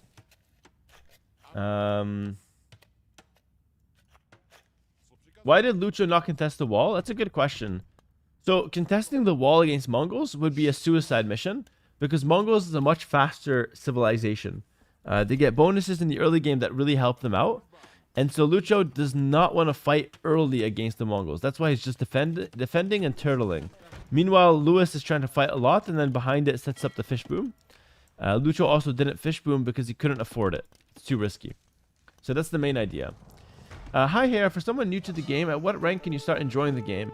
As in not thinking about how to properly micro and macro, and you start thinking on a more strategic / tactics level, how to counter your opponent, etc. Excellent question. I would say you need a lot of hours before you get to that point. Yeah, you need a lot of hours before you get to that point. I would say minimum 100 hours before you can get to the point where you're like thinking about counters and strategy. The first 100 hours you're just learning, but I would say there's a lot of fun in learning as well. I wouldn't underestimate how fun it is to learn and get better at an RTS. I think there's a lot of fun in that. But if you're wondering, it's a great question to be fair, you know. All right, the follow-up for Lewis will be a siege workshop and a stable, and he's gonna be looking to put some pressure as a follow-up here in Castle Age, which is quite interesting if you ask me. Behind this, he's gonna have a second town center as well. And so likely what we're going to see here from the workshop is going to be a mangonel. It could also be a ram though. It's going to be a mangonel, which makes sense because mangonel hits buildings, but it also hits units as well. If you go for a ram, you're only hitting buildings. Lucho is going to go for a 3 town center boom right away. So it's going to be one here, and then a monastery. And he's going to look to boom up while trying to defend. No hype, says Warlock. What do you mean by that? No hype? Is it the caster's fault or the players or the game? Bro, you have earned my grudging respect. You have lifted the gameplay of the entire professional class. Leary and others improved so much thanks to you that they could easily beat last year's Hera. Thank you. Why your grudging respect? Mr. Chomsky. That's very nice, man. I've never heard anyone say that, you know? But yeah, I appreciate that, man. Thank you. We have a mangonel on the field. And he's going to try to start working down these houses. Hey, chatter? Well, you might think so. You might think so. Hera, who do you consider to be the second best AV2 player at the moment? Second best at the moment is kind of clearly Leary, in my opinion. How do you feel about getting invited to these tournaments instead of having to play through qualifiers? Amazing. How it should be. Me playing qualifiers is really bad for many reasons. I've already given them on stream, so I'm not going to say them again, but there's many reasons why me playing a qualifier is just really bad for everyone involved. Yeah, second best is Hera behind Lewis. Lewis is on the come up, guys. He's down 0-1, but he's looking good in this game too. I like the fish traps behind this one. The unironic thing about it, though, is that Lewis has a very good chance of beating me in an S-tier tournament before anybody else does. Like, there's a very realistic chance that Lewis can be the guy to stop my streak, which is crazy to think about.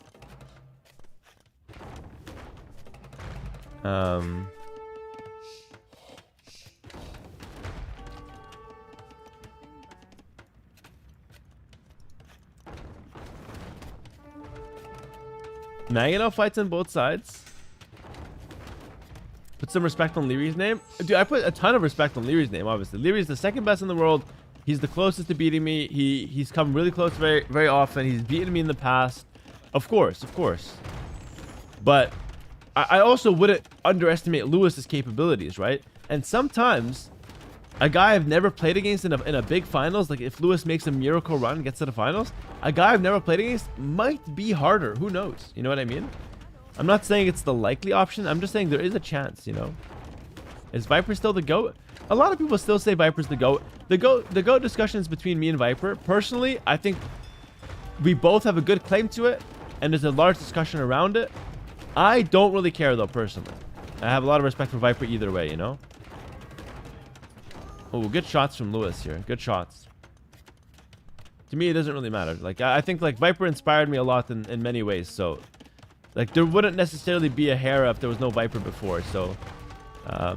I wouldn't be quick to discredit the years he's done, you know? The work he's done over the years. Just because I'm the guy doing it now, like... Doesn't mean that, we gotta take that away from Viper. But at the same time, the people that discredit my work, I wouldn't agree with that either. Lucho gets a nice shot there. Almost gets a 1 for 2. Or a 0 for 2, rather. That was a really good shot from Lucho. Oh, the Red Bull Sea Shanty was really good, by the way. Did anybody like the Red Bull Sea Shanty? I feel like that was so underrated. I'll tell you why I loved it. First of all, pretty good song. Like, actually pretty good song. But also, like, how much effort did Red Bull put into it to have their own sea shanty? Like, that was so... It's so passion-driven. Like, that's... I'm blown away by Red Bull with how much passion they put into the tournament. Guys, this is a huge company. They could easily host literally soulless production.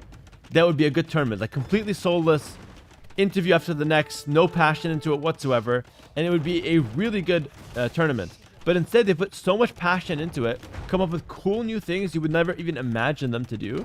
And it's always amazing. So I love that. Very, very pleased from Red Bull. I love the sea shanty. It was very good.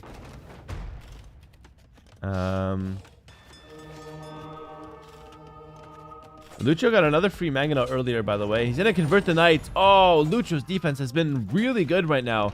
Let's talk a little bit more strategy. He does lose a monk there at the end, though. Let's talk a little bit more strategy here as we go on to the later stages of the game.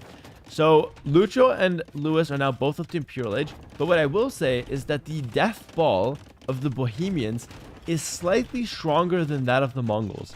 And the Mongols need a bit more time to get going.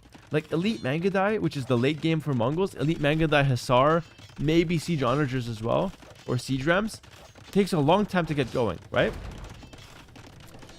Whereas for Lucho's Bohemians, you can easily get something like Halb, Skirm, Bombard Cannons, which is a lot faster to set up. And then on top of that, Bohemians get the Hufnitze, which is the Imperial Age upgrade to the Bombard Cannon. So, yeah, Lucho's got more workers. He's got potentially the better late game. He certainly has the faster late game. So he's going to expand and develop quicker than the Mongols will. And honestly, I think Lewis loses this game. I don't really see a way for him to win this game with the Mongols from this position. But I don't want to call it too soon. Let's see what happens, of course. But so far, very impressive with Lucho's defense here. It's just been amazing. But I like this, though.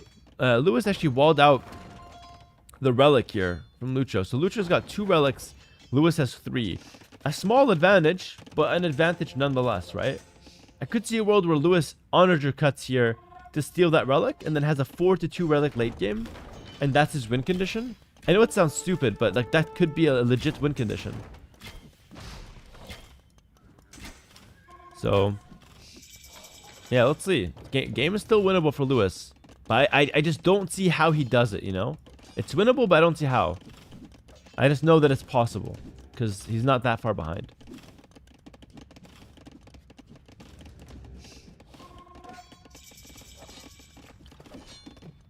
Don't the walled boars matter more than the relic? Yes and no. Yes, early game. Now, no. Now the relic is worth way more. The walled boars early game mattered a lot more, though. That's for sure. Siege Workshop's going to die. It's going to be Skirmisher opening from Lucho. He's not going to rush into Halberdier because he probably thinks he doesn't need it. And he's right in thinking that. Because for Lewis to get onto some heavy cavalry, he needs a lot more time. He doesn't have the food for it right now. Lewis is adding in workshops, which tells me he wants to go for siege onagers. Which are expensive. But with drill, the unique Mongol tech, I could see it working. I could see it working. Lucha's goaded for real, says Heart. Heart! Yo, good set versus Jordan, by the way. From the chat, it looked like Jordan wanted you to win. He was so happy after each one of your wins, saying, good luck, man. You're so amazing. Your micro's fantastic. But nonetheless, Heart, well played. Hi, Hera. When to Warcraft 3? Probably after this set that you're watching right now. It's going to be onagers, yeah. Drill onager. The choice for Lewis. I think that's a desperate choice, but maybe the best option he has right now. Who is better, Jordan or Lewis? Well, they're not facing, so it's hard to say. They're about even in terms of skill level on paper. Maybe Lewis is slightly better at the moment, but it's hard to say. Magda coming out trying to snipe the cannons, but Lucho is watching out for that. Well played to Lucho, man. He's playing absolutely amazing. I love to see Lucho playing so well, by the way. I've been a fan of his for a while now in terms of, like, you know, the potential he has. I haven't seen him realize that potential for a while, but now it looks like he's doing pretty well.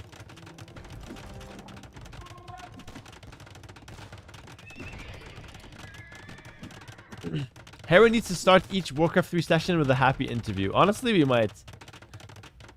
I thought it was AoE2 all day. I am fine with Warcraft 3 though. We're doing AoE2 all day. That was the plan, but I realized that the set ended a lot faster than I thought it would. So now I realize I have time for Warcraft. I didn't think I would, you know. I have a dinner commitment later today as well.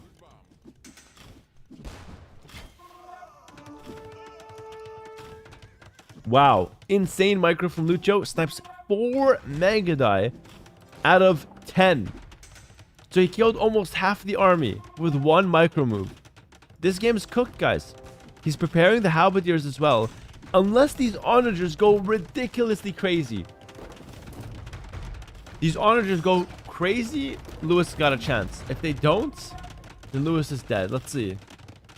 It's an awkward position for Lewis. He's going to try to chop the trees to create more space. He can't run in. He's just not allowed to run in. He's trying, but he's just not allowed. He's keeping his castle up for now. He's got a couple traps on the field. He's going to buy some stone. He's going to commit to this castle. He wants to commit to this castle, yes or yes. He's trying. He's trying. He's trying. He's trying. It's so hard, though. It's so hard. He's losing Mangadai. He's losing the onagers. You've got the speed advantage, but the cannons have the range advantage. Ah, it's so hard. He snipes the cannon with a trap. This is kind of interesting, actually.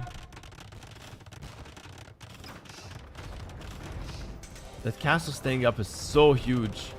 Onagers coming through. Mangadai at the same time. Another cannon snipe from the trap. But another Mangadai dies. Okay. This is actually really fun. That castle on the hill is just saving Lewis so much. And technically Lewis is actually fighting downhill here. So Lucho's castle is hard to repair. Another cannon got sniped, by the way. And one more. Oh my goodness. Oh my goodness. Lucho's throwing. Oh my goodness. Another cannon. Lucho's throwing. Yo, this is unironically such a big throw from Lucho.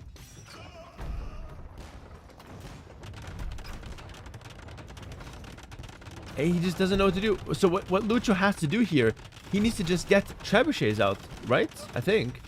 And now the Mangadai dive in. Can't quite snipe anything, though.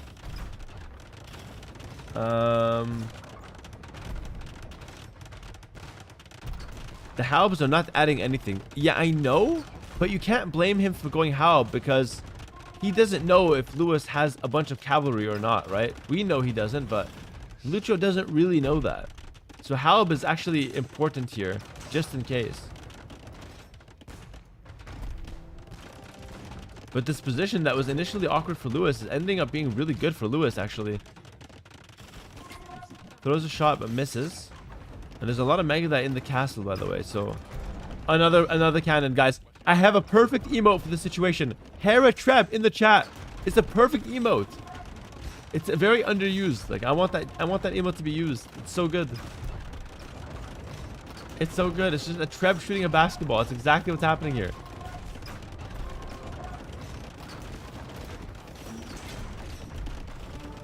Oh, Lucho's diving. Lucho's diving. You can't dive a castle on a hill. I'm gonna lose my voice again. Oh my goodness. Hoofnius, another one dies.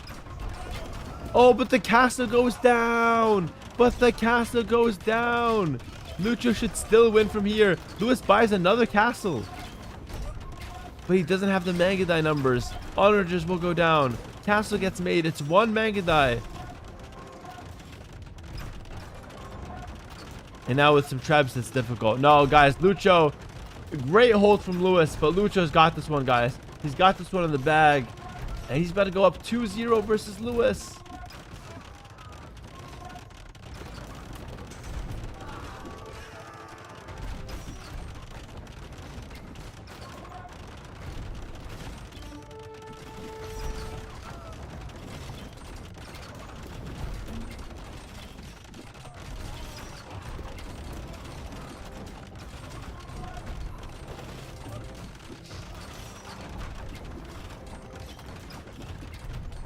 Why are Lewis's traps so accurate? They're not that accurate. It's just that when your opponent has 5 cannons, you're bound to hit something, right? But yeah, the trebuchet was really good from Lucho. That was the secret, basically. Now it's impossible. Yeah. Now it's absolutely impossible. Lewis has nothing left. Lewis has nothing left. He lost the hill. And now, yeah, Lucho gets that hill. Guys, 2-0. Make some noise in the chat. Lucho goes up 2-0, which is huge for Lucho. Did Lucho qualify to the Brazilian LAN? He did not, right? He beat Hart, but then he lost. But he's making himself known here in the Warlords tournament, which is really good for him. Well played, Lucho. He lost to Nikov 4-3. Yeah, that's tough. That's brutal. It was a close match, though, no doubt. Very fun Black Forest game.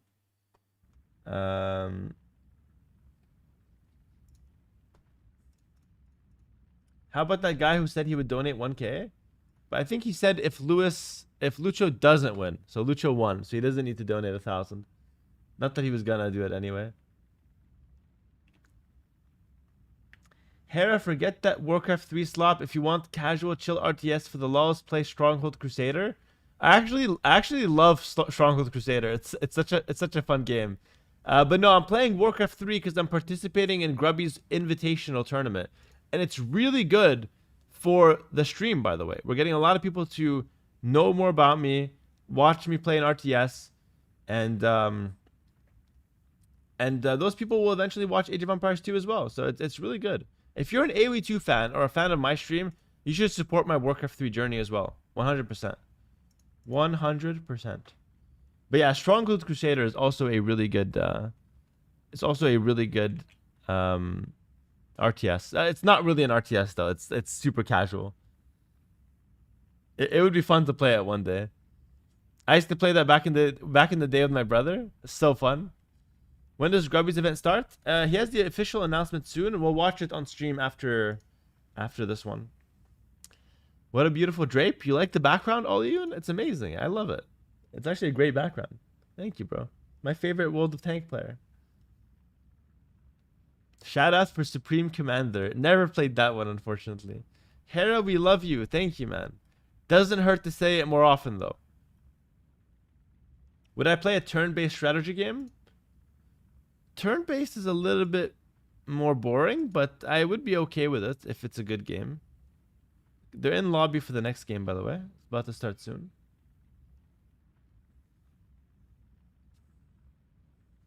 What are we watching? We're watching the qualifiers to Warlords 5, which is a 75,000 major S tier tournament for Age of Empires 2. Hera gives Toronto pride. I am not from Toronto. Although, I think I wish that I was. I think Toronto's better than Montreal, right? City-wise? What do you guys think? Any Canadians in the chat? Is Toronto better than Montreal? I'm low-key kind of a Montreal hater because of the French. I don't like how much French we have to do, but like Toronto felt easier. But I think Montreal is cooler. I'm not sure. They're both bad. Fair enough. Vancouver tops them all. Fair enough. Food's better than Toronto. Way to stir the pot. Yeah, I like stirring the pot every now and then. I mean, it's a pretty mild discussion. It is a pretty mild discussion, you know. While we wait for the next game, why not? Let's have an internal Canadian dialogue. My fiance works for a Canadian company. She completely agrees. Montreal's older and has better architecture. Okay. Whoever said food is better in Toronto is dying of a stroke. That's funny. Hating the French isn't considered mild in many places, I imagine. I don't hate French people. Guys, I don't hate the French people. I hate the fact that I have to speak French for the basic services. Wait, I have to clarify that actually. I don't hate the French people. I hate some of them, but I also hate some of the English people. But I just don't like that we have to do a lot of the basic services are in French, and that's just it's awkward for me because I don't speak that good French. But it's fine.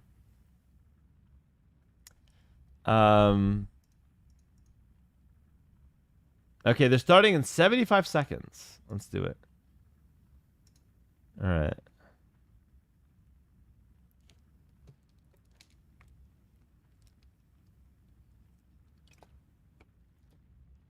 Yo, what's up, Marts? How's it going, bro? We're still on for sushi tonight. Well, I'm sure some of the French and English people hate some of the Canadian people as well. Absolutely right, Sean. Absolutely right.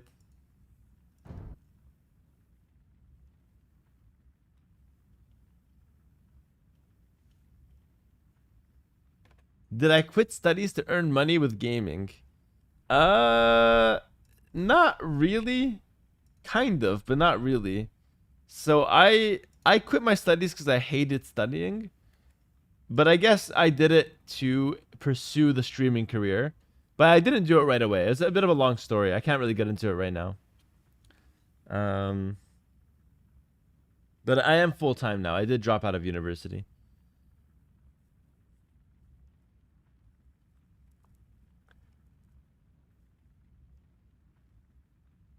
Have I been to Yukon? No, nothing. I need to do a tour of Canada one day. How's the Warcraft 3 grind? Am I 800 yet? No, I'm still 750 elo in Warcraft. It's so embarrassing. I'm 750 elo.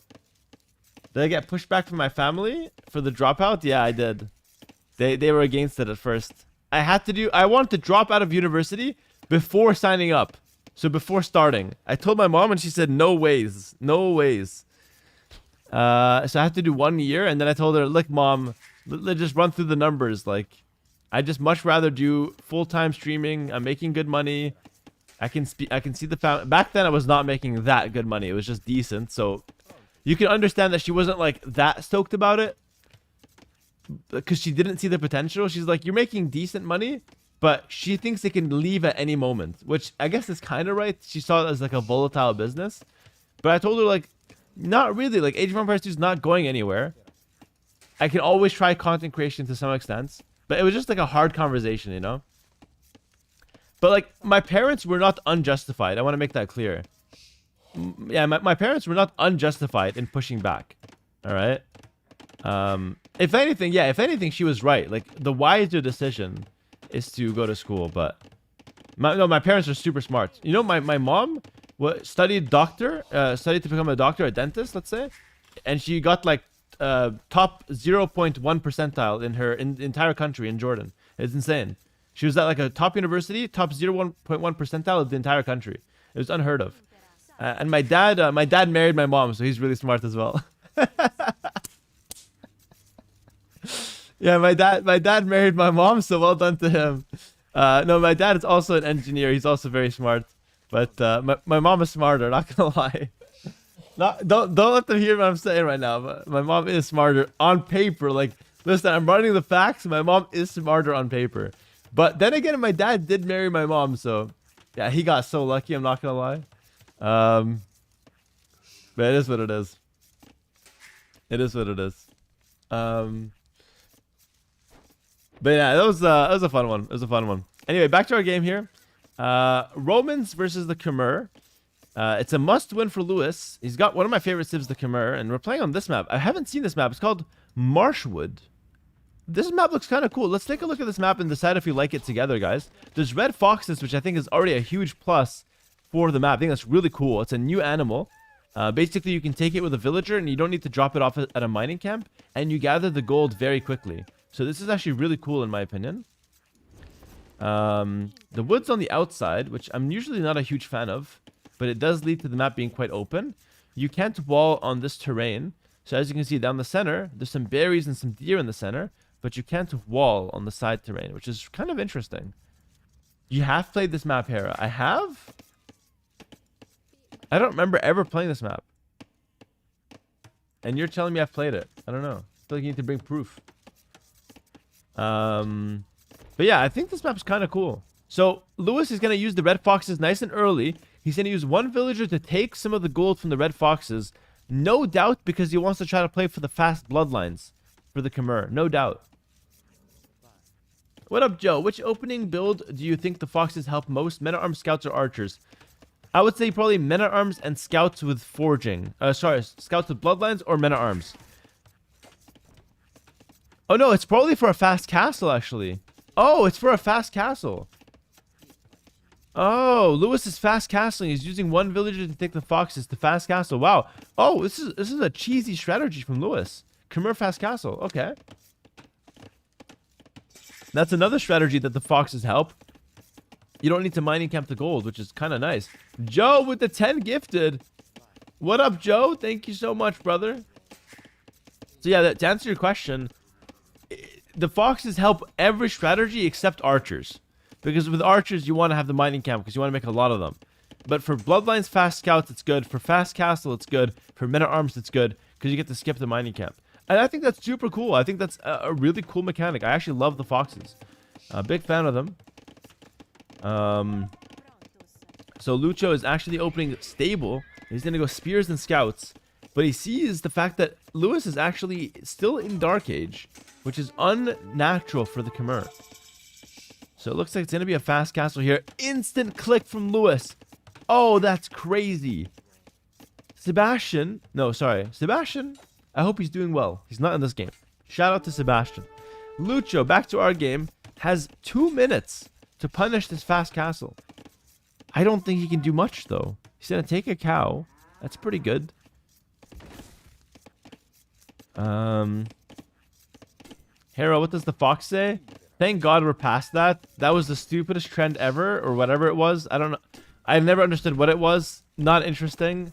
I don't even entertain it. I hate that. I hate that.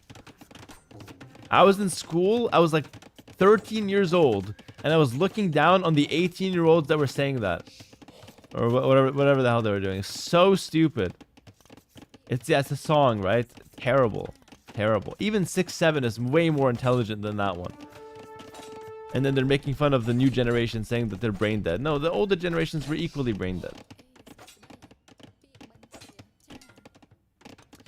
2 ranges from Lewis. It looks like he wants to play cav archers. Usually a pretty smart play. Kind of walls up some of his gold there. He could make a tower if he wants to, by the way. I feel like it's a mistake not to tower if he needs it. Like, there's no reason to be greedy here. No reason whatsoever to be greedy. Joe says, I'm a youth teacher for my church. The 6-7 can be a little obnoxious at times. No way the church kids are going crazy with 6-7. Bro.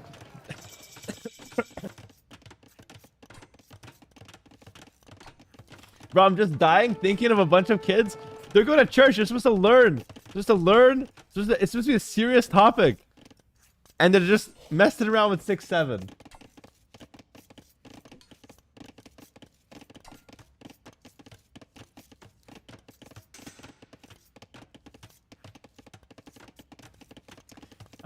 Oh, we have 20 gifted memberships on YouTube from Heisenberg Gaming.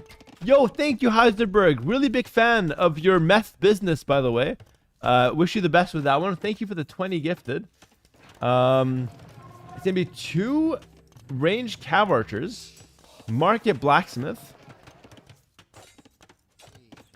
So pretty good setup here.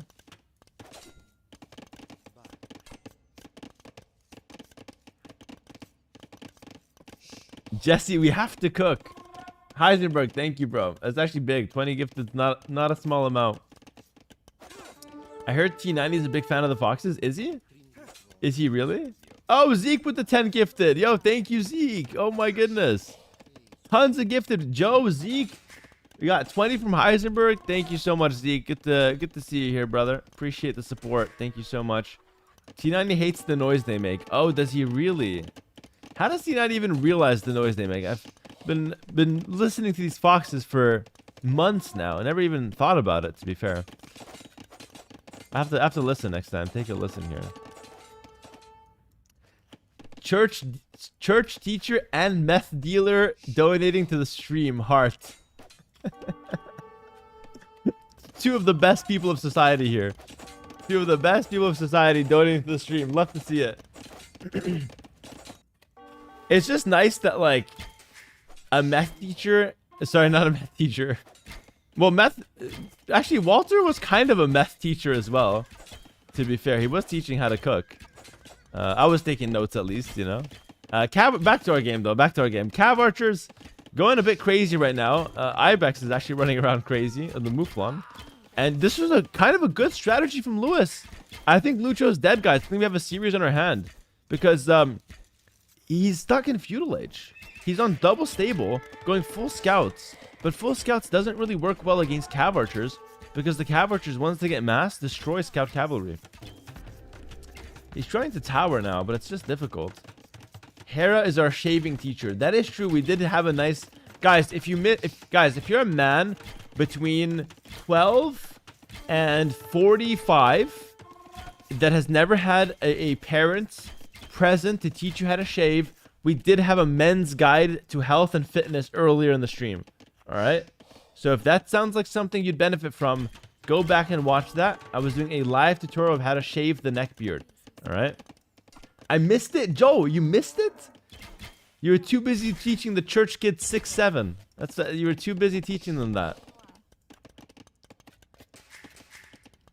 When did we start calling 12-year-olds men?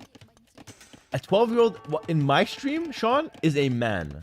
All right, grab the razor, take some notes. All right. I get the youngsters, guys. These the youngsters. We gotta build them up early, you know. We gotta build them up early. Need to learn how to fend for themselves. Go to the gym, take supplements, and pay for my fitness program. All right. Subscribe to it. Very important. What is my shaving elo? Well, today I had a 2-step shaving process, and I accidentally started with step 2. I messed it up. It was a bad build order. Guys, this game's donezo. Lewis is under the tower of Lucho. Lucho can't take wood anymore. And, you have a fitness program? I'm going into that, yeah. I'm going into that. I'm just starting with the men's healthcare first. Men's, what do we call it? We have to work on the wording, but it's going to be good. It's going to be good. GG in the chat, though. Lewis punches back. He has reverse sweep before, by the way. He has reverse sweep before. Can he do it again? He takes a point off Lucho here. Good strategy, to be honest. Good strategy with the Khmer. Just straight fast castle. The Khmer can be extremely cheesy for those kind of builds. But the Red Foxes facilitated it, right? That was huge. That was absolutely huge. Yeah, I like that. The day Hera becomes Warcraft 3 mainly over AoE, I'm unsubscribing. 10-piece Dark and everyone. Guys, the Warcraft 3 thing is a 3-week grind. So I can play Grubby's tournament, and that's it. I have invested 13 years into AoE 2. I'm not going to become a mainly Warcraft 3 streamer. That doesn't make any sense. You don't have to worry about that. It's not even a discussion. Like, I might stream more Warcraft in these 3 weeks. I might, because I have to learn so much. But it doesn't mean I'm going into more of a Warcraft streamer. It's just not going to happen. Yo, Mihim. Mihem, thanks for the tier 1 sub. I really appreciate that, bro. Thank you, bro. There's less money in the Warcraft 3. Doesn't matter. I don't care about the money. I'm not doing it for money. If I wanted more money, I'd sell meth like Heisenberg, okay? But here I am streaming Age of Empires 2. I'm casting on a Saturday. All right. Yo, Hera, nice to have you in the Warcraft 3 scene. Thank you, Leon Warcraft 3. What's going on, brother? It's great to be a permanent member of the Warcraft 3 community. And it's great to leave the AoE2 community behind. Finally, guys, I got rid of the AoE2 community. I can be fully accepted as a Warcraft 3 streamer from now on that does a small men's fitness and health gig on the side. All right, that's my new thing. All right, no more AoE2. It's me Warcraft 3, men's fitness and shaving on the side. Done. That's my new business. Okay, simple as that. And I'm happy to have your support for this transition at this trying time. All right, guys, it's 2-1. Lucha's still up. We're going to wait for the next map now. Wave your hand for YouTube. You're not clipping this for YouTube, K1. I'm talking. This is between me and my stream right now. You had to be here.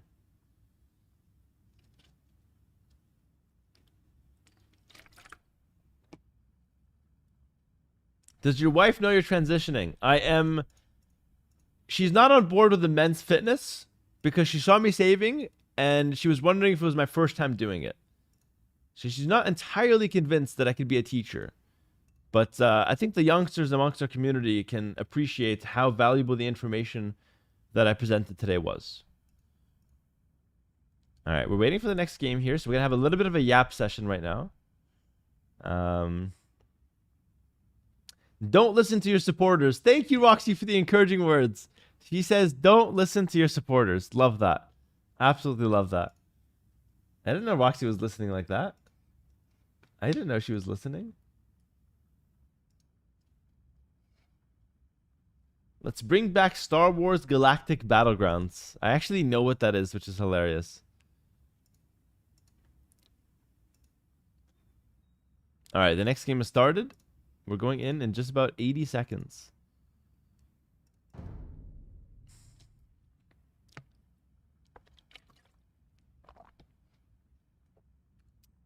All right, we're going in.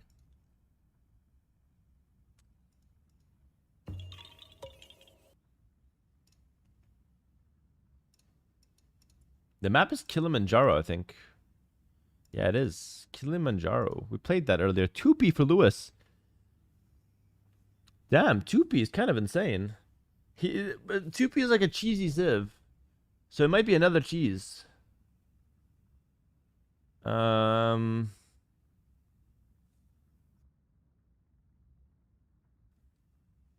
you think AoE will be this popular even 10 years in the future?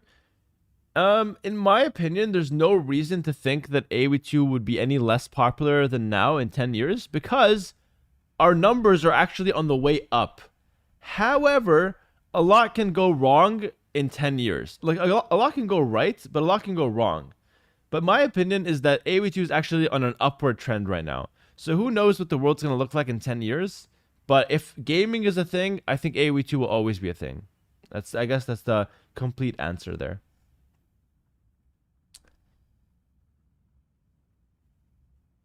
The bulk of the people who like it, millennials, will start having kids and watching less, in my opinion. Maybe true, Zeke, maybe true. But I think we're going to a point in time where it's socially acceptable for adults, even with kids, to enjoy gaming as a sport. I think we're like, imagine like, you know how your dad is watching like football or soccer or whatever, he's watching like the Premier League. I think it's going to be socially acceptable to watch gaming instead of watching a sport. See, Joe's got 2 kids and he's still around. Look at this guy. So yeah, I think it's not a huge problem, despite the fact that I do agree with you, Zeke, that we're going to have less, let's say less consistent player base, I would say. J-Dubs in the chat. I'm a dad with 17 and 18-year-olds. There you go. And you're just watching, like, in my opinion, there's no difference between watching Age of Empires 2 and watching a football match. It's the same thing. It's entertainment. It's a competition. And you're watching it on a screen anyways, right? So there's no difference between them. My kids think Hera is Michael Jordan. They think or they know? Joe, what are you telling them? If they watch my Red Bull performance, they know I'm Michael Jordan. Lucha's pushing in some ostriches now. So he's looking to develop nice and early. The map is interesting. We should take a look at the map, actually. I think we've done a little too much yapping today, for my taste at least. Well, I can go on longer, maybe for the chat's taste. But let's take a look at the map. We got the white flag on top, which is kind of cool. Some text on that, but I can't read it. And it looks like there's going to be some snowy peak at the top of the mountain. Not much gold, but a little bit of gold. Also, some relics are sprinkled across the middle as well. I see 4 there. I wonder if that's on purpose. It doesn't look like it. There's one on the outside as well, and one here. So it looks like there's 6 relics total, which is such a random number. That's such a random number. I don't like that. Oh, no, there's 7. 1, 2, 3, 4, 5, 6, 7 relics. Okay, that's 7 relics. Fair enough. And there's also some gold in the center. And the middle hill is very important. It's not quite like a hill. It's actually a mountain. Did I say 6, 7? Ugh, I didn't even do that on purpose. I swear to God. And it's not a hill. It's a mountain. So like, there's a lot of little hills, even at the bottom of this map, right? Both players start on the opposite sides of this mountain, and it's going to be a lot of fighting for the early game. Lewis is playing as the 2P, and 2P ends up kind of being like a cheesy Civ that can go for the fast castle all in with their unique unit. We'll see if he ends up going for that. You could play them a bit more standard as well, but I feel like there's no chance he plays a standard game. Yeah, he's going to go for the fast castle, and it looks like Lucho will go for a fast castle himself. Oh, Lucho can go fast castle Rattan archers if he wants. Rattan archers could counter the 2P archers. The black... What are they called? Black feather archers? No. What are they called? The Blackwood archers. The Blackwood archers, yeah. Yeah, the Blackwood archers. So I think the Rattan archers would counter the Blackwood archers, for sure. Which is good. Hera, where did you think Leary lost his momentum in the Red Bull final in the Burgundians game? Lost his momentum? I don't know if he necessarily lost his momentum. I mean, if there was momentum to be lost, he lost it in the Roman-Spanish game, I feel. Because then he lost 3 straight there. Well, he lost 5 straight, but that's where he stopped winning. So I feel like if there was a momentum thing to it, he probably lost it there. I'm not really convinced there was a momentum thing to it. I think he played well in every game. Just a lot of factors that play. I want to play more AoE 2, but I haven't slept for 36 hours. That's so unhealthy, bro. You have to sleep. You have to sleep. One of the best things you can do for a good healthy life is just to get a good sleep routine in. Like just a good morning and evening routine. Get some good sleep. It also helps for gaming, by the way. So a lot of people think gaming is just play, show up and play. But gaming, kind of like a sport, you have to prepare your body for it as well, and your mind. So like good sleep is really important. Stretching is really important. Exercise before and after sessions is also important. A lot of that stuff really does matter, by the way. Yeah, so Lucha is going to go for the Rattan archers, which is really nice. Exercise, why? So I'm not a scientist, okay? I'm not particularly educated, but with what the streets are saying, what the streets around universities are saying, so what the studies are saying, is that exercise before a gaming session, it actually activates your brain, and your brain is likely to work faster and more efficiently on the gaming after doing light exercise for about 15-20 minutes. Okay, so that's what the studies are saying. Don't know if it's true, didn't look into it heavily, but it works for me in my experience, and that's what I've heard, right?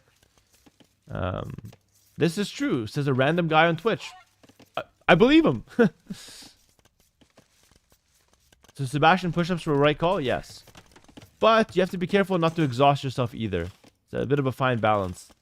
Lucha goes for a bit of a steal here on the 2 sheep from Lewis. Lewis is just going to eat it, so he can at least benefit from some of the food.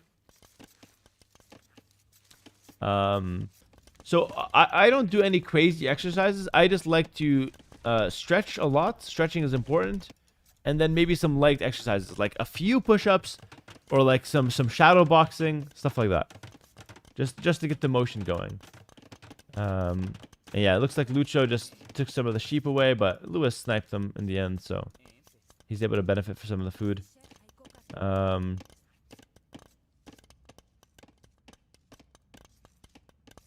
Going for a walk before a set is amazing. Yep, I do that as well all the time. So let's see, guys. Both players going for a unique unit, which is kind of interesting. I'm not sure which is going to win, the Rattan Archer or the Blackwood Archer. Let's go through their strengths and weaknesses for the people that don't know. The Blackwood Archer, you're going to see, you pay for 1, you get 2. All right, you get 2 right away. And you mass them super quickly. And they only take 0.5 population per unit, which is really crazy. And when they die, you get some cash back. You get 15% cash back. It's like a credit card. It's quite interesting. For the Vietnamese, the Rattan Archers are like an anti-archer archer unit. Okay? So they have a lot of pierce armor. And in theory, they should counter archer units, which is what Lewis is going for. So let's see what ends up being better. Personally, I've never really seen the matchup in a competitive game. So I can't tell you for a fact that one's going to be better than the other. I just can't tell you that. So we'll see. Street Edding, thank you for the Prime sub. Welcome. Welcome, my friend. Looks like we have a castle here on the front for Lucho. I like the positioning. I think it's quite interesting. I think it's quite nice. Just, you know, in front of that main gold. Keeps yourself nice and safe. He's walled the right side with stone as well. So really, really big fan of the setup that Lucho has here. But let's see. So, like, even if the Rattan Archers will eventually be better, you have to admit that Lewis has some momentum here, right? Lewis is coming across the map with multiple Blackwood Archers. Again, he pays for 1, he gets 2 right away. The stats on them are very unimpressive. So they have 20 HP, 5 range, which is really good, only 4 attack, which is, you know, pretty mediocre. But they move pretty fast as well. So, like, I would say the stats aren't great, but they're not bad. And they get most of the strength from their fast fire rates and ability to mass quickly. Lewis has now spotted the castle, so he knows exactly what's coming. This is not a situation where Lewis is even concerned about what Lucho is going for. He knows it's going to be Rattans. And we have Dando in the chat saying, why is Kilimanjaro even an FC map nowadays? God knows, Daniel. I have no idea. This used to be an aggressive feudal age map, and now both players are going fast castle unique unit. 20 HP is crazy low, right? Yes, it's really low. It's the lowest human unit in the game in terms of HP. So even less than an unloomed villager. But in my opinion, it doesn't really matter that much.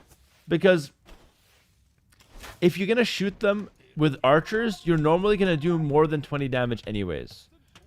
So you're going to overkill anyways. Do you understand what I'm saying with that? So whether it's 20 HP or 40 HP, the unit's probably dying to 1 volley. So it matters sometimes, but not always. It's worth keeping these factors in mind, you know? Well, let's see. It's going to be Mangonels and Blackwood Archers. Lewis is still making villagers behind this one. So it's not an all-in. It's just a 1 TC approach. I wouldn't say he's necessarily all-in here.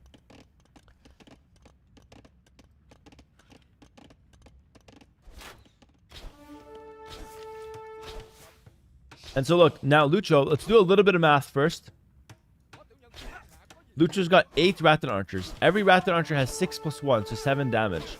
So it's 8 times 7, which is 42. That's probably wrong, actually. And that would overkill by 22 damage, right? If they all hit. So you have to watch out. 56, sorry. That was wrong. Never do math on stream. Never do math on stream. Jin, thanks to the Prime for 28 months. Really appreciate it. Thank you, thank you. Basic maths, forget about it. It's funny because I knew it was wrong. I just can't do it. Like I'm just looking at the chat. Please help me. Someone help me. But yeah, he's in an overkill for 36 damage, which is crazy. Should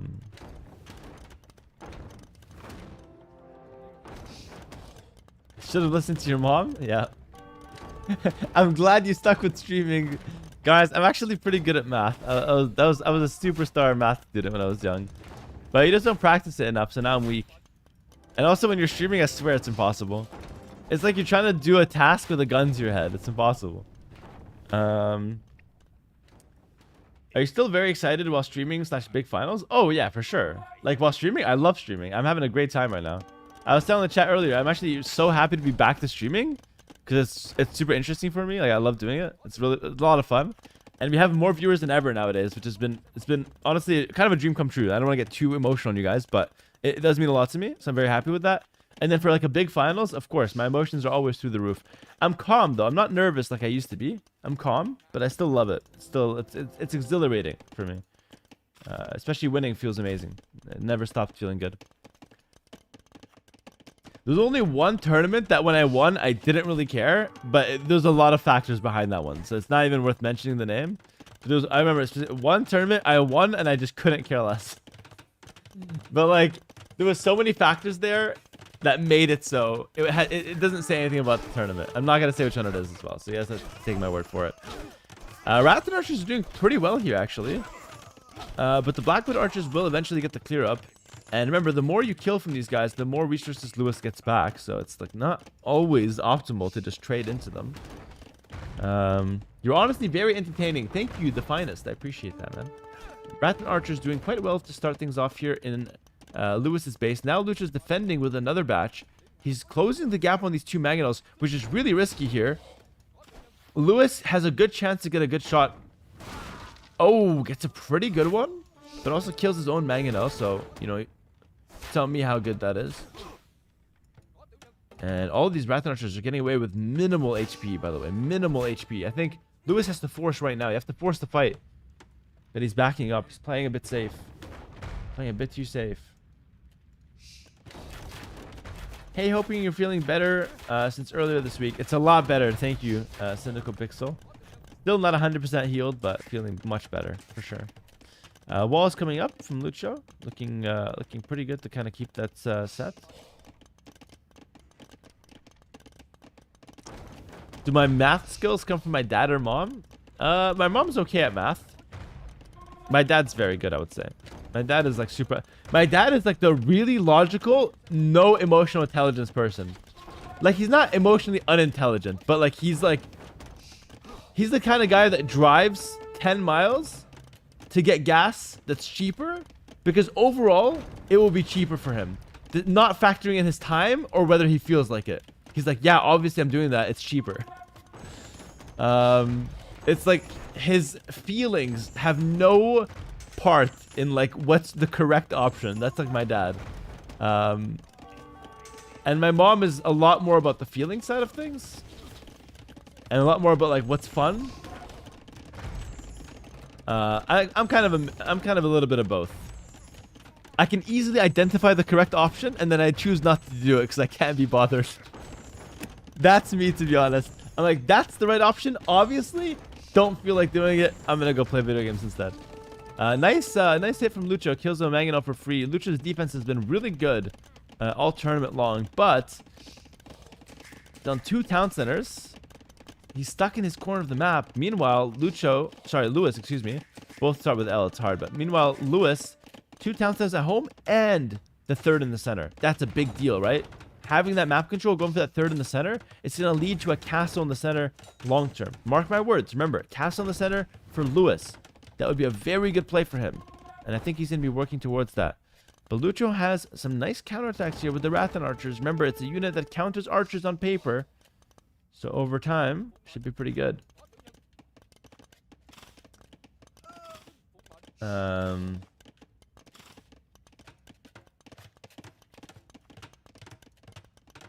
If I was either player, how many monks would I have right now?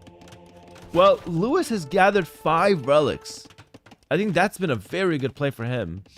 Neither player needs monks, by the way. Like, I'm actually surprised that we have a monastery on both sides. Neither player needs monks. The monastery here is a complete luxury. But for Lewis, it's really paid off. He's got 5 relics. Still 2 more on the map that he could, in theory, snag.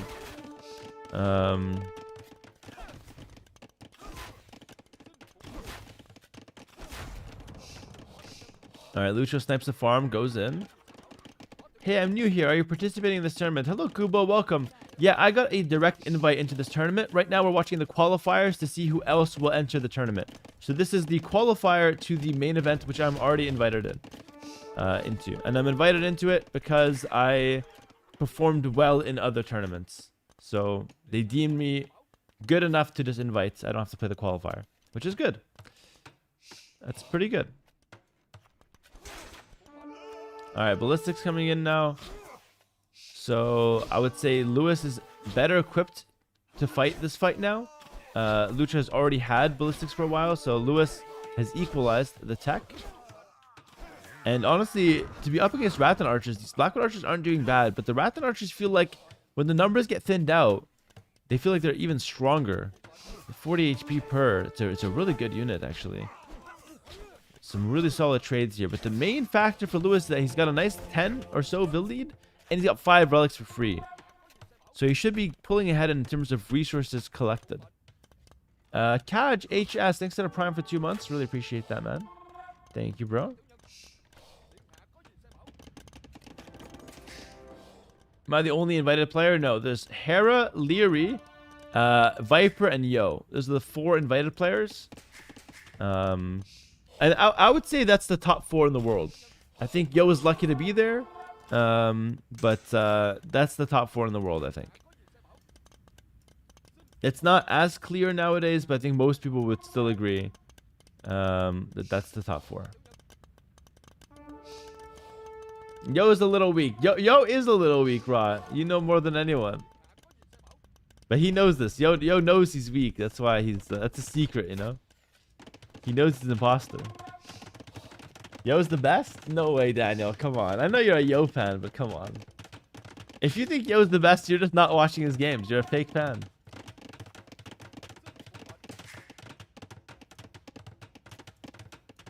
Alright, Rattan archers coming in.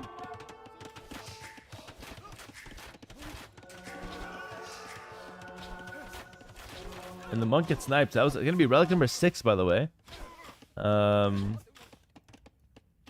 Do you think you can get top 4 with sub 100 APM? Sub 100 E APM? Yes. Sub 100 APM? Probably not. There's a difference between the effective APM. But if we're talking E APM, I would say for sure. Yeah, APM is not that important, by the way. It's whatever. Like, I'm not winning games because I'm faster than my opponent most of the time. It helps sometimes, but not most of the time. Remember we talked about that castle in the center? I think now is the time for Lewis to go for it. Because if he doesn't go for it, Lucha's going to have his eyes set on that center soon. And this could be going to a game 5, by the way. This could really be going to a game 5, which is insane. I'd say Sebastian's better than Yo currently. And I think that's a very valid opinion. Fade Hammer. But I think that's the minority of people. I think the majority would still put Yo a little higher up. But we'll see.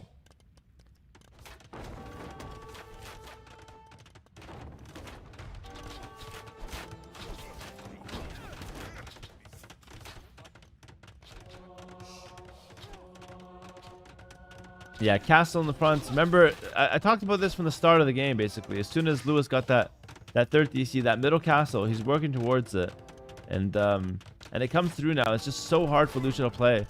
I really think we're going to go to a game 5. Because Lucha's just perma downhill for the rest of the game, basically.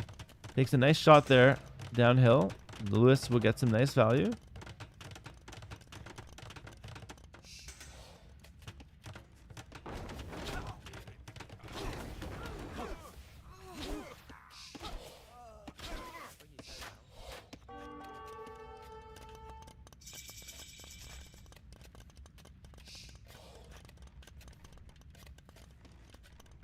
Sorry, Hera, but Yo is the best strategist of Age of Empires? Oh my goodness, you're making me puke in my mouth. Yo is the best strategist of Age of Empires. Do you even watch this game? Please. Please. Oh my goodness, a faker statement has never been made. That's absolutely insane. No, the best strategist in Age of Empires is not Mr. Yo. Nice try, though. Alright, when they talk about Chinese propaganda, this is what they're talking about, by the way. What the hell is this, man? What the hell is this?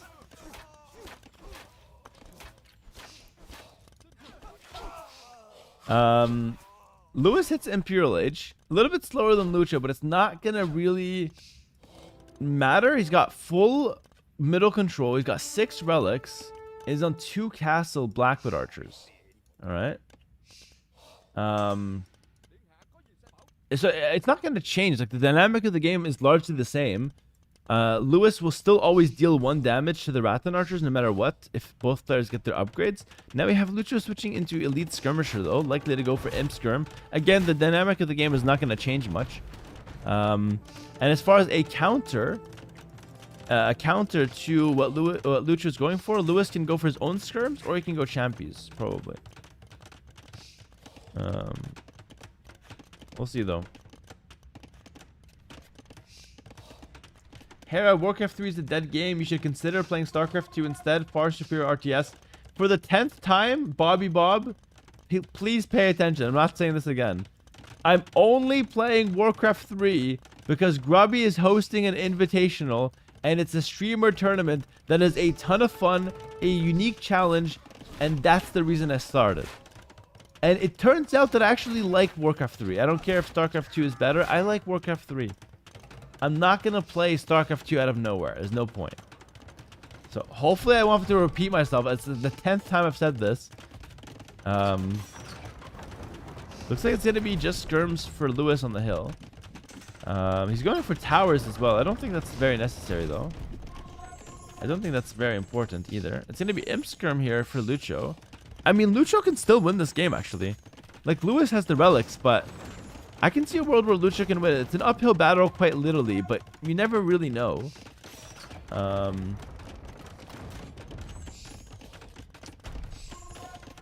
Armor coming in. I think Champion Warrior is the correct transition. If you ask me, I don't think Lewis should go Skirmisher, by the way.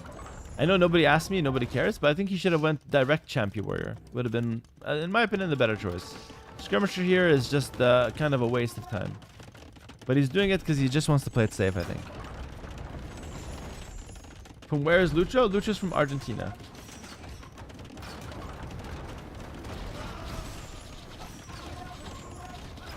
Big shot from Lewis there.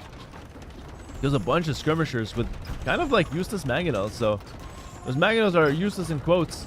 They're useful right now, but they're not going to scale. But you're still getting really good value here. Another 2 skirmishers go down. And guys, this massive hill is just so obnoxious to push up. It's so obnoxious. And Lewis with the relics is just buying time with towers. They're not necessary, but I like what they're doing actually in the end. They're not bad.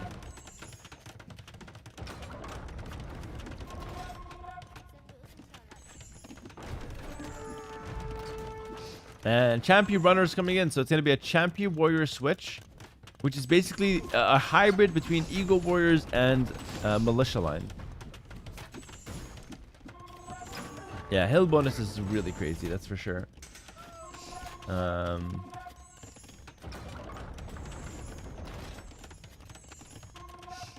Hera, do you have a relationship with Argentinian players? Do you eat asados with them? Yeah, I've been to a few asados with them. I have a pretty good relationship with all the Argentinian players for sure. We don't chill every day, but we have a good relationship and we've seen each other IRL. Big sacrifice from Lewis. He sacrifices all of his Blackwood archers to snipe 2 mangonels. Not the best trade, but I mean, it's not the worst either. He's moved away from Blackwood archers into pure skirmishers now, and he's going to switch into champions. He's getting caciques, which for the 2P, I'm not sure what that does actually. Does anybody know what that does? I'm actually not sure.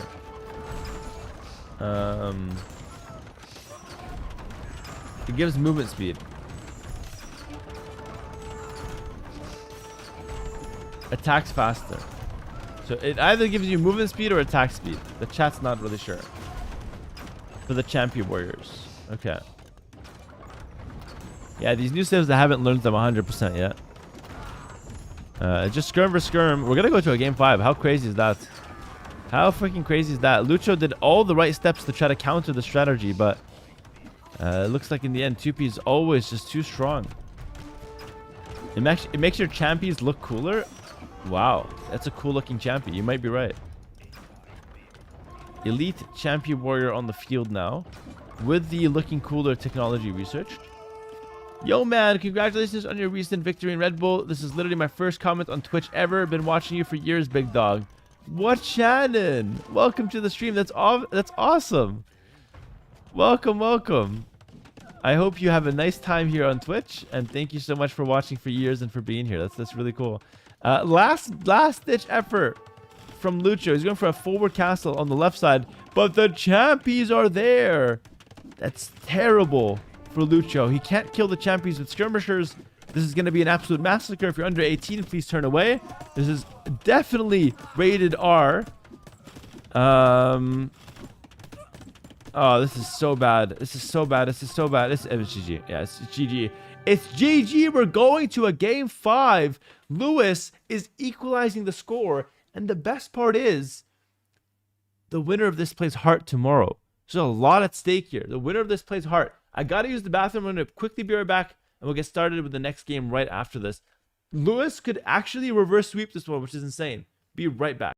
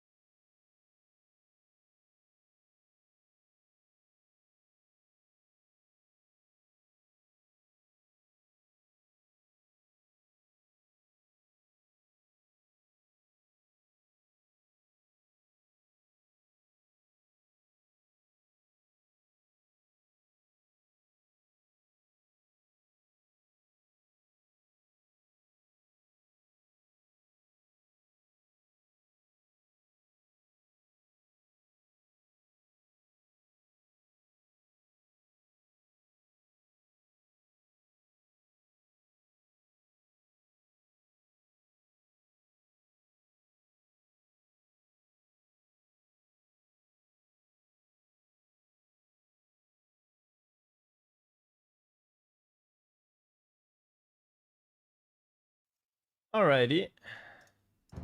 What did I miss? Hopefully nothing much. And yeah, they're already going for the next game, but they're not quite in.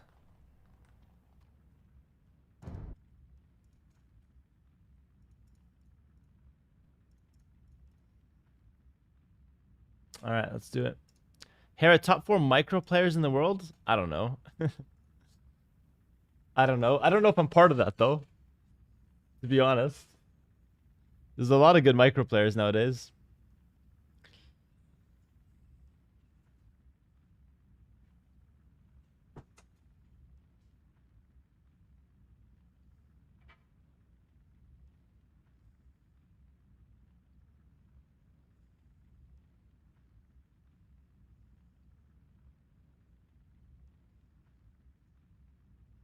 Leary, Lucho, Lewis, Nilly. Yeah, all the goats. Exactly, hard. I need a quick gum, man. The taste of sickness is just too much, though.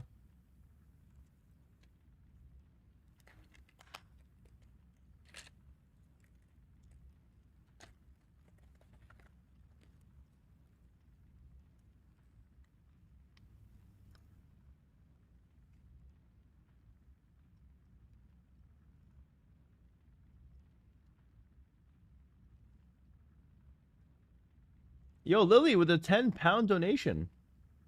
That's a lot. Thank you, Lily. Hey, Hera, I've been watching a couple months now. and want to show my support. Just bought the 25th anniversary collection and can't wait to start playing. Yo, that's awesome, Lily. I hope you have a great time playing. And thanks for the support. That's awesome. Welcome to the stream. Welcome to the game. Welcome to our wonderful, wonderful AOE2 community. All right. Well, with all that said, once again, thank you, Lily. And hopping in now to the game 5. No, it's a Chinese mirror match. I have to watch a mirror match for this very hyped game 5. Okay. Chinese mirror match. The map is Mirkwood. And it's pretty interesting. It's like a nomad start. On the outside, you have water, but you can walk on it as well. So as you can see, these villagers are not swimming. They are walking. Think of it like marshes. And yeah, we'll see what they can do. Nico Drama says Civ win in the chat. It is Chinese mirror, so a Chinese player is winning this game. Whichever player loses, the Chinese wins. Yeah, I guess. I don't know if that counts for much, though. I got introduced to you by Big A, but it's been super fun to watch a pro play. Hello, Strike. Shout out Atriok. He's bringing a lot of people, but welcome, Strike. Good to have you here. Me and Atriok are not done collabing, by the way. We got a few other things coming up. Some Age of Empires and some other stuff as well. And I'm still trying to convince him and his buddies to play Assassin's Creed with me. Black Flag multiplayer on stream. I think that'll be so fun still, but it just hasn't happened yet. But it will happen eventually. I will try my best.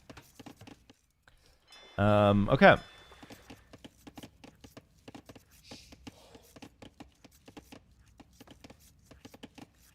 Hi Hera, just wanted to let you know, watching you brought me back to AOE2. Was playing a lot when it was originally released. Hello, the Con, what's up? Welcome, my friend. That's awesome.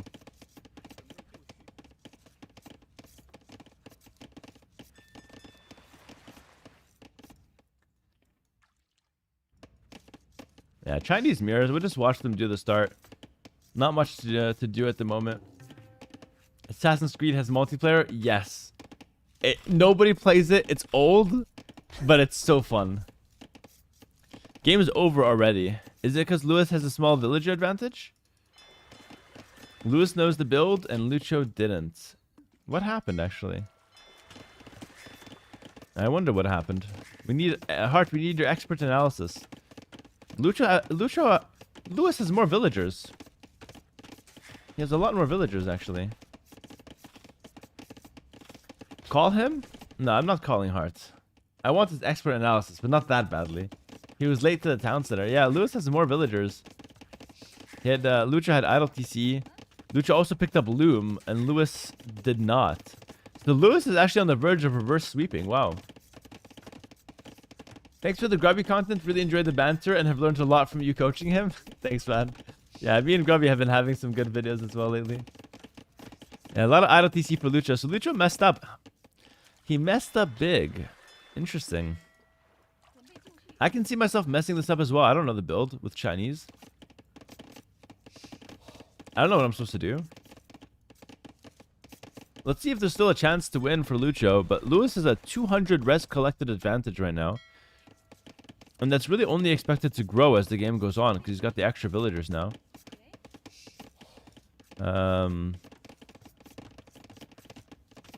There's a fun Elden Ring streamer that has AOE2 sound alerts on a stream.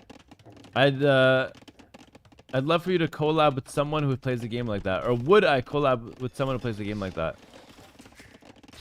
I mean, if he wants to play AOE2, sure. Will I play Elden Ring? Probably not. I'm not really a big fan of Elden Ring, but if he wants to play AOE2, then sure. I've been very transparent about this. I will collab with anybody that has a sizable audience for AOE2. I actually love this game and love sharing it with others that have never played. It's fun for me, so anyone with a sizable audience that wants to play AOE2, I gladly make some content together. It's a lot of fun. People love it.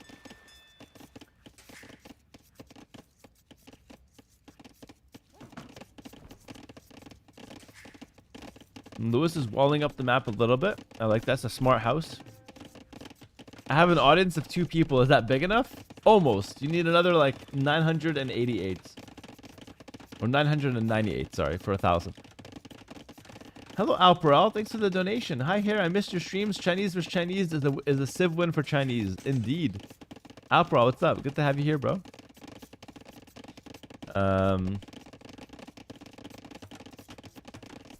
Hera the Caster Hearts. Hello, it's H90 here. Lucho has a good amount of fishing ships, though. I feel like he can't really be that far behind. I mean, he's only down 200 resources. He's slower to everything. Maybe it's gonna matter. We'll see. Maybe it's gonna matter a lot. I mean, it matters for sure, but still.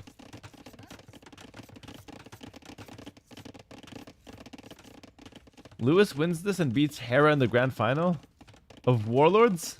Okay. That's a bold prediction.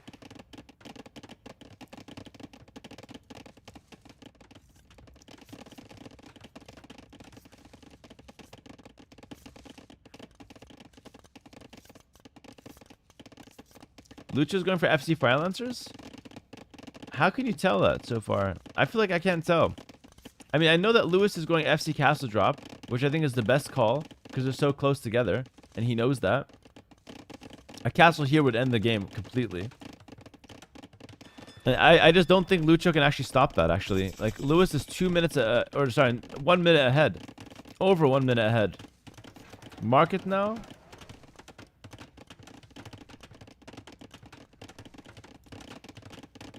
No doubt I'm the biggest Hera fan, but Lewis representing the UK is huge. I think that's quite nice for the game, yeah.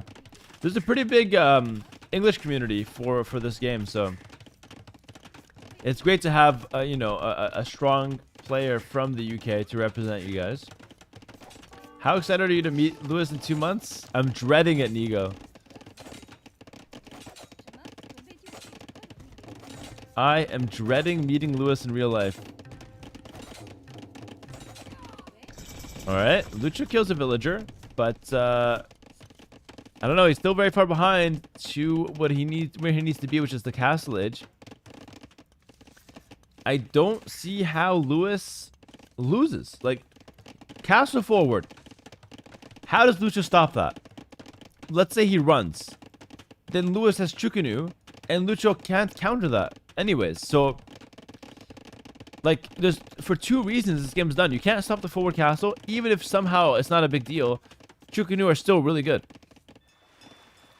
And Lewis is also playing water at the same time. So, I don't know. I started watching you like 3 days after watching your Red Bull win. Congrats. And now I'm playing the game after 25 years. What do you recommend me to focus on as a beginner? Pixabear, that's awesome. Watch my beginner guide on YouTube. I have a beginner to 2K guide on YouTube. Watch that one. Very, very good guide. 5 episodes. Explains you how to play the game. Nice and easy.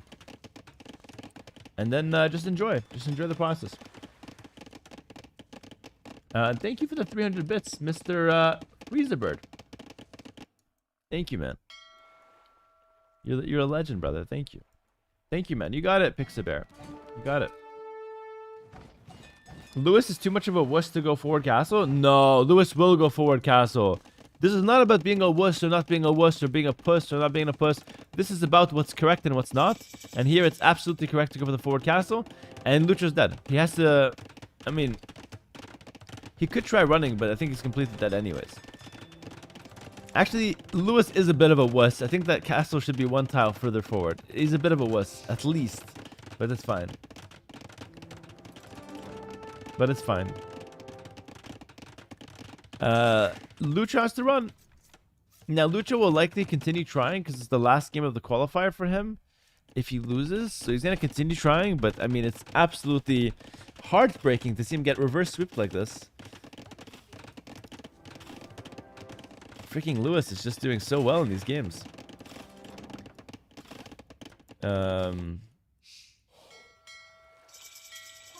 Also, Lewis is going to be faster on fighting the water, which matters as well. I mean, Lucho has to win the water if he wants to have even a smidgen of a chance here. There's a lot of fishing boats, though, at least. But he's behind in terms of time. Hera, what about you and Viper make a tournament called the Goats Challenge? Okay, and then what? What's the tournament about? Me and Viper hosting. Sounds amazing. Then what are we doing? We got a cringe ass name. Next step. Walk me through this. Walk me through this. Sell the idea to me. Come on. Is it gonna be a money making machine? We're gonna break viewer records with this one. What are we doing? It's a shaving contest. I'll smoke him. We sell goats. Step 2 question mark. Step 3 profits.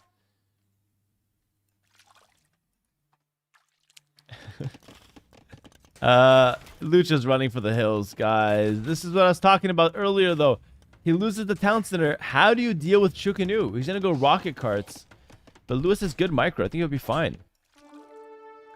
Lucho is kind of winning the water, though. So if he wants to have some hope to win this game, he gets it through the water and through an economic advantage.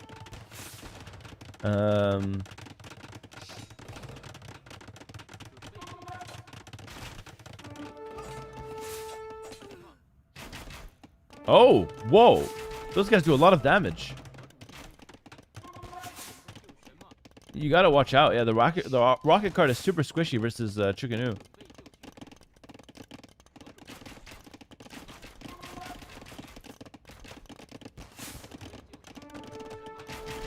Yeah, it would break viewer records after you guys retire. So me and Viper have to be retired to make this tournament. So come back to us in like 10 years then. It's a really good idea, but like we'll do it in 10 years. Come back to me in 10 years with the same idea. We'll do it, okay? What did you call it? The Battle of the Goats or some shit? What was that? What was the name? Oh, Tuville's trapped. Tuville's trapped. Oh, it's brutal. It's pain. It's painful for Lucho. Loses a third villager. The Chukanu are impossible to deal with. It's exactly what I said. I knew this would happen. You just can't deal with the Chukanu now. It's just so oppressive of a unit when you have no defense.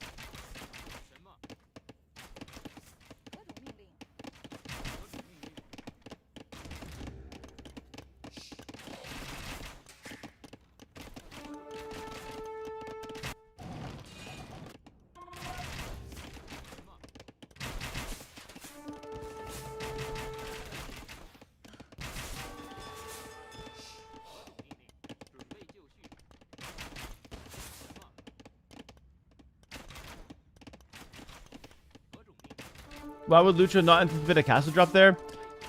That's a good question. I think Lucho was underprepared. It was really obvious and he was underprepared. I agree with you. Lucho had to wall that. It was the only option. He had to wall that somehow. I guess he's not very experienced in this kind of game. I'm not really sure. Maybe it slipped his mind, but either way, you couldn't let that castle go up. And I mean, let's see. Lucho is winning the water, so that's a nice advantage. But I mean, the water's not worth that much because there's not that much fish on it anymore. And we're losing so much on land. It's still possible to win, but no, it's not going to happen. GG, good luck next. Oh my goodness. Lewis with the reverse sweep is going to take the win, guys. GG, well played in the chat, guys. Let's hear it. Everybody, GG. What we just saw is pretty impressive, right? Well played to Lewis, and good stuff by Lucho. Lucho also had a good showing today. I think he was very impressive in his own right. But well played to Lewis. He takes the win. Nice little reverse sweep there. Kind of crazy, actually. And he will face Hart tomorrow. So that's the end of the qualifiers for today. We're going to go through the bracket. But tomorrow, we'll have the deciders for the qualifier. And I'll be casting it, okay? H90 reporting for duty tomorrow. But let's, before I let you guys leave today for the AOE2 segment, let me just quickly show you guys what's going on the qualifier side of things. There we go. So let's refresh this. So Doubt Taro tomorrow. So this is what we have tomorrow. I don't know when we'll start. Yeah, I don't know when we're going to start, but tomorrow we're going to have Tattoo Doubt, Chateau Vivi, ACCM versus the winner of Nikov Nios. Nikov is likely to win, but we don't know. Hart versus Lewis, and MBL Dogao. So, pretty cool matches. Pretty cool matches tomorrow. Be there early. I'll start the stream. It's going to be pure casting tomorrow for the qualifiers, all right? So be there, guys. Don't miss out. And yeah, thanks for watching today. Thank you so much for watching today. What time? I don't know when it starts, but just keep an eye out on Twitch. I'll start when it starts, okay? So just keep an eye out. Likely around like 13 or 14 GMT, likely. But yeah, guys, that's going to do it for the AoE2 segments. What I'll do here is I'll end the YouTube stream. So thank you so much for watching on YouTube, guys. What we're going to do is we're going to play some Warcraft 3 now for about 3 hours-ish, okay? Maybe 4 hours max. So I have 3 to 4 hours of Warcraft 3 now. So if you guys are watching on YouTube and you want to come check it out, come on down from the YouTube side of things. Come check out the stream. I'll give you a link to my channel, so you guys can come check it out. There we go. So you can come down from stream to watch Warcraft 3 time. And if not, just come back tomorrow. All right, come back tomorrow. We'll cast the rest of the qualifiers, and we'll have a good time then. All right. So take care, everyone. Bye, YouTube. See you guys tomorrow. Or come down to Twitch, and we'll see you guys on Twitch for the Warcraft segment. Why no Warcraft 3 on YouTube? It's much easier for me to stream on just Twitch for Warcraft segment. Much easier. Much easier. So yeah, that's it. Thank you, guys. I'll see you guys on Twitch. If not, I'll see you guys tomorrow.